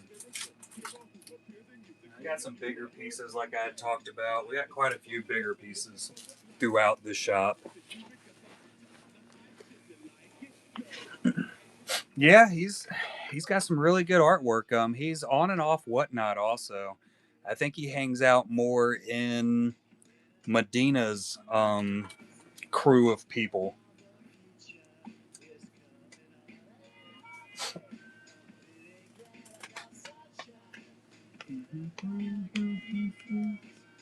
But we would definitely see him pop through every once in a while for a good while there. Super nice guy. And he's got some insane art over there on Instagram also.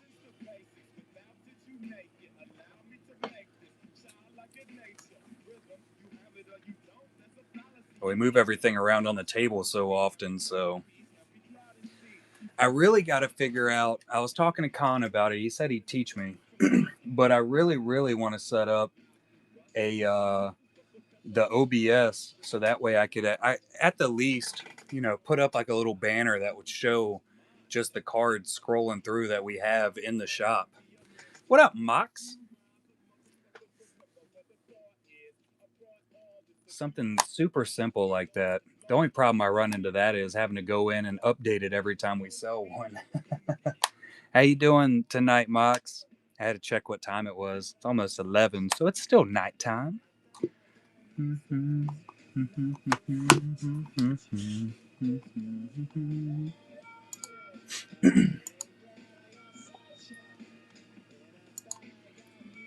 Yeah, Darth Mox here is the one that sent in the consignment Marvel sketches, which we've had quite a few people come in and take a look at them. They're just not buying them up yet. We need them Marvel people.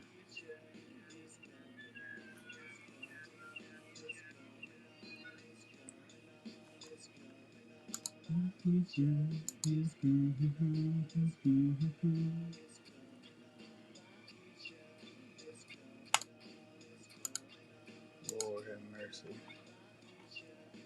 They send some spam on Instagram. I tell y'all what. You click on a message and it pops open with some what the hell.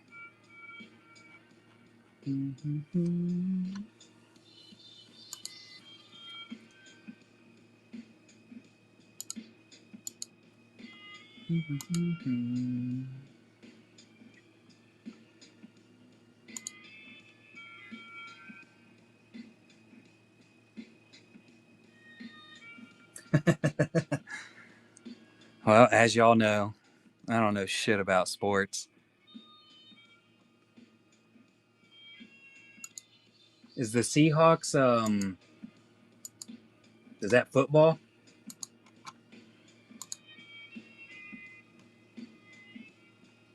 Nailed it. God, I'm on fire. I figured it was either football or maybe there was a Seahawks team for hockey. Maybe there's one for baseball. I don't know. I don't think baseball is going right now, though, is it? I don't think I've ever watched an entire baseball game in my life. Like, never once. We have over in Kinston, where I originally grew up, we actually had a baseball team, minor league or whatever league, but it was the Kinston Indians. And I went to a lot of their games, and I never sat down and watched a full game. Same thing. I don't think I've ever watched an entire basketball game, like from start to finish. I don't think I've ever sat down and watched one. I used to watch football quite often. They were fun to go to, K Smith, but I was also just a teenage boy. So I was going around talking to chicks. Duran picked out a box. Oh, you grabbed the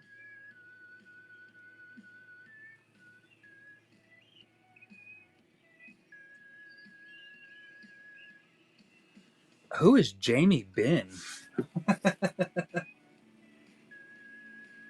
Too many to choose from. We got the Firefly ship though. Hockey player. Oh.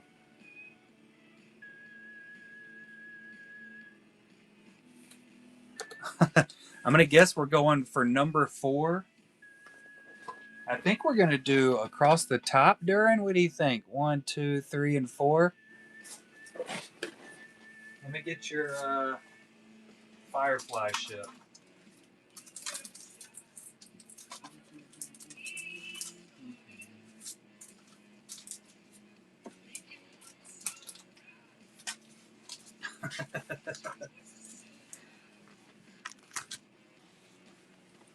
All right, we're going straight down for number 4. Oh yeah, we were talking about bottom boxes earlier,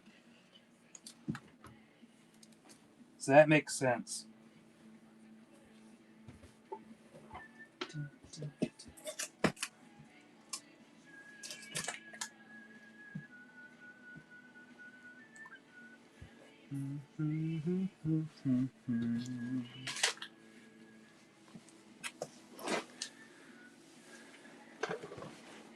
It's sticking out. I got this for you. See if I can. I want to show off that the ZZ Top beard. It's gotten pretty long. You can see it really good in person, but this thing is oh, there you go. There's some sparkle. Look at them stars back there. Billions of them. Yeah, I haven't cut my beard. I don't think I cut it all last year, which is normally what I do. I'll grow it out for a year or two, and then I just chop it off one day because I get tired of it.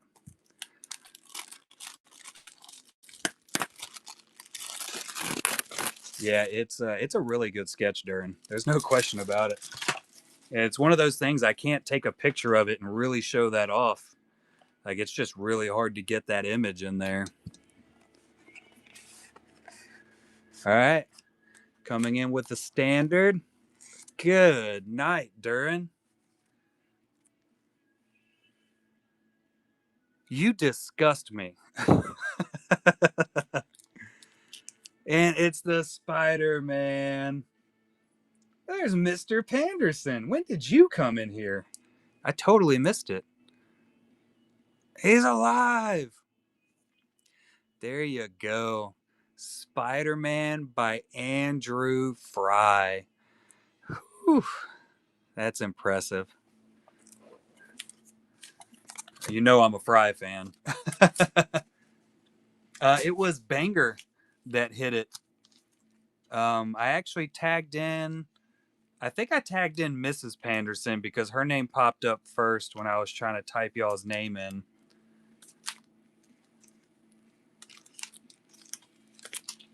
Yeah, Banger 23. He told us to send you his way. The bottom box was it. The beautiful Spider-Man Fry.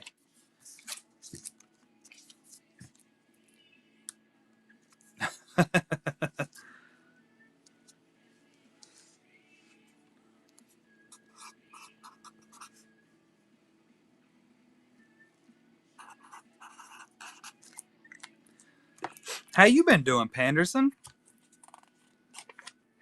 You and the wife doing well? Banger 23. Banger 23.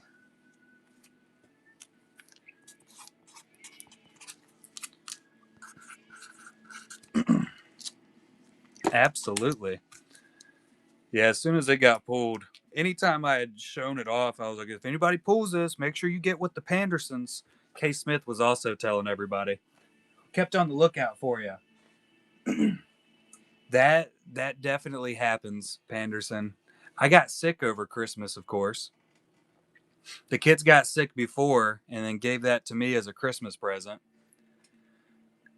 So that was super freaking fun. Such a blast. Other than that, it went pretty well. I basically burnt through my entire vacation. Oh, you got the stomach flu? Whew. Luckily, we didn't catch the stomach flu. We caught like the head cold chest flu. My middle kid did have like a bit of a stomach bug along with hers. I know she was throwing up some, which I was very happy that I did not get that too because I do not like stomach bugs. I go down hard.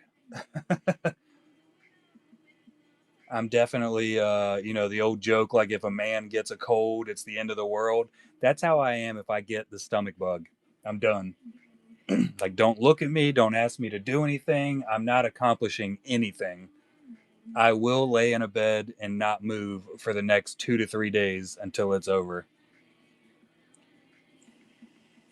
Everything else I'm usually okay and I can push through. That one time I got COVID over Christmas, that was 2 years ago. The kids gave me and the wife COVID. I thought I was going to die. Like that was terrible. 600 milligram edible. I'll take a whole lot of like Tylenol. That's my go-to. Wake up when it's over. That does sound fantastic. I'm very big on like NyQuil and nighttime Mucinex. I'll basically drink that like it's juice while I'm super sick. I don't know if you can overdose on that stuff, but if you can, I'm sure I've come close to it. Neo Citron. I've never heard of that. That must be basically y'all's the Canadian NyQuil. I know I was talking to Craig Deeks about because Craig Deeks was also just sick. I think he might be getting through it right now or getting over it. But I was telling him, I was like, yeah, I take a bunch of NyQuil. He's like, I don't know what that is. Hot lemon. Oh, okay. We have Theraflu. That's our hot lemonade water. I'm sure we have like 40,000 other different types of it too. Mm. Ooh, the little fizzy pills you drop in the water too. That stuff's good. Don't remember the name of it right now, but they have a cold and flu. What is that called? It's the little tablet you drop in there and it fizzes up and it's all. I got a lot of Alka Seltzer. Thank you, Mr. Panderson. Yeah, they have some for cold and flu though, and that stuff. Like, if you ever have like a super stuffy like sinuses, take one of those and it'll clear. Like, it clears my sinuses in like 10 seconds. I don't know how it works, but it is amazing. It also, I think it has a lot of caffeine in it though. The one I had. So the first time I took two of them and like I drank them really quick with only like that much water because I hate the taste. So I just kind of want to knock it back real quick. And I thought I was going to have a heart attack. Drop it in your coffee. Good Lord. Fizzy coffee? I don't think I've ever tried fizzy coffee, but now I kind of want to. It's like a coffee soda. What up, squares?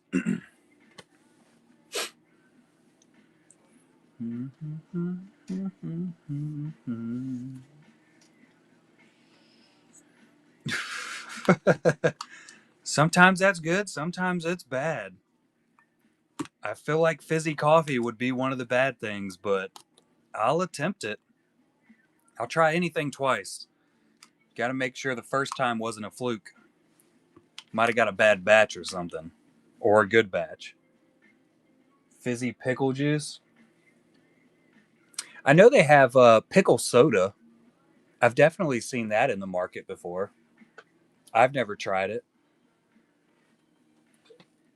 Hell of a band name. Yeah, the fizzy pickle juice. I feel like it would be like a lot of like punk rock mixed with EDM. That's what fizzy pickle juice would definitely. That's the music they would put out.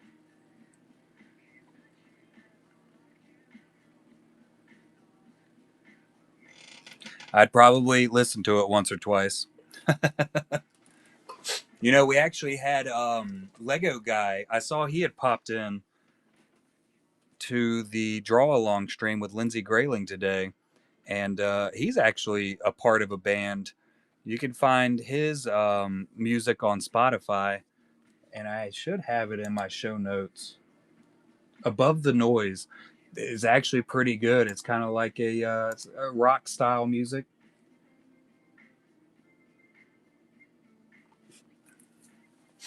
Fizzy pickle juice royalties? Oh, you're gonna be rich, Ash. Somebody's totally stealing it, and you could sue them. Just take a screenshot and make sure it shows the date of today and the time. So whenever somebody comes out with it, you have undeniable proof that you made up the name. Unless somebody's already done it.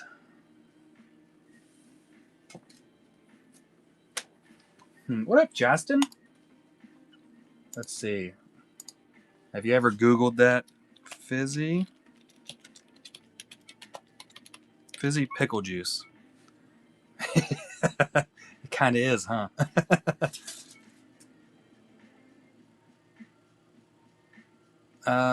It's a mocktail. Crafting pickle juice soda. A tangy, effervescent DIY recipe guide. No thanks. It's only showing up with the drinks, so I think you got a chance.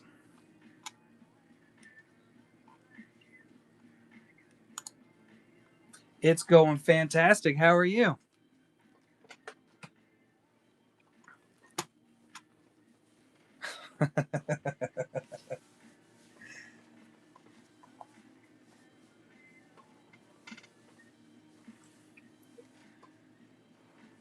Mean triangle.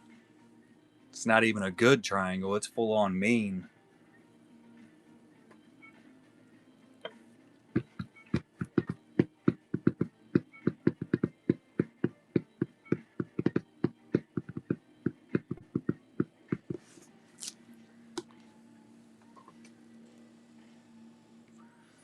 You're basically the Will Ferrell of whatnot now.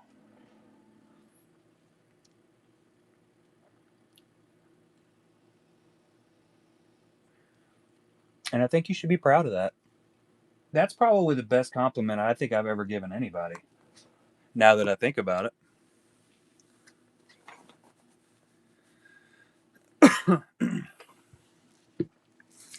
Oh, that sucks, Justin. All of ours came before the holidays.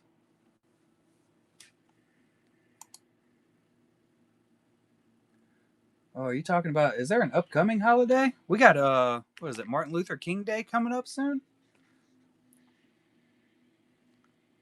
Let me take a look here. Yeah, MLK Day. That's on the 19th. Oh, yeah, yeah, that'll do it. I know me and my wife got paid a day early.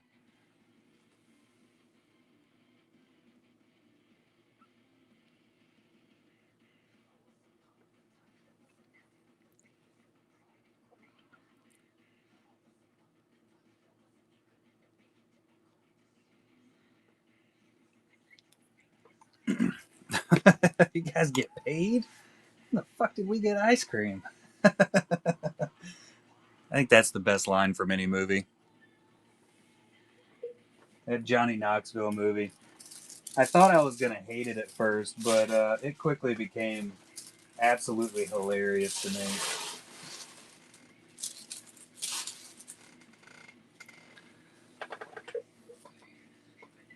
That and the that vacation movie. What was it called? Is it just called Vacation?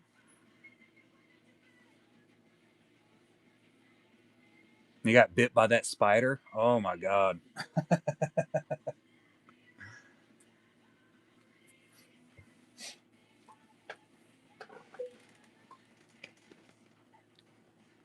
Did I show y'all my logo fracture that I hit? Look at that. That's pretty cool, man.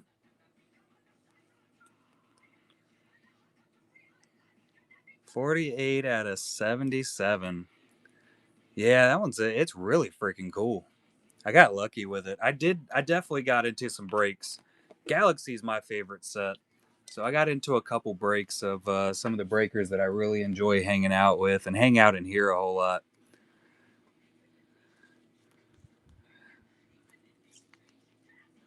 Some mini diamonds and some the green shimmers. That's some PC right there. The mall. Got the Jecky. Guy who's con pulled me a lot of these. There's a prism. And I bought into some random breaks of people I had no idea. This one came from Lindog, the other guy who's con breaker. They break under dog pound breaks. And then this one got roasted. Yeah, I buy into breaks very, very sparingly at all times. just because I usually do really, really terrible. I did have a break with Con one day, and we actually did. I think it was a case of the first hyperspace, and I got 2 out of 5s and a superfractor from that one break. So that was pretty sweet. And these were my boxes. I'll get to them. That's just random cards I've had laying around and I stacked up. But yeah, these were my Percy boxes that I did starting here. Yeah, 2 out of 5s in a super. No big deal.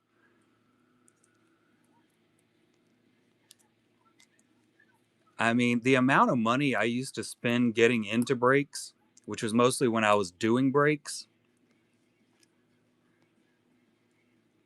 it was compared to what I actually hit, it was nothing.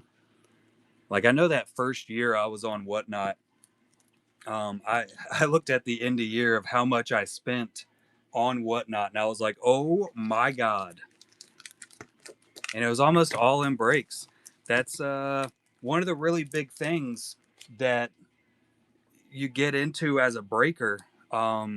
When you're doing breaks, like you have to go into other streamers' rooms and you have to buy into their breaks. You go into,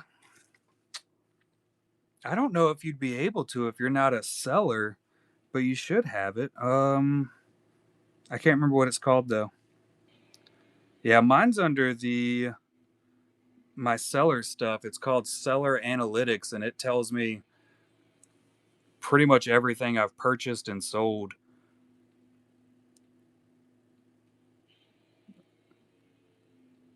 Or maybe it came at the end of the year. Hmm. I don't know. I keep up with everything I purchase and everything I sell for tax purposes. Not so much the purchasing, but everything that I do, it goes directly into a specific file. Yeah, the Percy boxes are.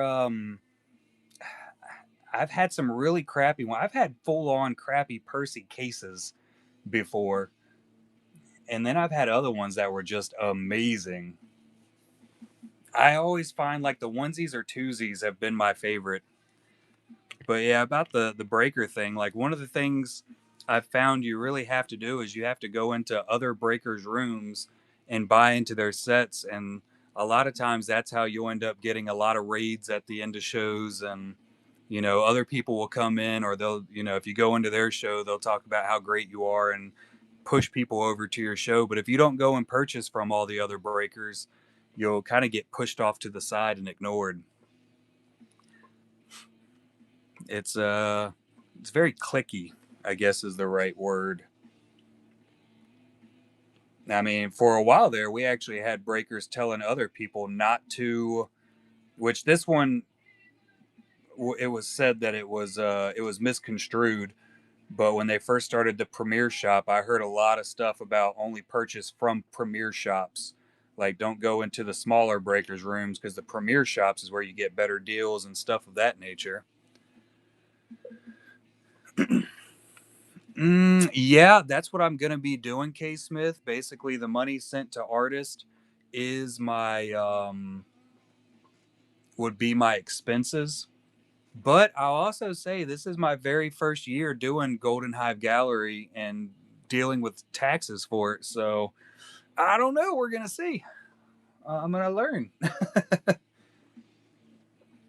Hopefully, I don't get too hammered in taxes. I mean, the Golden Hive Gallery should balance out to almost zero, right? Should be. Yeah, we'll find out what happens. That's one of the things me and some of the artists had talked about early on. They're like, "How are you going to do taxes?" And I was like, "I don't know." So that's a later me problem. We'll figure it out as we go. Which I, of course, keep up with every payment sent out to artists. I have multiple ways that I'm keeping up with that, and I, of course, keep up with every bit of money that comes in between whether it be PayPal, the website, or whatnot, Cash App, all of those different areas. I keep up with all of that, everything in and out. So my numbers are going to be right. I just have to figure out how bad they're going to hammer me with taxes. And I'll tell you what I didn't do. I also did not really keep up with the few artists that gave me that 5%. I didn't keep track of how much that 5% came out to, which I'll be able to figure it out when I actually do all my balancing and everything just from the GHG.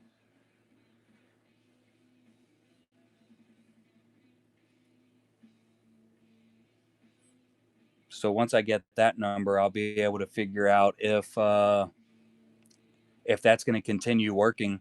Because if I get hammered in taxes this year and the 5% that I received from some of the artists doesn't cover how much taxes I got hit with, I'm going to have to change it to where all artists have to pay that 5%, which I really don't want to do. But if it's going to come down to me losing more money at the end of the year, it's just going to have to happen. I'm not going to have a choice.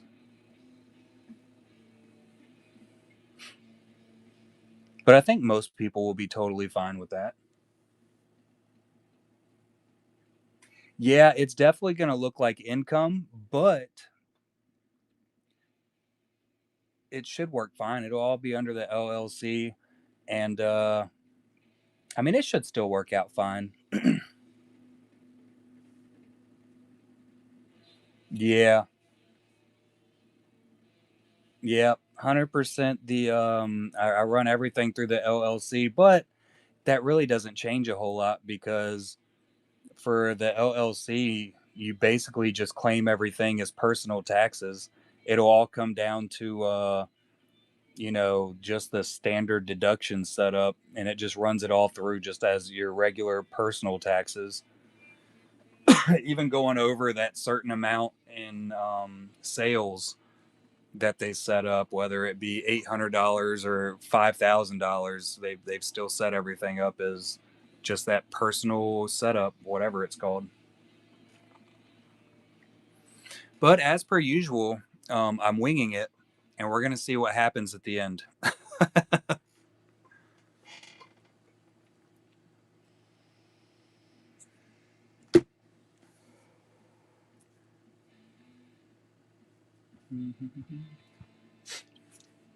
When I start up my streams during tax season, and if I'm like whimpering and crying in the background, it probably didn't go well. Send help.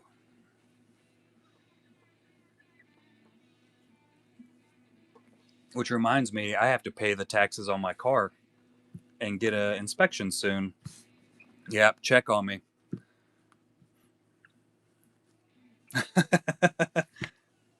Yeah, if I do disappear, my wife saw the tax returns, so you're probably never gonna find me.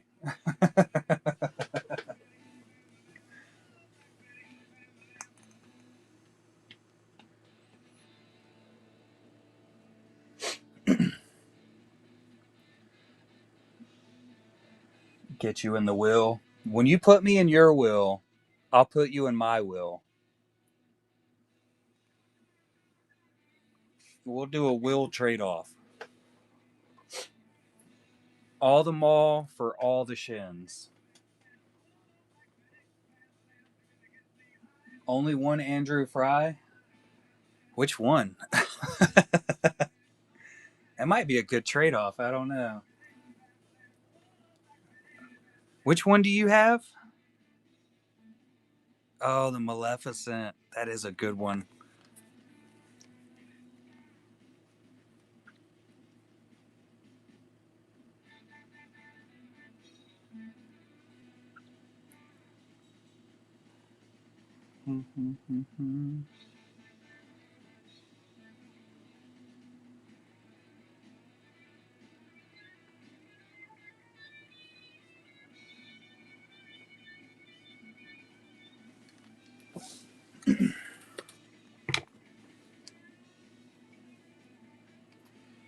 So we actually hit the pano today, but we have yet to see the wooden card yet. So as far as we're aware, the wooden card is still live by Shyla. But we've also shipped some out sealed that I haven't seen what came out of them. And then we also had one sealed box that got stolen through the mail, so we don't know what was in that either.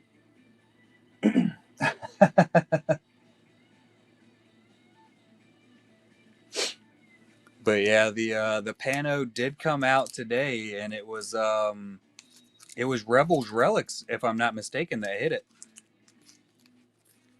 It's in this stack somewhere.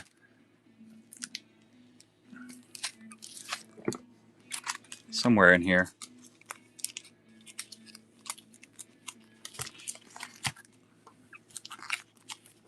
Yeah. If he still has it. I don't know if that was one that he sold. Not there. That one. Pretty sure that was the last Andrew Fry.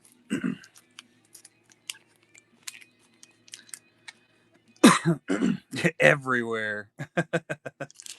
Stirring for days. Yeah, there's the Shyla. Yeah, it was Rebels.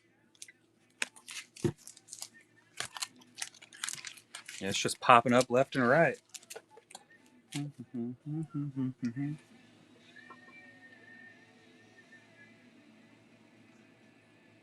Yeah, Rebels did hit the Pulp Fiction quad from Benedetti.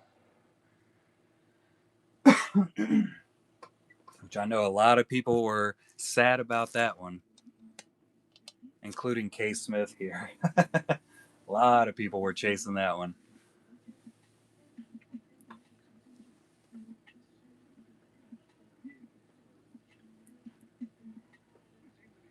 I was chasing. I really, really wanted the Bellatrix Lestrange.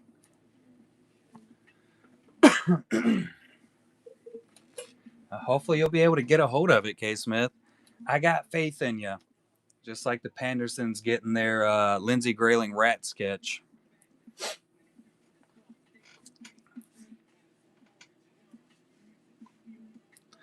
The negotiations begin.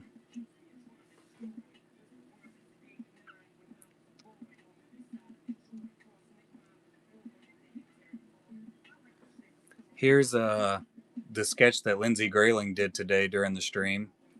That cat hair on my phone. Ignore that.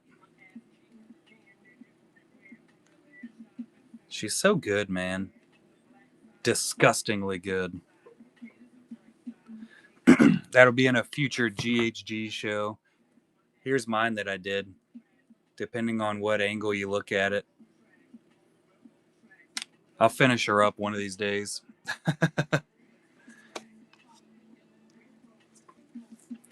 Absolutely.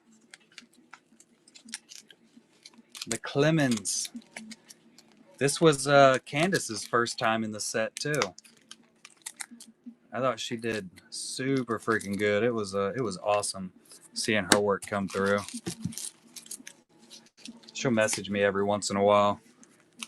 She sends me a bunch of funny memes and stuff.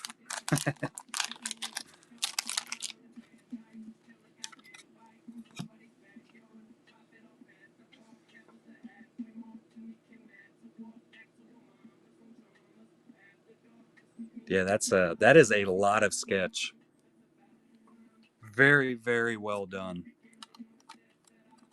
Made by Deezy.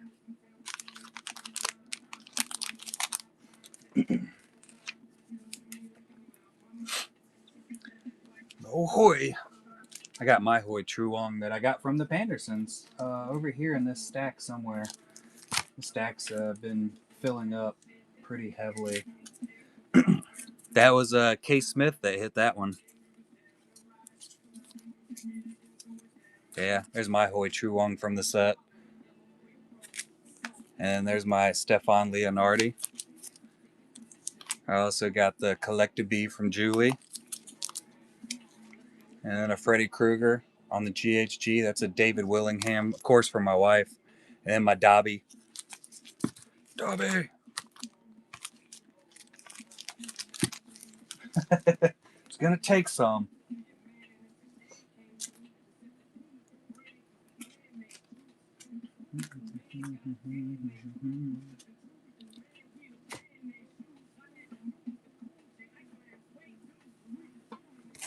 Here's my new Darth Maul from Kindle.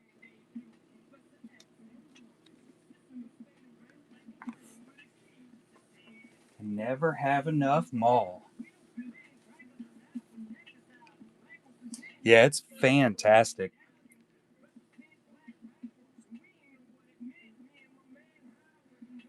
Anything but the Serenity.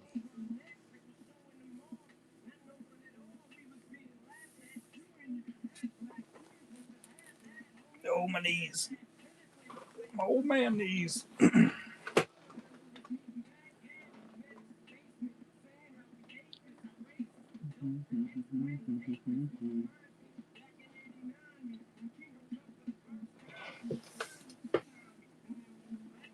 I can show you right here.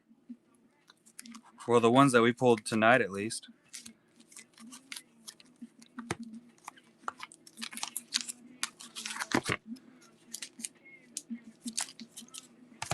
Everything but the Serenity. Set that off to the side. He's hit some nice ones.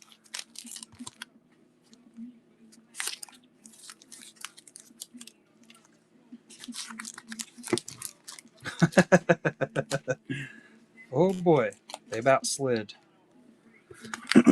Alright, so yeah, also the Jack, Dan Berger and Popeye, Fantastic Four, Viper Pilot. We got the Andrew Fry, Sean Art, and the Benedetti. All Durans.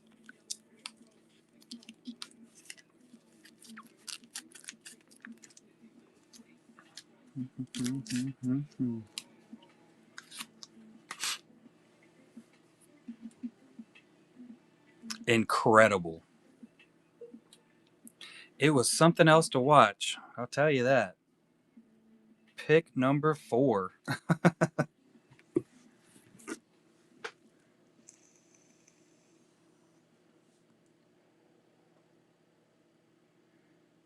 It was as good as I don't remember who it was, but they came in and picked out 2 Craig Deeks back to back out of the set. Yep. That was insane. The odds were so against that. I was in awe.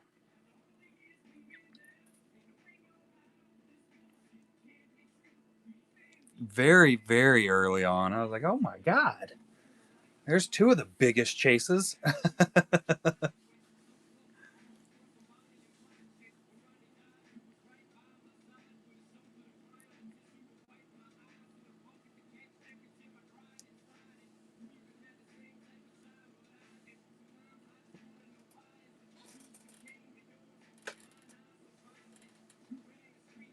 Yep, the 5x7 and the pano. Good Lord. Well, I never.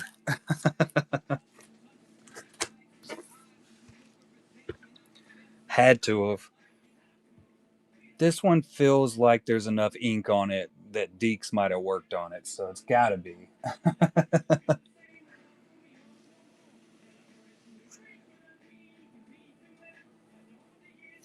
He was in there picking them like four stacks in, 3 to the right, and 5 down.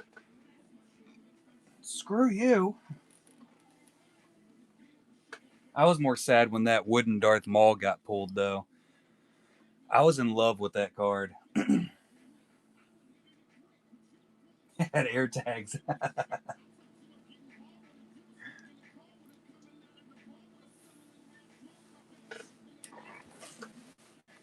Yeah, Hoi Truong Caesar. That one was that was definitely one of the top in the list for me. I mean, oh my God. Hoi Truong's just insane when he comes down to doing some stuff. I love seeing that man's artwork.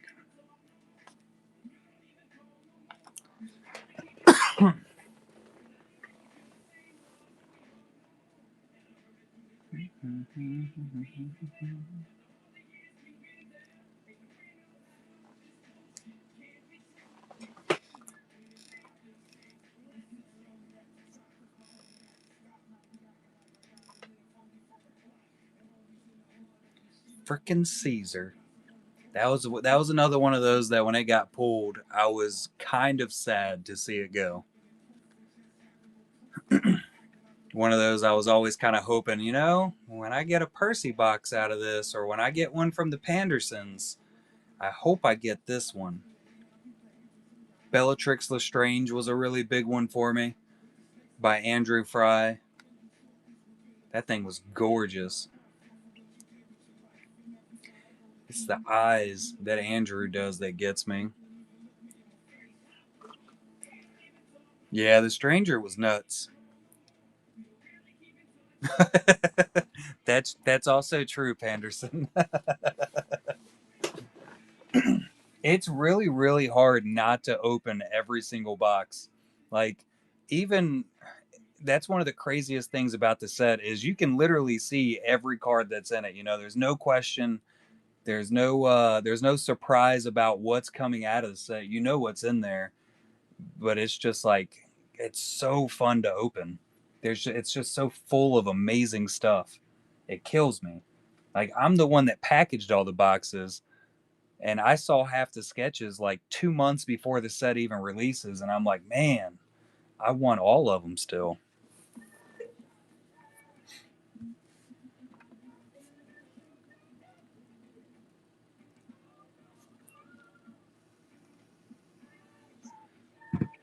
And there's always that chance of which one you might get. I do a shit ton of mixing them up to where I have no idea what's going on.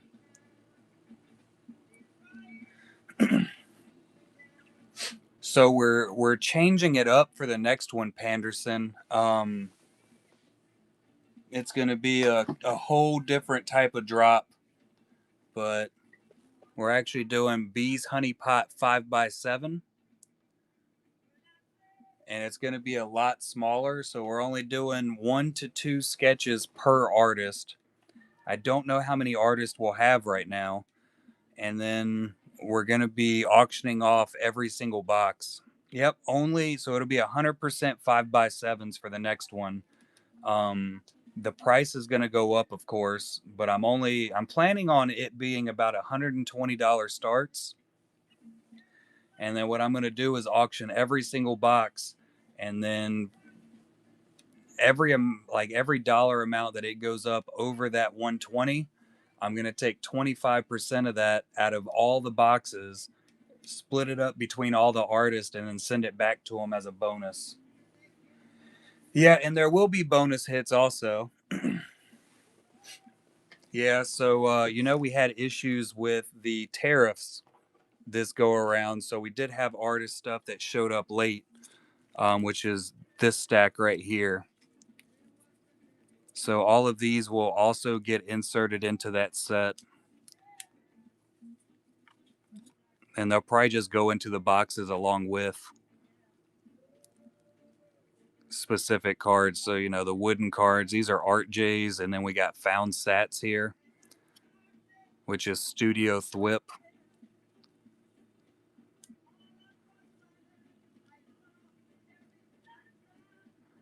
So they'll be inserted in there. So we'll be looking at 1 to 2 sketches per box, kind of more along the lines of what we did with honey jars, actually, where you can get a box that has 2 hits in it.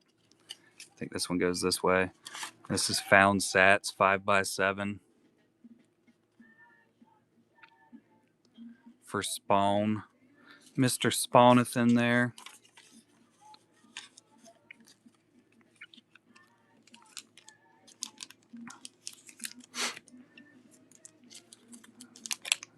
Art J's 5x7. I love this one a whole lot.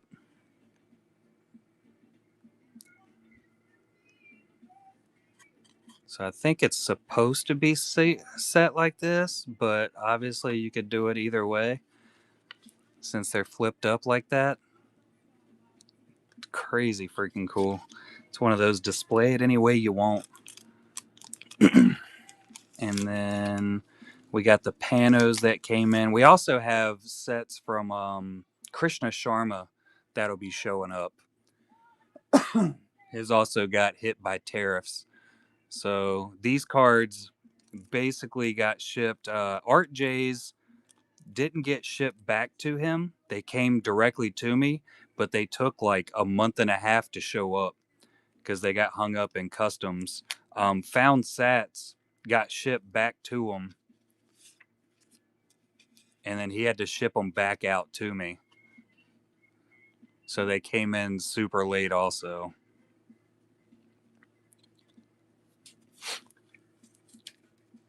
Which it's like I told both of those guys, I was like, don't even stress over it or anything. Same thing with Krishna Sharma. His got shipped back to him, and they just did recently.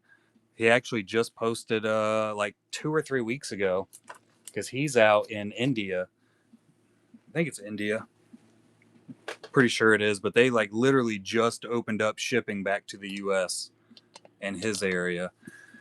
So I told him, I said, just hold on to them right now. I said, I'll ship you the new blanks, and then you'll be able to just ship them all back to me at once, so we don't have to pay for shipping twice. Might as well. But his had gone out. They got lost for, I don't know, 3 to 5 weeks, and then they just randomly showed back up at his door because we had zero tracking update or anything. Same thing also happened to Angelina Benedetti's. Hers got shipped out. We didn't get any tracking update for like 3 weeks. Both of us were panicking. She's actually the one that came up with the redemption cards that we ended up doing for Cisco Rivera.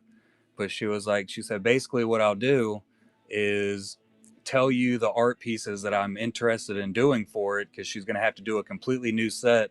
She said, you just set them up as redemptions, and then, basically when somebody pulls it, I'll have the cards already completed and I can send them to you. She said, I'll have the pictures so you can have those and you can show it off when it's hit in the stream. And I said, I absolutely love that idea.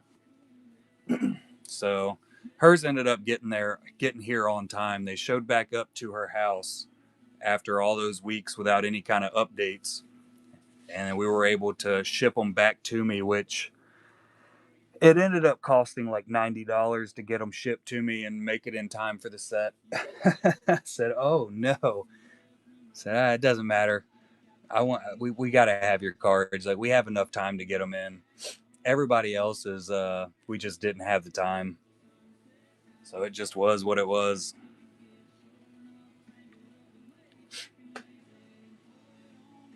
And then Cisco's, of course, Cisco's showed up. I think the day before release, which is why I already had all the boxes, and redemptions boxed up and ready to go. So we just had him set off to the side. It definitely wasn't because he was such a massive artist and anything of that nature. It was definitely because his just got here a little bit later, and I wouldn't have had time.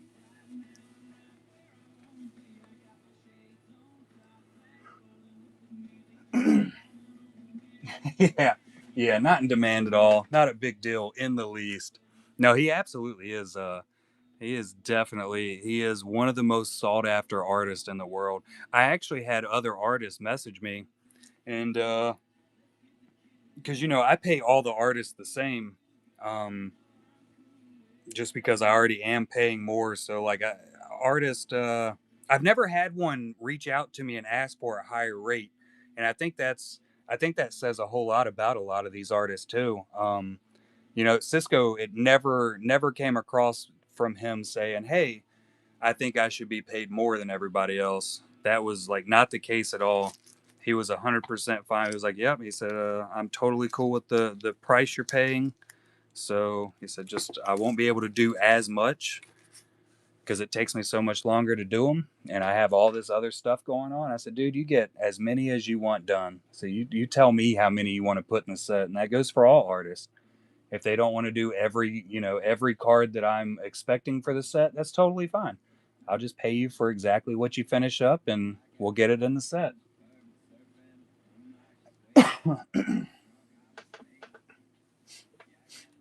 And if you're Eric Bazio, you can just not send any cards in after you get paid, right? I guess that was an option I wasn't expecting.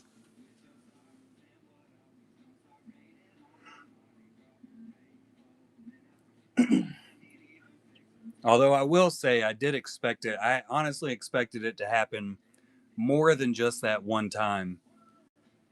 Just because, like in the very beginning, like that happened on volume two. I was expecting that to be the case because I didn't know a lot of the artists. I hadn't talked to or hung out with any of the artists at that point, other than Lindsay and Julie. Like those were the only artists I really, really knew and had, a full on set up conversations with. So I didn't have a clue, like if some of these artists I was dealing with were going to be scam artists or anything. And a lot of people told me, a lot of the artists told me, like, hey, you shouldn't be paying us until you receive the cards in hand. And I said, I don't like that way of doing business. I said, yeah, I might get scammed, but I'm kind of hoping that me doing business in a very trustworthy way and making sure that I take care of the artist, they'll in turn take care of me and what I'm doing. That was kind of my whole thought process on it. And they're like, yeah, but like most artists are going to be fine. Like it's normal rate for an artist to get paid after the set even releases, like after the set releases, that's a lot of times when some artists will get paid for different sets and stuff of that nature was happening. And I was like, I don't like the way that works. Or some of the things some of the artists was saying, like, well, what if it gets lost in the mail? Like, you're going to be out the sketches and the money if it gets lost in the mail. And I said, yeah, well, you're in the same boat. Like you're lost out on your sketches and your money if they get lost, and it's not in your hands. It's not your fault if they get lost. I said, so there's no reason you should be punished where you don't get paid for the work you did. Like you're still doing your job. You're completing what you set out to complete.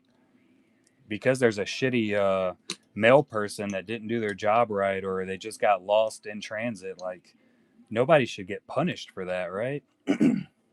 That's my thought process on it. But most places do not do it that way for the very reason of there definitely are a lot of scammers out there too. Luckily, I haven't ran into a lot of them. Just the one so far, and it sounds like hopefully he's going to get his stuff put together and make good on all of those issues that he ran into. I definitely hope for it for all of the other people that got into it.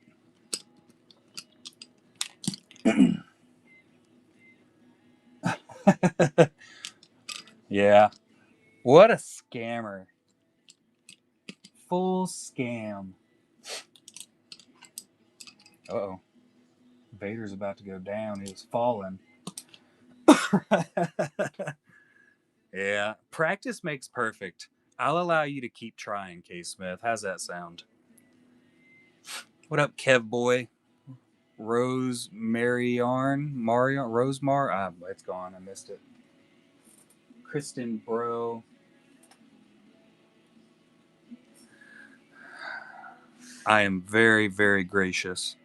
Like the God King on that movie 300.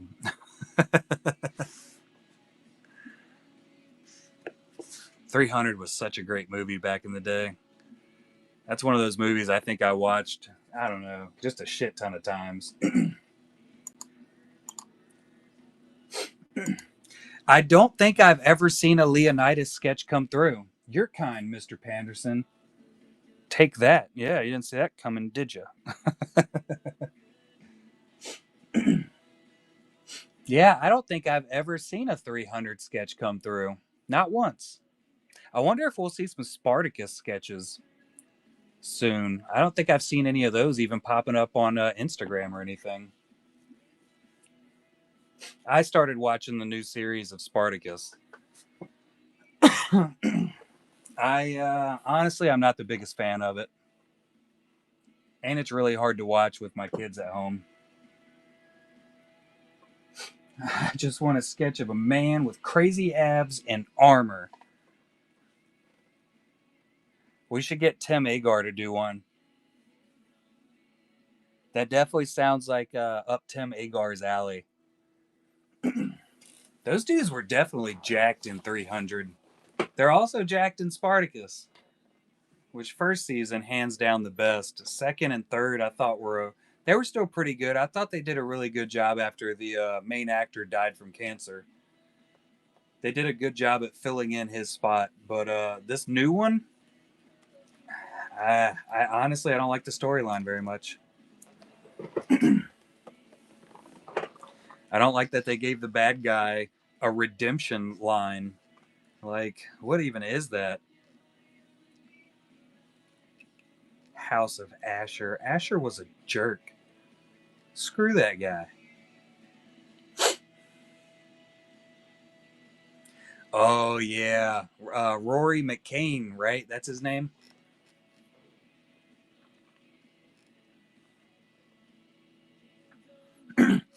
He was kind of a Spartan, wasn't he, Mr. Panderson? Hmm. I never really thought about Kratos that way, honestly. Yeah, the Ghost of Sparta. I mean, yeah, that makes total sense. I actually have. So there's one right up there.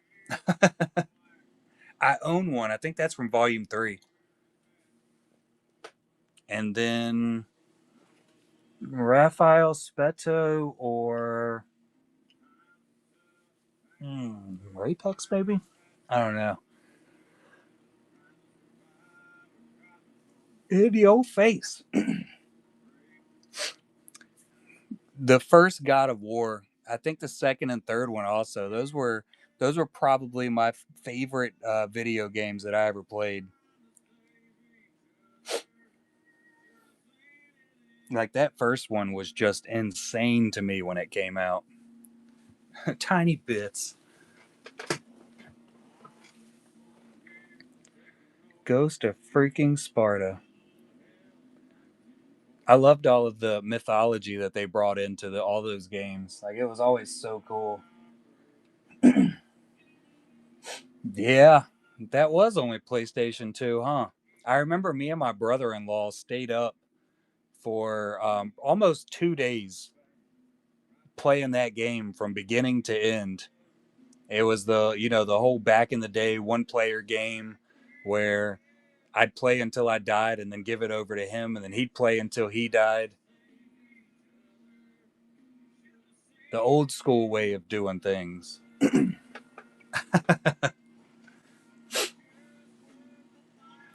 I don't think people do that anymore. I also have all three girls, and they've honestly never really, really gotten into video games. Like, I know my youngest would play with me every once in a while. She liked playing Need for Speed just so she could drive the car around.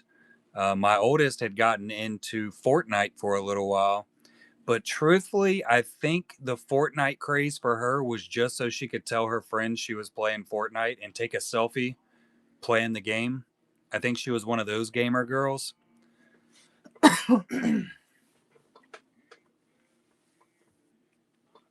And the middle one's never really been interested. I've tried to get all of them into Pokemon.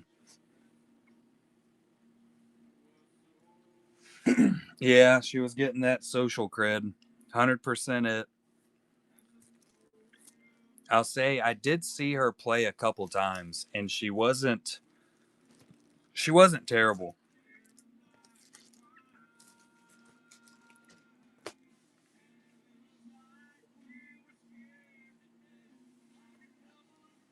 I wish I'd stayed into it. My big problem was I got older and that's when I hit like 12 or 13 and that's when people started making fun of you for playing with Pokemon cards and collecting them.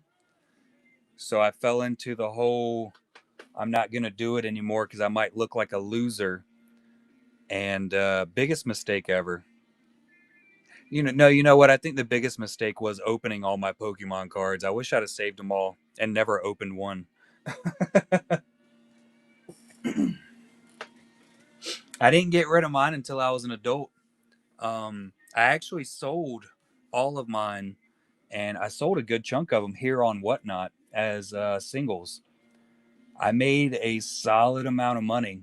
That's actually what I started out doing on Whatnot was I started selling Pokemon singles.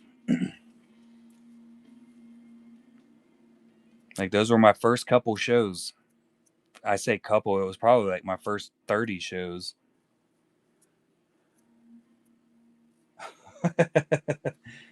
That was a smart move, K Smith. Yeah. Get rid of all the Pokemon cards because they're just pieces of cardboard nobody's ever going to want. But the Beanie Babies, I mean, those were a craze for a little while. That just did not work out. I think Lindsay Grayling actually still collects Beanie Babies right now. We would pick up some. I mean, I remember when I was a kid, you see everybody getting them, so you have to have one. So I'd get my mom to buy me one every once in a while, but it was basically just a stuffed animal to me.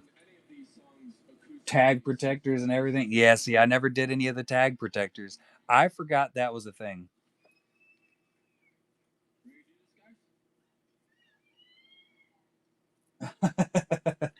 Freaking tag protectors. Yep. I always looked at Funko Pops as the new age Beanie Babies. Nerds. Like that is always how I kind of looked at Funko Pops. Like I always said I was never going to collect Funko Pops. That and they take up way too much room. And then I found Darth Maul Funkos and things went downhill. I think you're right.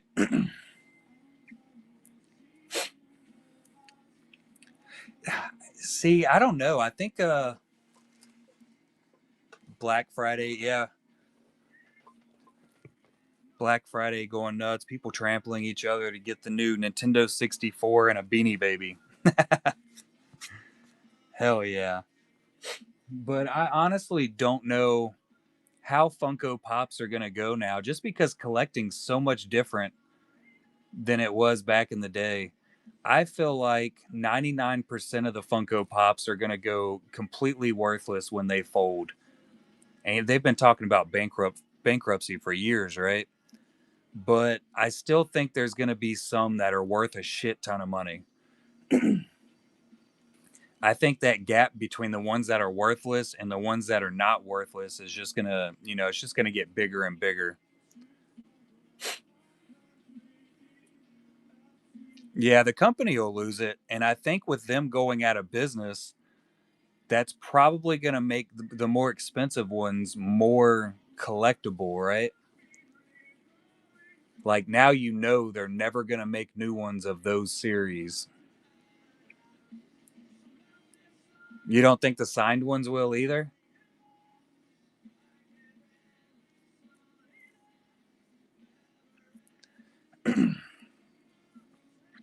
Yeah, maybe you should go and start getting your Beanie Babies signed. I don't know. The only signed ones I have, so I have two Darth Mauls, one signed by Ray Park and one by Sam Witwer, but I don't care if that drops to $0 today. That's just PC right there. I think she will, K Smith. I think it's called auto pen.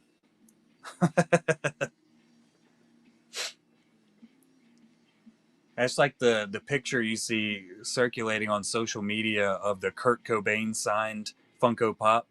Have y'all seen that one?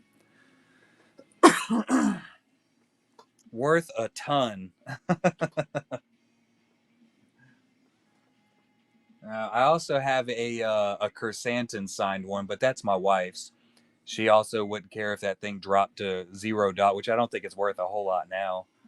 And then she has a couple horror Funko Pops that are signed. Yeah, so they have somebody had posted a Funko Pop of Kurt Cobain, and it has a signature scrawled across the front. And it was a screenshot of it, and somebody commenting like, "Dang, are you a time traveler or something of that nature?" Because they were bragging about having it.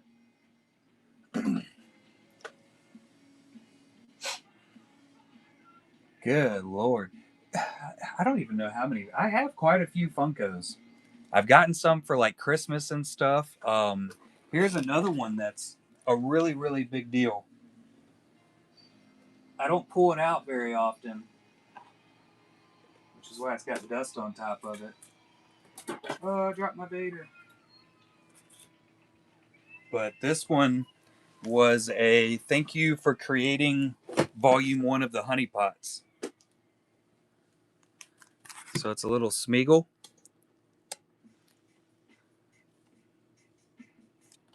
I do what I want. There you go. This is Sir Edmund Duke. And he gave me the sketch card to go along with it. Yeah, I've had this ever since the release of the honey pots. He had actually posted up that he was doing these in the Discord. And I was like, man, I said, I was midway through creating the first honey pot set. And it's like I told him, I said, man, I said, as soon as I sell out, if we sell out of the honey pots, I said, I'm going to buy that Smeagol if you still have it. He said, all right, cool. And then he just shipped it to me for free. After I also bought some honey pot APs from him. I think he sent me the Funko Pop. And then I was like, well, hell, now I don't have the Funko to buy. So I went and bought his APs that he had listed up.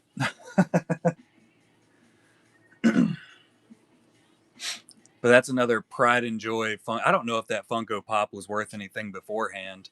I would imagine it wasn't since he was painting on the side of it. But I'm a fan of it. Big fan. I have another stack of, I think this is all of it. I don't know. Let's see. There's some random stuff in here too, but some of the stuff I don't show off very often, but I really like keeping around.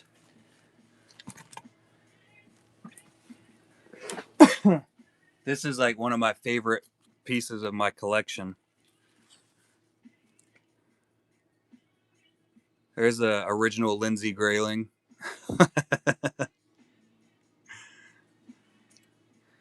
This is literally just Angelina Benedetti's business card.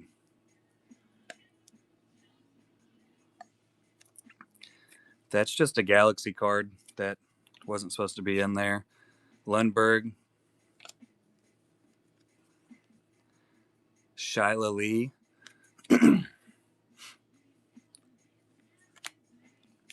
Let's see. This one is. Here's Jeff Ward commissions. There's some funny little stickers. I don't remember who these came from. Oh, you know what? I think it was also Shyla. Because that's from Shyla. Dirtle Doodles.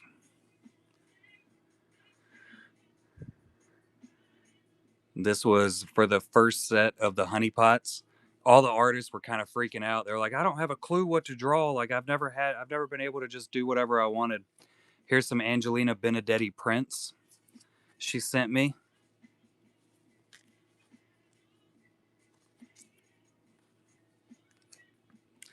This is the one I just got from Kindle today. This is what my Darth Maul came in. That's just a PJ Souls horror autograph. Patrick Davis. I think my wife bought that one for me.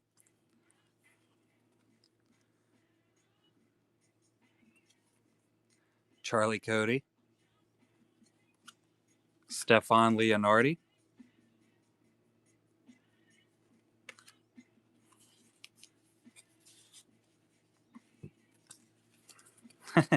Here's one of my daughter's earlier sketches. It's a fancy lightsaber.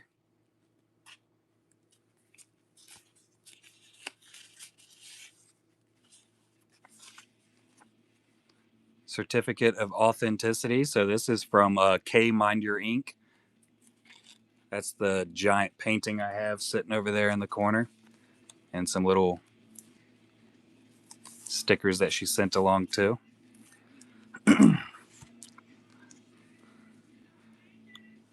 Jesse Lundberg. These are coasters. Darth Bees. This is from Card Hunt Noob. This is Fire Lizard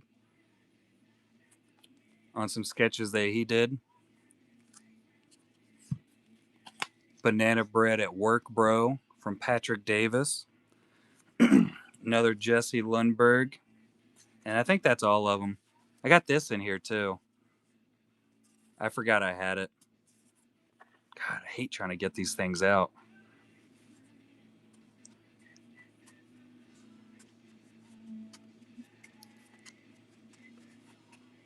Come on. Haha. Bruce Lee.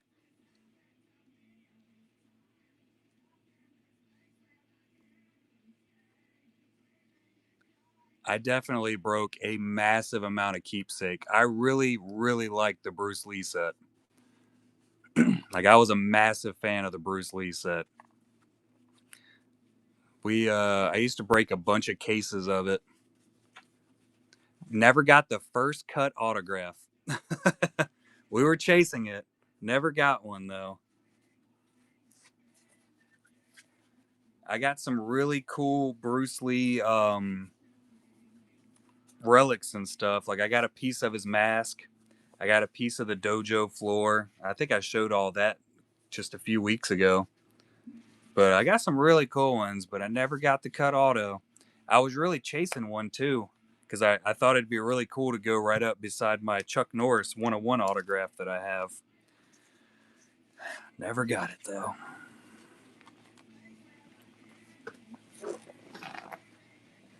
And then I also have, which just flew off to the side. Here's one of my daughter's lightsabers that she made. It's only $2. She made a bunch of them for me. Her and my middle kid made those. Let's see.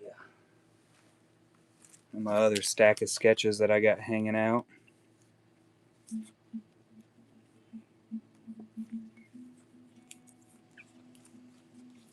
Some of them are pack pulled.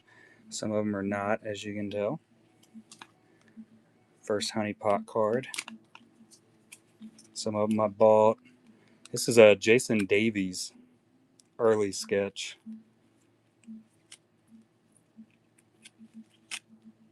Tell me that isn't crazy freaking good.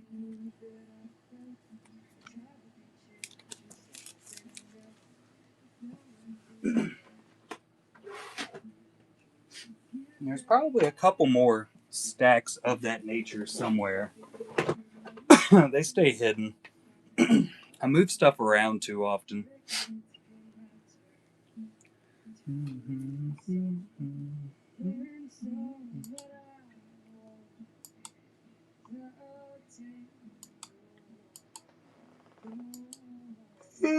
Jesus. Old age. What up, Color-tastic? Oh, they gone.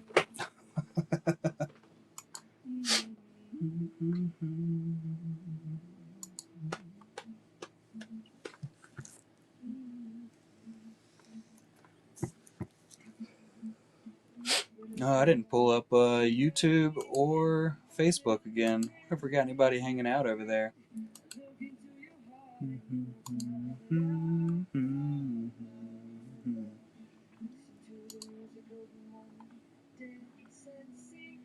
Nah, nobody's on the tube of you.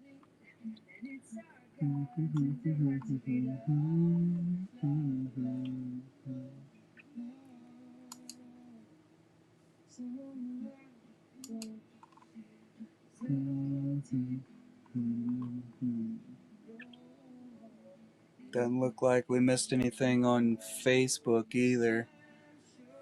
Every once in a while, we'll get like 30 to 40 people in the YouTube live, and then other times, none. It really depends on how I set the name up of the stream, I've learned. So usually it just says, Golden Hive Gallery show, which is mainly the names that I put up. We usually get 1 or 2 people in at a time. But if I set it up and put like all the names, like, oh, we got X-Files sketches and Marvel and Hulk and this and that and Star Wars, that's when the people really show up into the YouTube shows. But it doesn't really matter because I oftentimes forget that we're live on YouTube and never bring it up. So I do a really terrible job at actually running those lives. And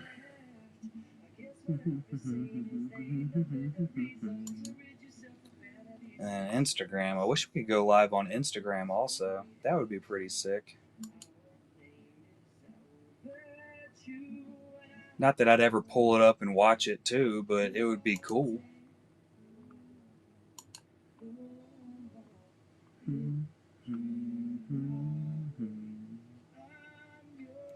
Notifications.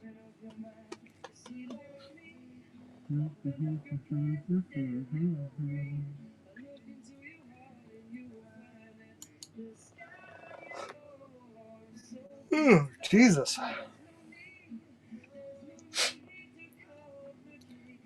I didn't think I'd be on for 5 hours tonight.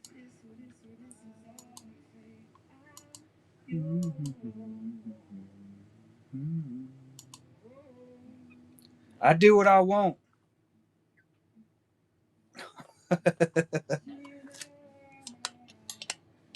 That one over there.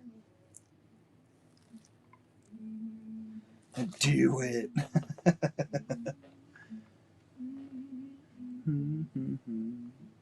How about this? We got Mr. Panderson and K. Smith in here. Both of y'all pick a box.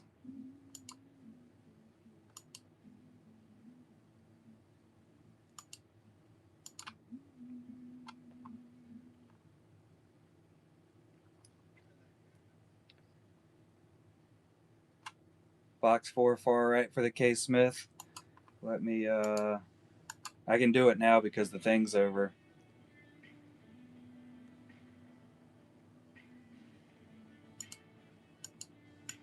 15.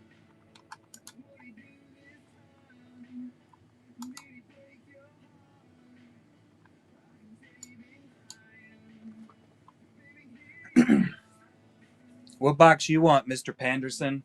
For you and Mrs. Panderson. All right, box number 4, far right.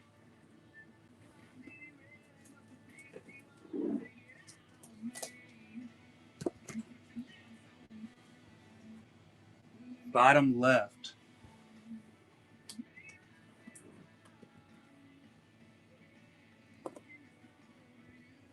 Top one's the Pandersons. Oh, I'm about to drop this one. All right, Panderson. We got K. Smith. Let's see what we got.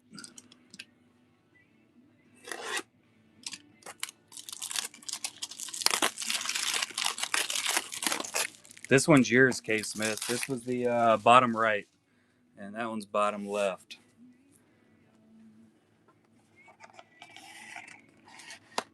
Standard size. This better not be good. Oh, it's good. Alejandro Osaying. Oh, God knows. I wasn't sure if this one had been pulled, but now I know it had not been pulled yet.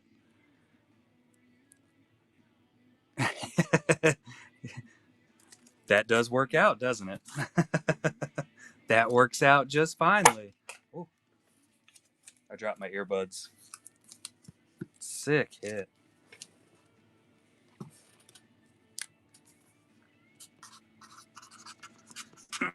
I appreciate you. You and the Pandersons also, along with a few others, bought a shit ton of this set.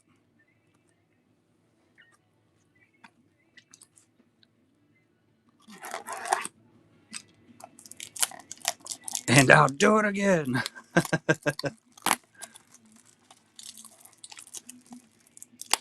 So I don't mind at all. All right, Panderson, let's see what you got.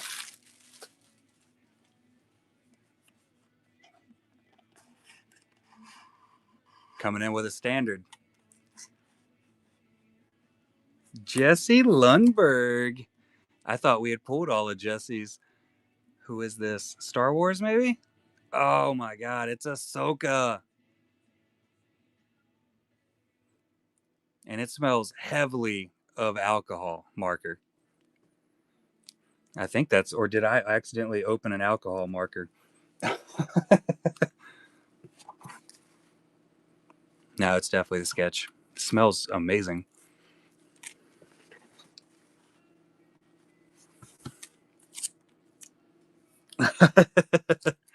Yeah, definitely the sketch.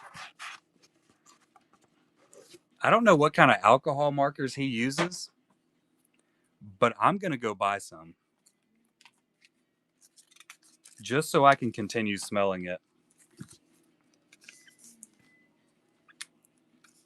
Yeah, for drawing. Right.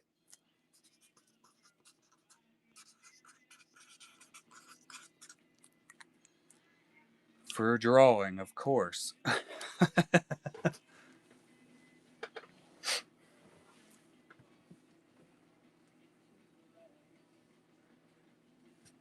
For lots and lots of, I might smell one or two.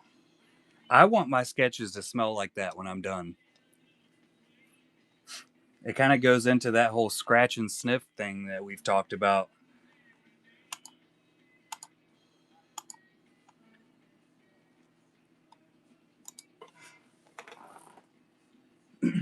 Yeah, I think I will. Now I got to get everything packaged up pretty early on because, it's my last day off. And I know the wife is she's driving to Maryland tomorrow to go pick up our middle daughter. And my youngest said she's going with her, but she also said she was doing it last time. So it wouldn't surprise me if she stays home. So I'd like to get up early and do it real quick in case she isn't gone. But we'll see how early I end up waking up. I'm gonna set the alarm for about 7 o'clock. I got to get back onto a normal schedule. My schedule is jacked. Having all this time off has been it's been grueling. My internal clock does not get along well with vacations, but my happiness level definitely went up. Yeah, there was a day that I didn't get out of bed till I think it was like 10:30 or 11:30. I don't remember because I woke up so discombobulated, but I'd also stayed up till like 4 a.m. So I think it was probably about 11:30 that I crawled out of bed. I have not slept in until 11:30 in so freaking long. Even back in the day when I was doing breaks and I was staying up, like I would work all week and we'd run a show Saturday night if I was off Sunday and I would stay up till 4 or 5 a.m. I would still get up and like with 2 hours of sleep so I had time to package everything because I was going right back to work the next day.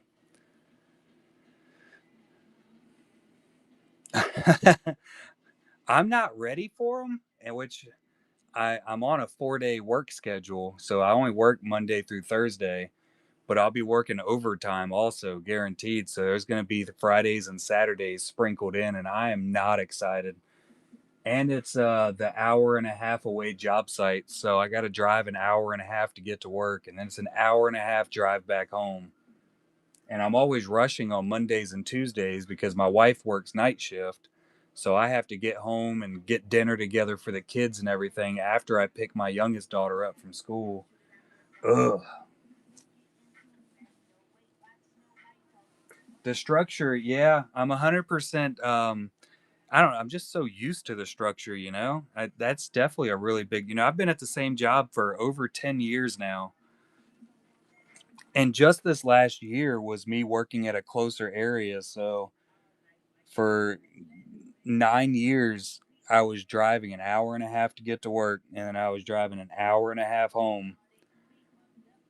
And I think like 3 or 4 of those years, I was working every Friday, every Saturday. And for like 3 years, it was Sundays also. I'd get like one day off a month.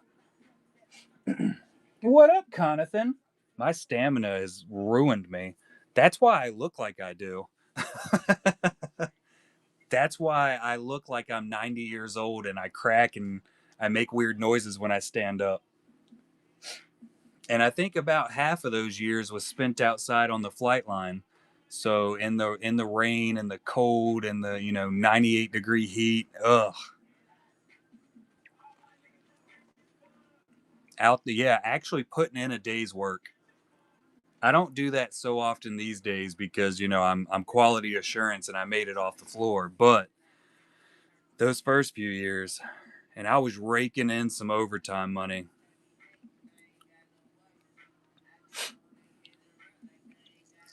Good lord, yeah, it's crazy how you can add 30 to 40 minutes of a drive and then your schedule stays the same. That's insane. My schedule stayed somewhat the same when I moved to the closer area because we go to work 30 minutes early, but it's only 30 minutes away. And I figured I've been waking up at 3 a.m. for 10 years. I might as well just stay waking up at 3 a.m., right? Might as well. So now I get up and I have, like, when I'm at the close area, I have, an hour to get ready for work in the morning, which is wild.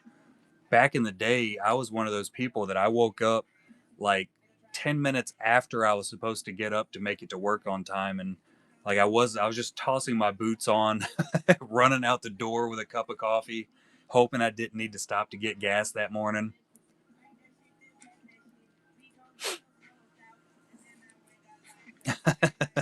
Yeah, now I'm a leisurely waker upper. I get up to the alarm, I drink a cup of coffee, I stand outside and look at the stars. I get my second cup of coffee. I learned that I could wear now that I'm not climbing up and down aircraft on the flight line all day every day. I don't have to wear like super fancy boots anymore. I got slip-on steel toes. Oh yeah, if I hit snooze, I'm gonna oversleep. There's no question about it. I actually took the snooze button off of my alarm, so I can't hit snooze anymore. I completely popped it out. I don't even know if you can still push the button down inside, but I feel like it electrocute me, so I haven't attempted. They are awesome. I don't have them on right now. I still wear them. When I was building my porch just the other day, I had my little slip-on steel toes. They're just like little tennis shoes. Ew, I ain't getting to no gym. No gym for me.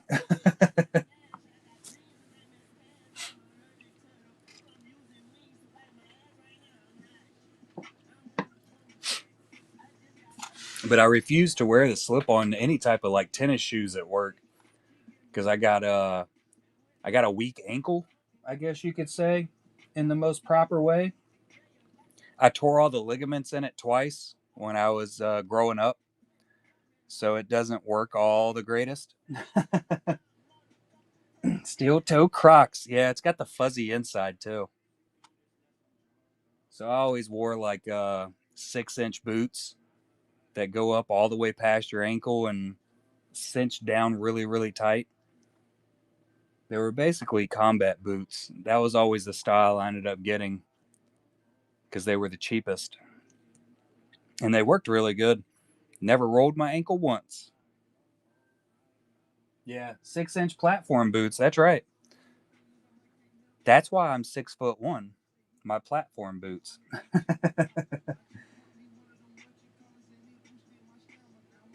It's yeah, I am.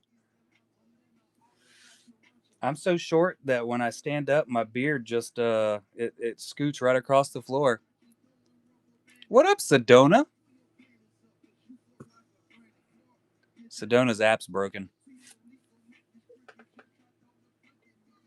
Wonder if she has her volume turned up.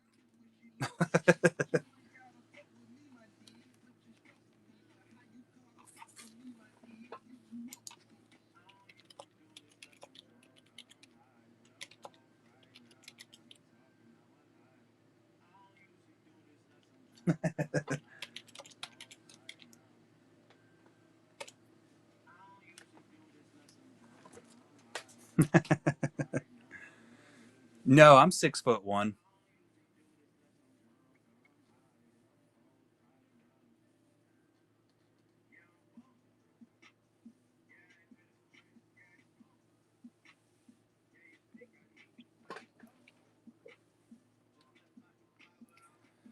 I'm a big old normal size person.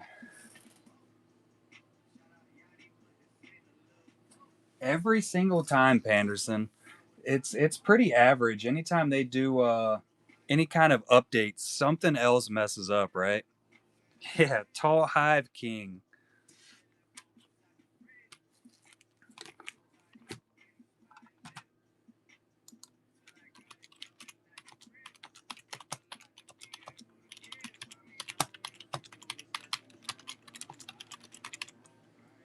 I think I spelled all that right, but the words are so small. We're just gonna hope.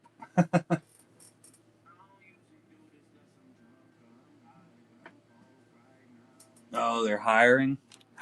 What are they hiring for? Like support? What up, KT? I don't know what a software dev is, honestly. De- I'm not gonna lie, I don't really understand what goes into software development either. In my head, I imagine it's like putting in code to a computer like the Matrix. Okay, so yeah, I'm right. It's like the Matrix. I'd never be able to do that.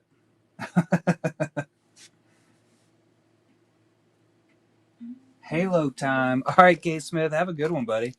I'll probably talk to you sometime tomorrow. Nesquik Mere Cat. I'm gonna guess it's cat. And Ayla Vaynel. Hey, Ayla? Ayla Vaynel? I suck at reading.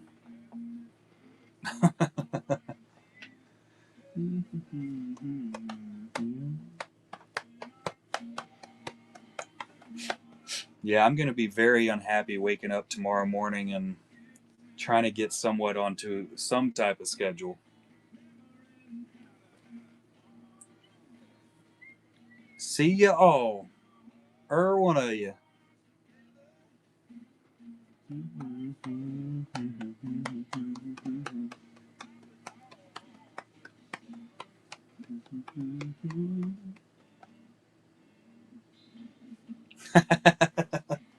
Now it's Halo time. I was talking about it with K Smith, I think last night or the night before, how he's always talking about playing Halo with all of his buddies. I was like, man, it really makes me want to plug my PlayStation back in and play some Call of Duty like I used to back in the day. I kind of quit playing PlayStation like 2 or 3 years ago. I've played some Fortnite on the Nintendo Switch, but that's just because it's so easily accessible in there, which I haven't done that in a while either. What are they doing next year? Modern Warfare.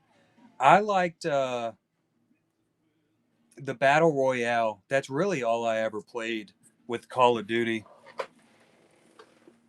Yeah, see, I really like the Black Ops Warzone.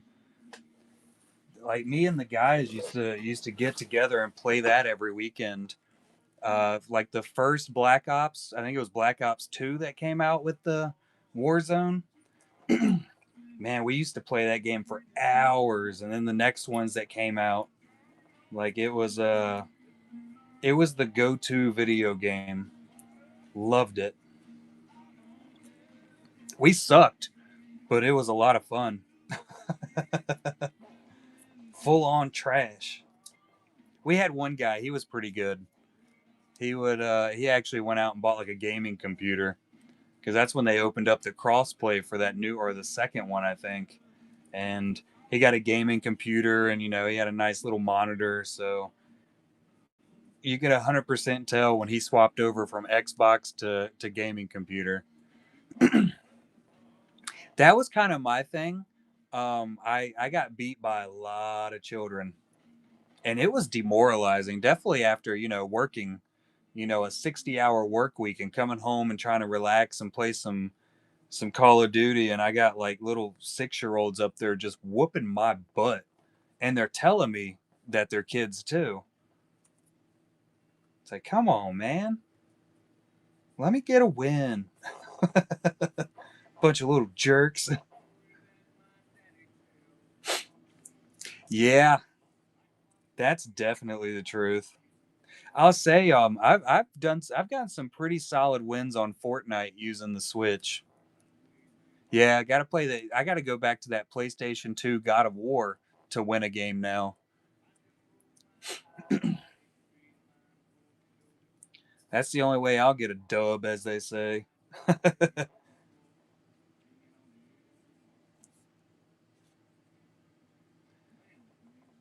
It took me probably 6 months to figure out why everybody would say GG's at the end of a game.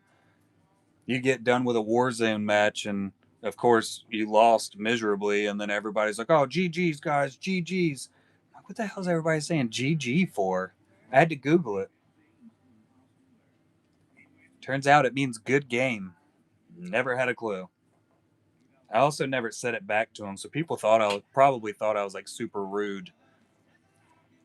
Aiming's for losers.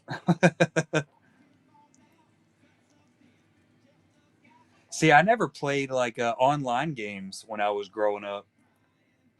I never had that option, I never had like that the fancy Ethernet cable to go into the PlayStation 2. Everything I played was, in person 2-player game or just the old swap over. Lots of Mortal Kombat.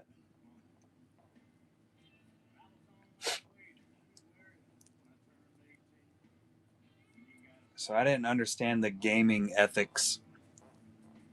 I never actually played like online Call of Duty until I was in my late 20s, early 30s.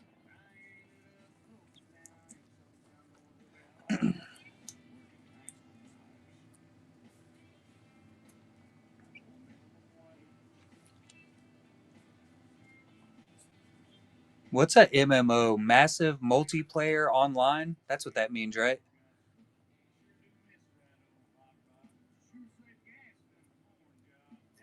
I've never heard of Counter Strike, I don't think. What was the one game with the dragons? I know that was a lot to go off of, huh? It's like the massive open world game came out on PlayStation. It's shit. You could basically do anything you wanted to, but it was like all medieval.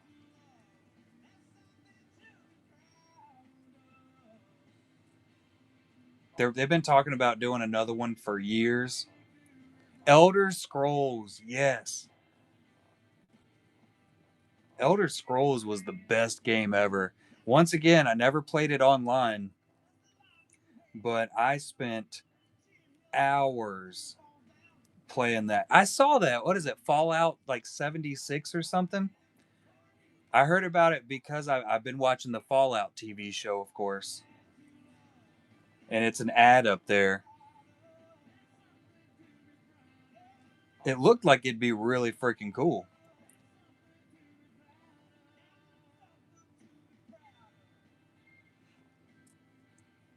You got to have a massive amount of patches these days. Deloya Loan the Artist. I know I screwed that up. I am so sorry. Meows moo.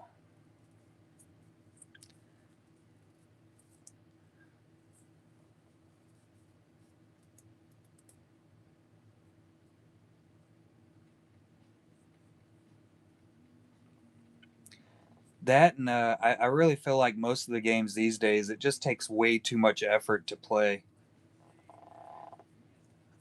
Like you get a new video game and you spend 3 days in the character development, like literally just changing your character's hair and everything.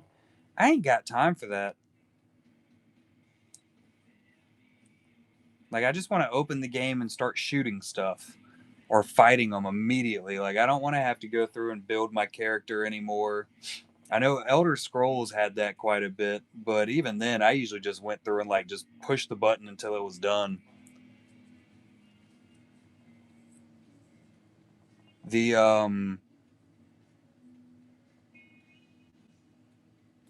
what was the other game that's kind of like Elder Scrolls? It just came out not too long ago. It's based off of all the other ones. It's really freaking hard though. I played that one for a little while. I'm terrible with remembering names if you can't tell. Jesus Christ. I got that Taravangianism, is what I call it. It's based off of a Brandon Sanderson book, where there's a king named Taravangian and he asks for a boon, and it's to be smart enough to save the world. And the boon always comes with like a downside. So he's only smart enough to save the world for like 3 days out of his entire lifetime.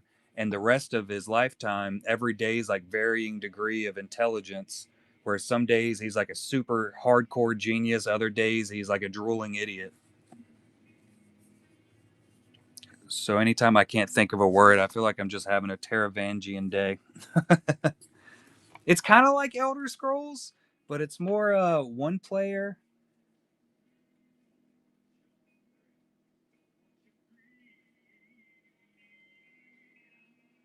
No, not Dragon Age. Dragon Age was pretty good though. It's they just came out with a new one. It's very loosely like Elder Scrolls, and I cannot remember anything about it other than you run around with a sword, you can get magic and change out your whole kit. Super freaking hard.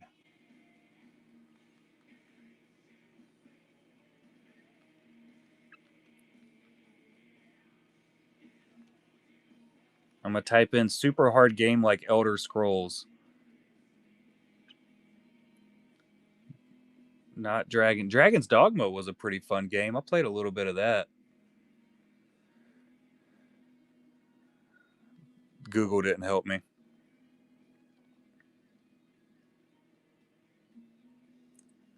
Google's telling me a whole bunch of other games.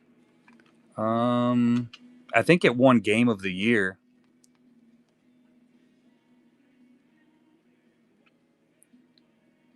Uh, Elden Ring. That's it. Elden Ring.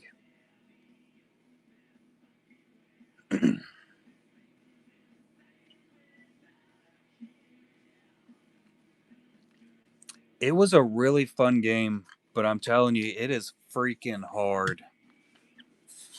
Whooped my butt. I think me and you have talked about it before, Con. Thanks for all the help with remembering the name.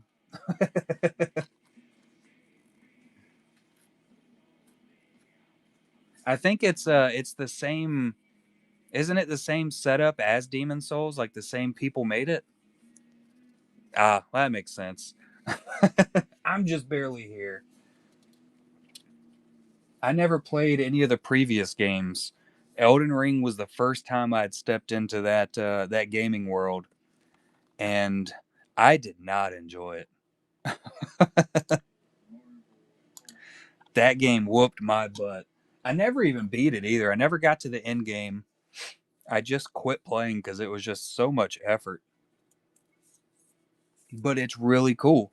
Like if I had the time to really put forth and like put into the game, I think I would really enjoy it. But there's no way I'm putting 1,000 hours into a game these days. I've never played any of the Final Fantasies.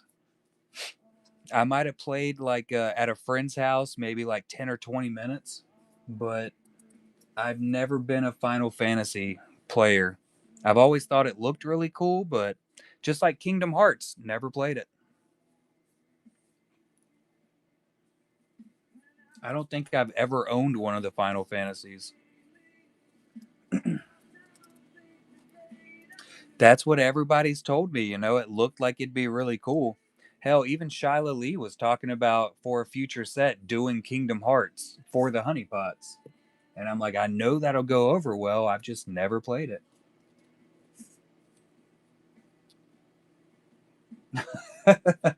I'm cooked, chat. We're cooked.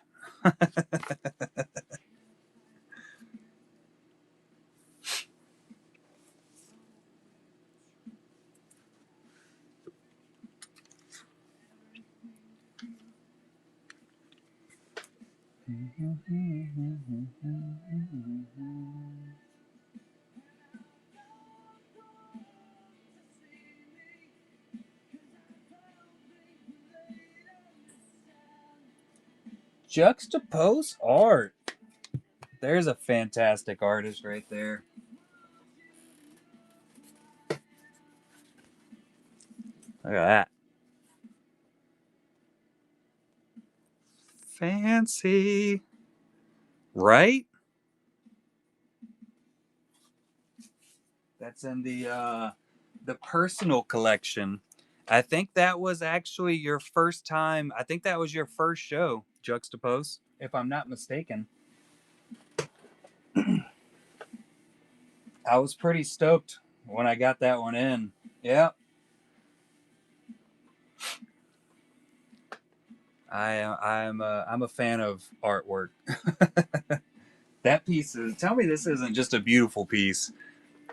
I show it off every once in a while. I just have so much other stuff, but this was. I absolutely love it.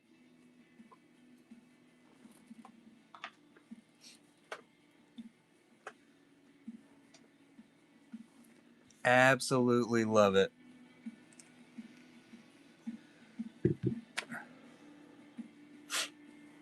There's the. I'll say that's the latest one I've been working on. The latest one I attempted to do was this one. It didn't go over so great. We did a draw along with Lindsay Grayling this morning, and she was teaching me her tricks of the trade, and hers looked so much better.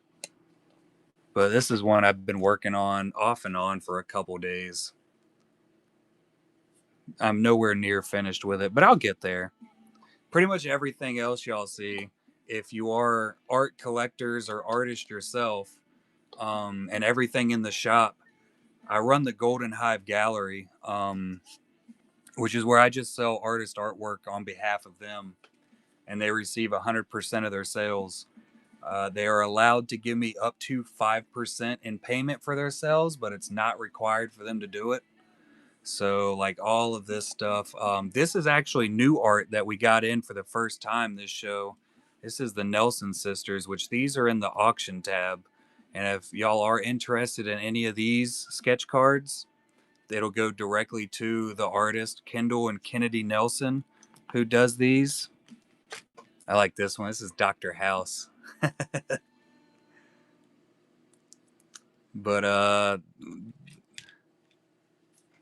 Kennedy here is a 16-year-old artist, and her sister is 13, or you know what? She might be 14. I'm terrible with remembering ages, but I know Kendall is actually a really, really big Brazilian jiu-jitsu fighter, and she is going to France next year, or well, it's this year now, for some really big match that she made it into, by getting a bunch of wins.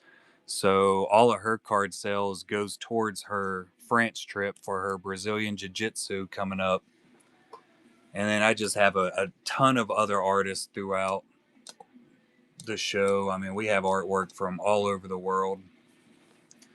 And everything you see listed with that GHG in front of it is the artist just send it in to me to list it up and sell it for them. The Stitch, I absolutely can, Mr. Panderson.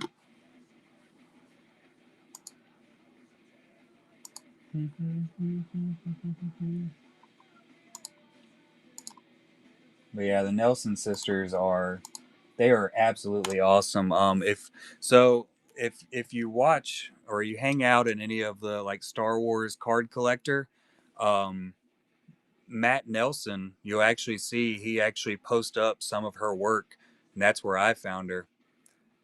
Appreciate the purchase, Panderson. Um, I actually found her through his post, and I was like, "Hey, man," I said, "I don't know if you'd be interested, but this is what I do. You're more than welcome to send some stuff in if she's interested in it. I have no problem with it."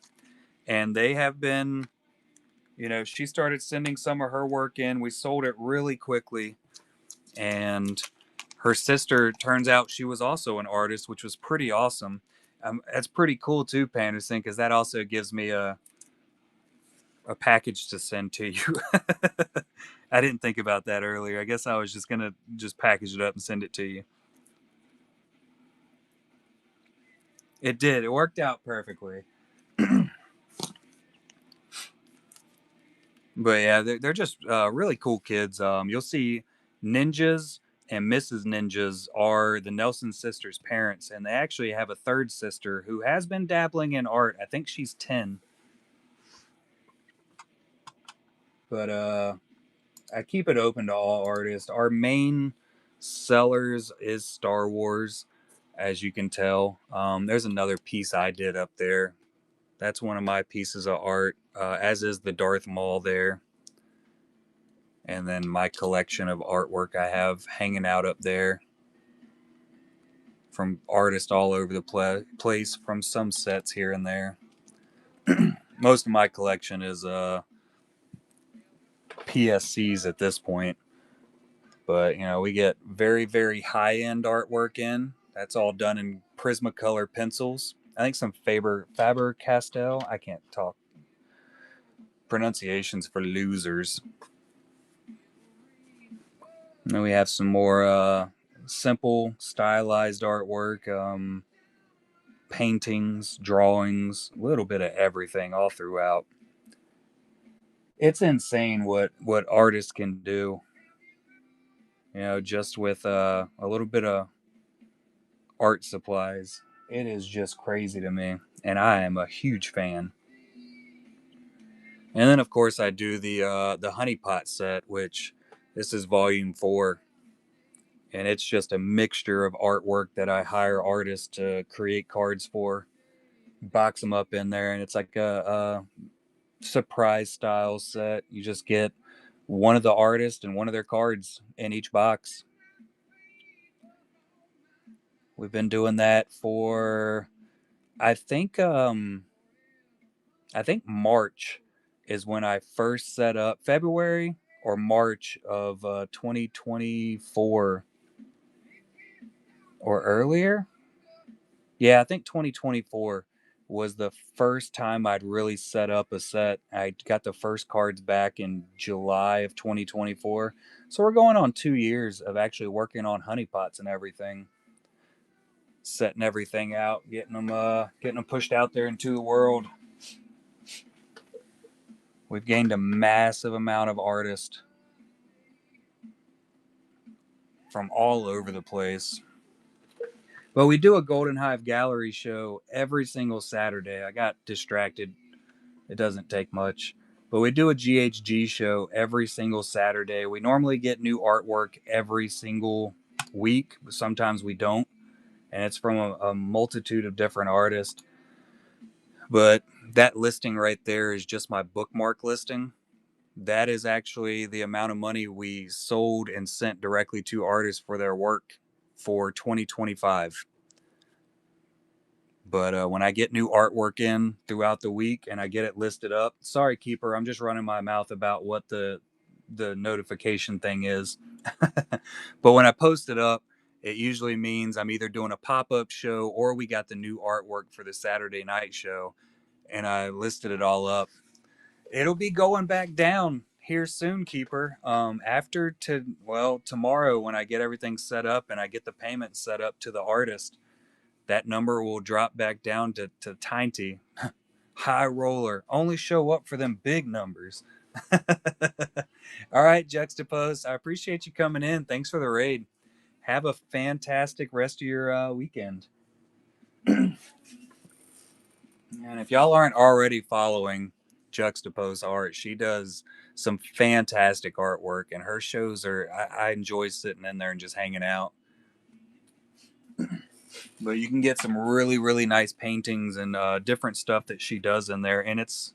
I think it's underpriced, but you know how that goes. I usually feel like everybody's stuff should be super high compared to what it is. I thought you had already left Juxtapost. Since I know you're still here, I'll stop talking nice.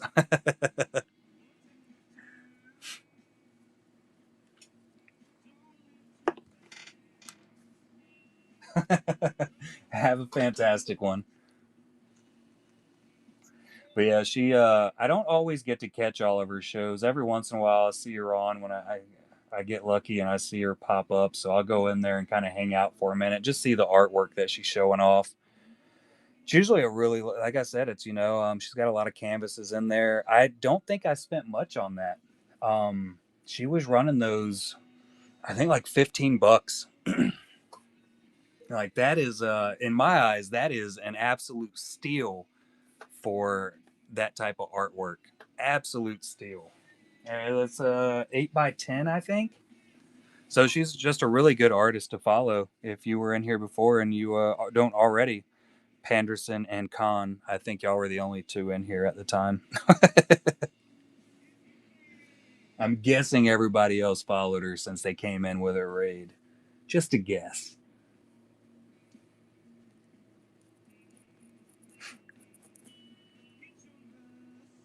Does she have anything listed in her shop right now?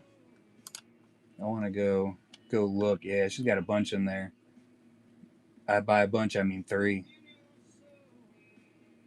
Oh yeah, she's got some bigger pieces in there right now. Good, good. I like seeing it. I definitely want another one now. This is what it looks like. Oh, that's good. It's a 20 by 16. That's insane. The gold shoulder. I think I like the growth one the most. I might have to pick up another piece from her soon. I'd love to have a really big wall hanging like that.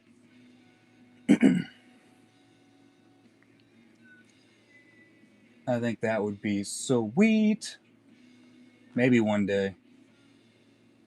She's got that one down to $80. That's a 20 by 16. I actually have a couple of 20 by 16s down in my kitchen that I've been planning on working on, and I have not done anything with it. What up, Lundberg?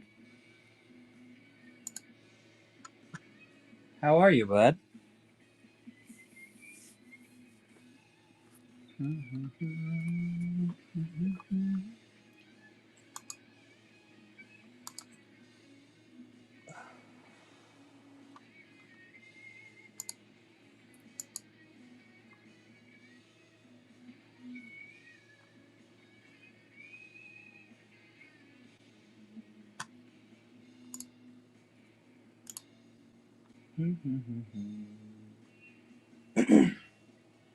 Absolutely, Alex. That would be fantastic. I would thoroughly be happy about that. I follow her, but I have my notifications for the people I follow turn off just because I follow a massive amount of good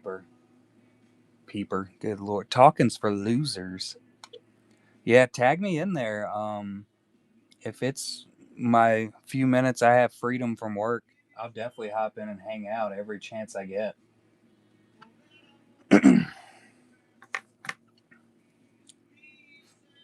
Yeah, I'd seen her first streaming that one time. I swear, I think it was like her first or second stream.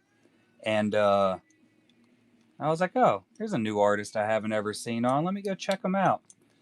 And I went in there and she was showing off those. And I was like, holy cow, these things are awesome. Immediately fell in love with those little canvases she had set up. And I think she was running them at auction. And there was a couple people in there hanging out. like one or two other people other than me. I was like, I got to get one of the pieces to hang out in the stream room. Yeah, pop ups are usually a really good way.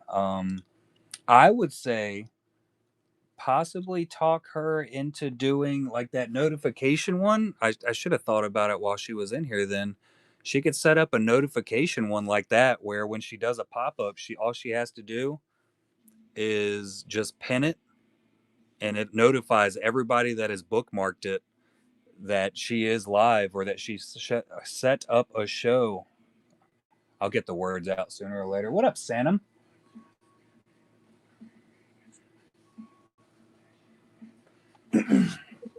Yeah, and like I said, I always have my notifications turned off just because if I don't, my whatnot goes off every second of every day. There's always somebody. I think I follow like 3,000 people. I just go through and I'm like, oh, this show looks cool. I'm going to follow them. Happy New Year, Merry Christmas, and Happy Weekend, all that. Appreciate it. But yeah, that's when the bookmark notification can really come in handy if you're just doing pop ups and stuff. I use it to notify people that the new artwork is in. That's the main focus for my little bookmark notification. Because sometimes I'll get artwork in on a Monday. Sometimes I'll get it in on like a Wednesday or a Thursday. So just gives people the idea. And I also post everything on Instagram. But the more eyes I can get on every single piece of artwork that I have coming in for the artist, the better off I am. That's how I gets the money out to everybody. I think I need to fix Padme's little dress lump there. It is not rounded like I'd planned on it being. But I think that's going to be it for me tonight. It is 1 a.m. almost. And I should be doing a pop up stream tomorrow for the packaging like usual. But we'll see how that works out.